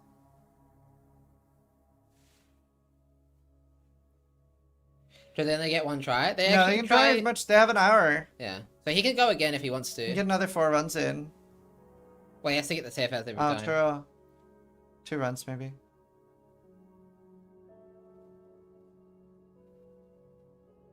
Yeah, look at that. It's gonna be closer to 9.5 even. Yeah. Nah. Yeah, I guess like 9-10 maybe. It Well, doesn't. Mobile's also got a really long animation. She's got a yap, and then she's got a scream.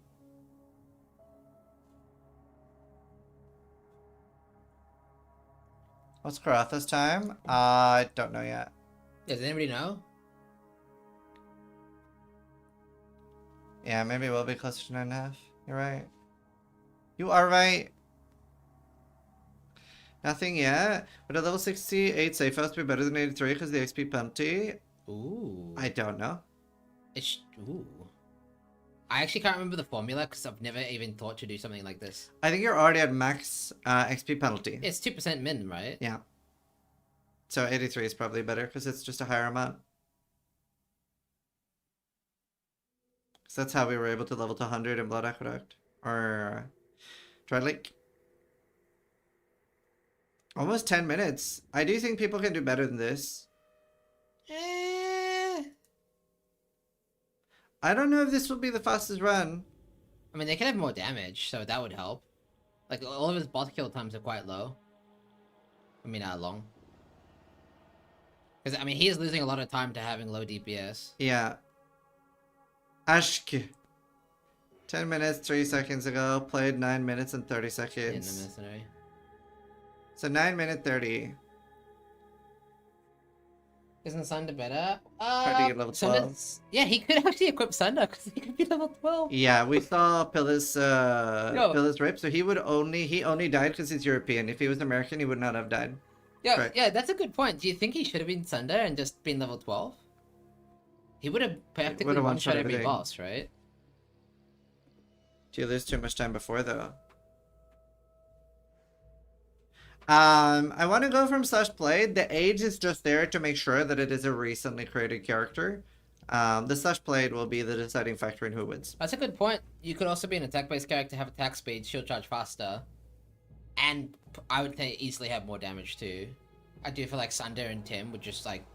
Oh, maybe in Tim's does not play, because... I don't know.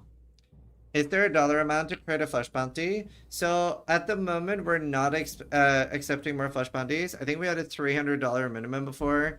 I will ask Viro if we want to do more flesh bounties. Gauntlet doesn't actually have a timer, by the way, so we don't actually know how long he's taken. But he is in the middle of his run now, so I guess we can watch that and find out what time he gets. Obviously, 10 minutes is the time to beat. That's not the correct way to run that layout. I would reset here. Well, the problem is each run is so valuable because Yeah. Safe House, and it takes a long time. I mean, Safe House generation takes more than normal this league because they changed Betrayal. So he has very limited attempts. Like, it's a good layout, he just like ran it the wrong way. Rank 1 Xbox just ripped to Maven. People doing Maven in the Gauntlet on Xbox. That's nuts. I almost don't believe it. I don't believe It might have been one of the invitations. I will do my best to find it. Give me a sec. Yeah. Kiwi on Xbox. So cool that we can see that. Yeah. No, he was 85. Probably an invite. Yeah, he's not doing Maven at 85. Yeah. Buthara incoming. Why did he show the tech at all? So Ventura showed the tech, and Yeah, he's he's not not even going for it. racing. He basically just was like, fuck you all. Mhm. Like chaos incarnate. Yeah, Ventura just likes creating chaos. Alex already knew about the tech. Well, maybe he was reminded. Like, knowing about the tech and applying it is one thing. Yeah, Exile got EE by the way, so. Yeah. So both of our contestants have one of the RNG items they need, although they would get Ephemeral Ledge no matter what. I mean, it's not that much RNG that it's going to be problematic to get. I would say Energy from Within is probably one bit of RNG that's very nasty. I'm gonna try that again real quick. No worries. The tech is you prepare a safe house that you enter on a level 1 character, and then you execute the Betrayal Leader safe house member, and you get all the XP to go from level 2 to level 10.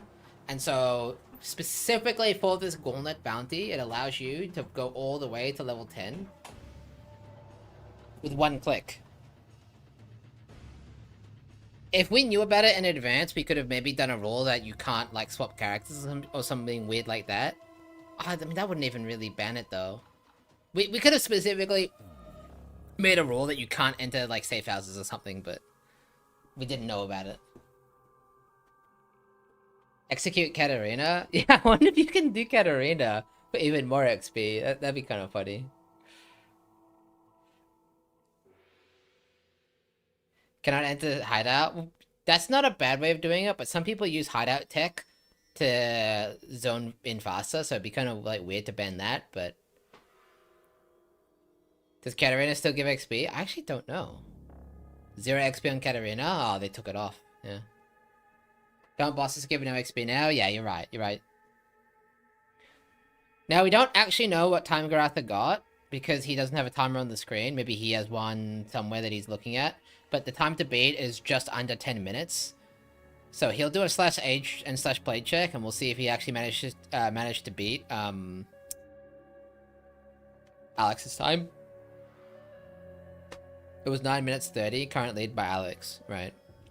Is that off of /played? Put him in full screen? Sure. Holy shit. Yeah, that's that totem, man.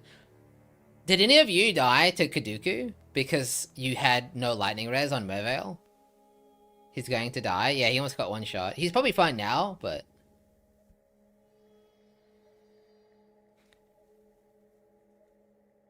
Hi, business! I didn't go anywhere near him, yeah. I went to 5 HP. Business is there? Yeah. He said... The voice? He said... Hello, Ziz. Hi, Ziz. He would say that. What prep is this? He's doing P-Conk with a level 6 flask. He probably should have had life flask swaps for the boss, but it's fine. I mean, they don't have all day to, like, set these runs up. There's 49 minutes left on the bounty. Wait, what's he doing? Okay, yeah, you're right. He fucked up. He fucked up super hard. Okay. Yeah, I mean... I don't think that actually saved him time. I'm pretty sure I just won't beat Alex's time. Damn.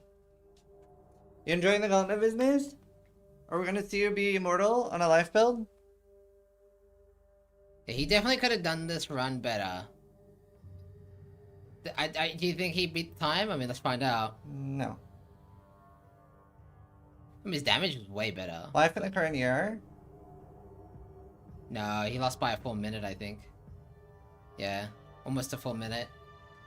I mean, a good time, don't get me wrong. I think you're right. Garatha could have easily saved time there, but... Yeah. I'll be playing the event on stream. So, we are going to be ending the cast in pretty soon, actually. I don't even know if we'll go till 7.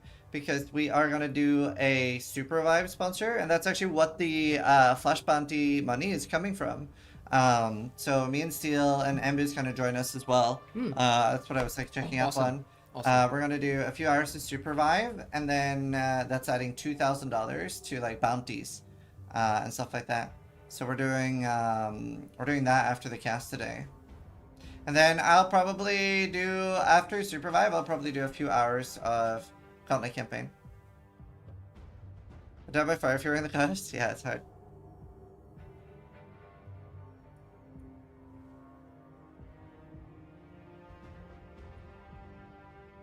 So should display local time on screen. Ah, it's fine.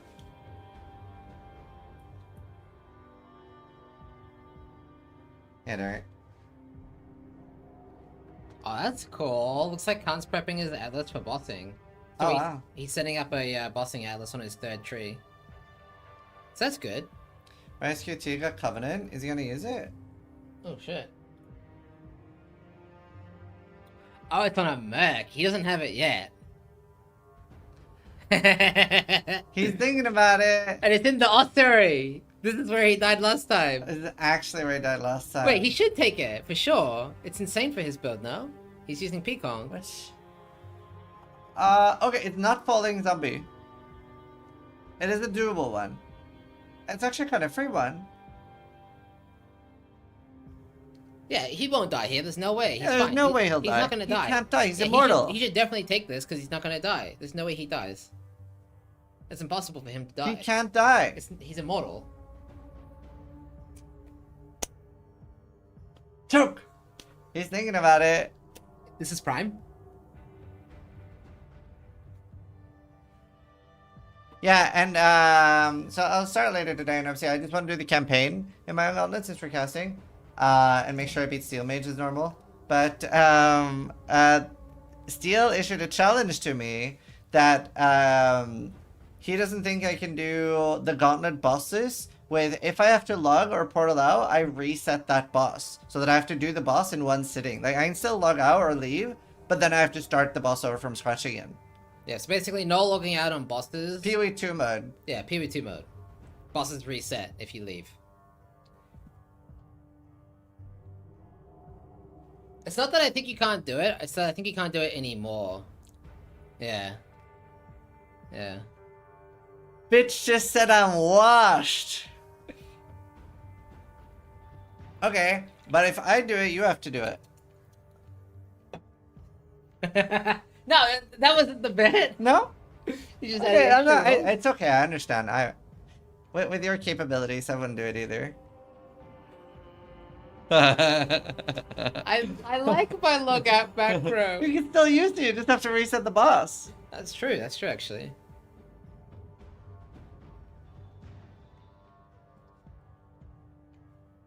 Even Derek's calling you washed. Or 2 chickens casting? Well, I'm not, I'm doing it. I don't think it'd be hard even. He said he'd give me 5 subs if I get it, so. And a firm handshake. Nice. Don't agree still, it's a trap. That's fun. Gauntlet campaign is super fun.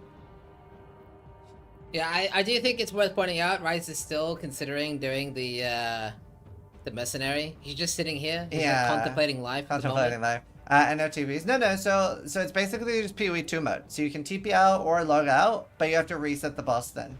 So you have to do the boss in one sitting. Because that's ideally what I would want the gauntlet to be. I wish I could. I wish I could hear Rise. What do you think he's saying? The PoE community should show this some respect, even if he's old, a dad, and washed up. I'm being insulted by a 20-year-old. Yeah, you're a pillar of the community, a pillar that's been around forever. I'm not ancient Rome! One of the great wonders of the PoE community. The fuck? Wait. Ben is doing like tier 3 strands. Yeah, because of eye level. Ah, It's easier to roll the mods. that's neat. I studied this in school. That's a good one. This was there when the Alva temples were first built. What the hell? Yeah, did you guys see Ziz in PoE 2? It was there when we traveled back in time.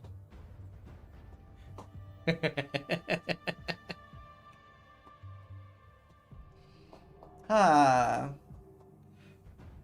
What the hell? You can get Chayola breachstones? Wait, I didn't know that. Dude, Khan just got a freaking Chayola breachstone from a Keurig mission. That's crazy. That's funny. Apparently, Rise can't decide between the gloves, which have a Bama mod, I think, and the chest. That's a hard one. So he's been sitting there for like 20 minutes just deciding. Yeah, I mean, think you the can gloves get- do make more sense if he's playing Bummer. Yeah. And he plans to actually use them. Because the Covenant doesn't have great defense on it. So it's more for damage. Gloves have a poison SRS. Yeah, he should probably do, Or I the thought glove going for the build. bounty again. Oh, cool. That makes sense. He lost by like 30-something seconds. It's doable. It's prime. Decline break. Apparently he took a break, yeah. Yeah, so Grath is setting up the ethical gameplay mechanic.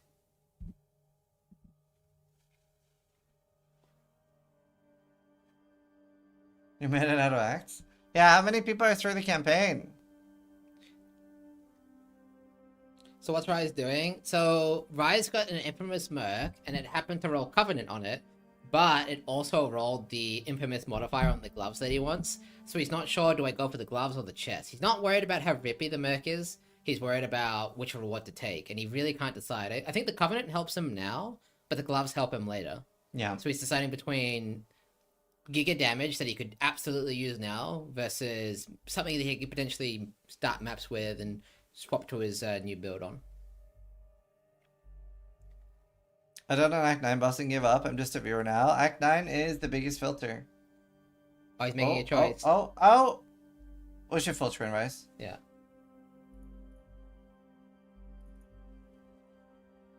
Ooh. The big zombie. He did it! He almost seems disappointed though. Yeah. He doesn't. I don't even think he's that happy about it because he effectively lost the Covenant there. So. Yeah. He got the gloves, but at what cost? Did Gratha like? He's going again. He's doing like multiple resets. I guess because seconds matter. Maybe he's just upset with his coast layout even. Like. Yeah. It is really like super down. Khan getting nothing from his trio. I had to get on my PC defenses. He married a woman 15 years younger than he is, so he got that midlife riz. Wait, my wife is born in 1992. Yeah, which makes you No, 93. 80... Wait. And I'm born in 88. She's 5 years younger than me. 77 then? What? Yeah, because your wife is 15 years younger, right? So No! No, she's not 15 years younger. She's 5 years younger.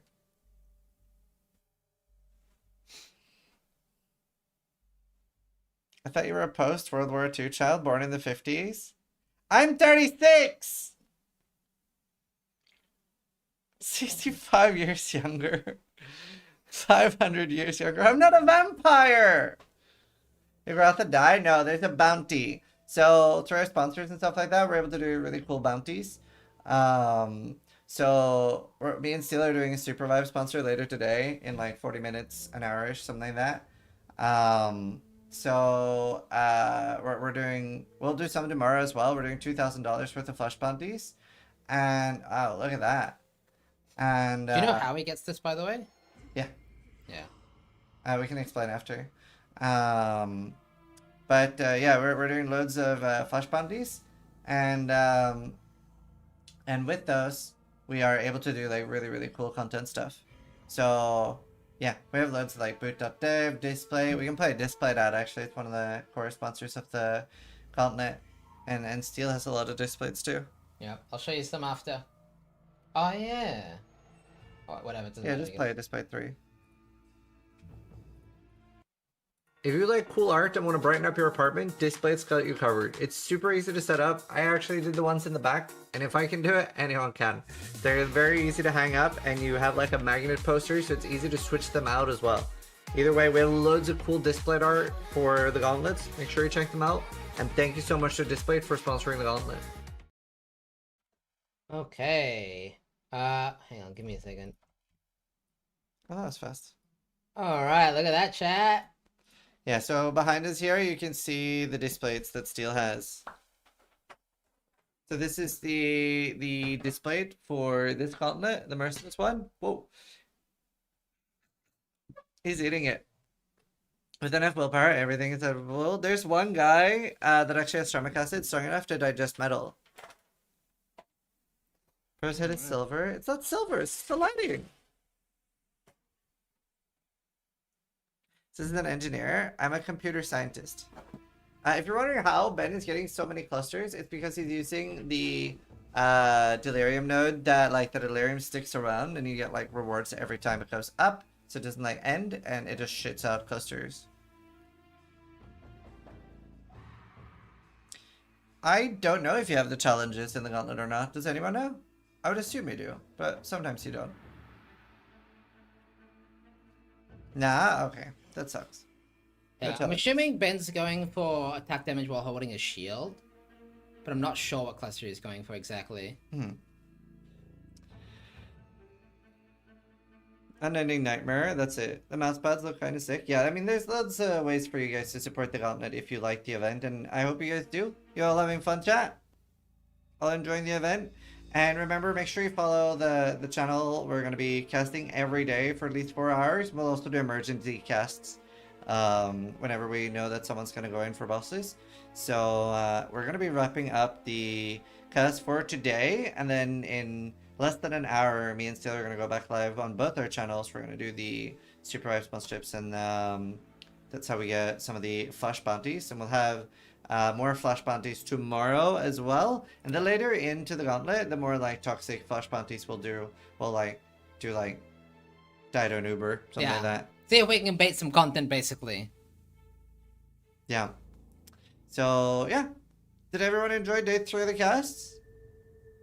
Have you asked GGD if they'll let you customize all ascendancy specifically for the Gauntlet? Realistically, me and Vira are not game designers, and it's too much work. Like it's way too much. It does take them like a month to do it. It's so hard. But yeah, we're gonna end it there. Thank you guys so much for tuning in with us on day 3. Madigy, throw Derek a raid for today. Obviously, I'll be live again soon, but we'll give him a bit of a temp raid.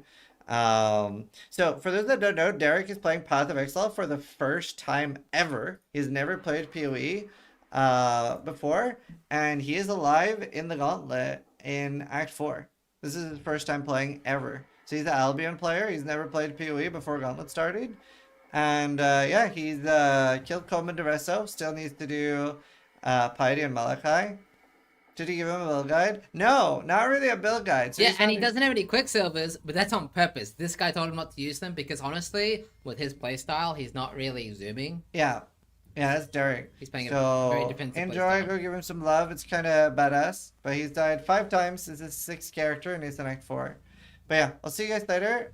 Remember, we'll both be live on both our channels soon. Playing some Super Live, getting the sponsor money for the bounties. And cast will be back tomorrow. So see you guys there. Thanks for watching. Try to die less than this guy died. No, less than this guy. Should die less than you two. True, technically, correct. Alright. Alright. See you, chat. Bye.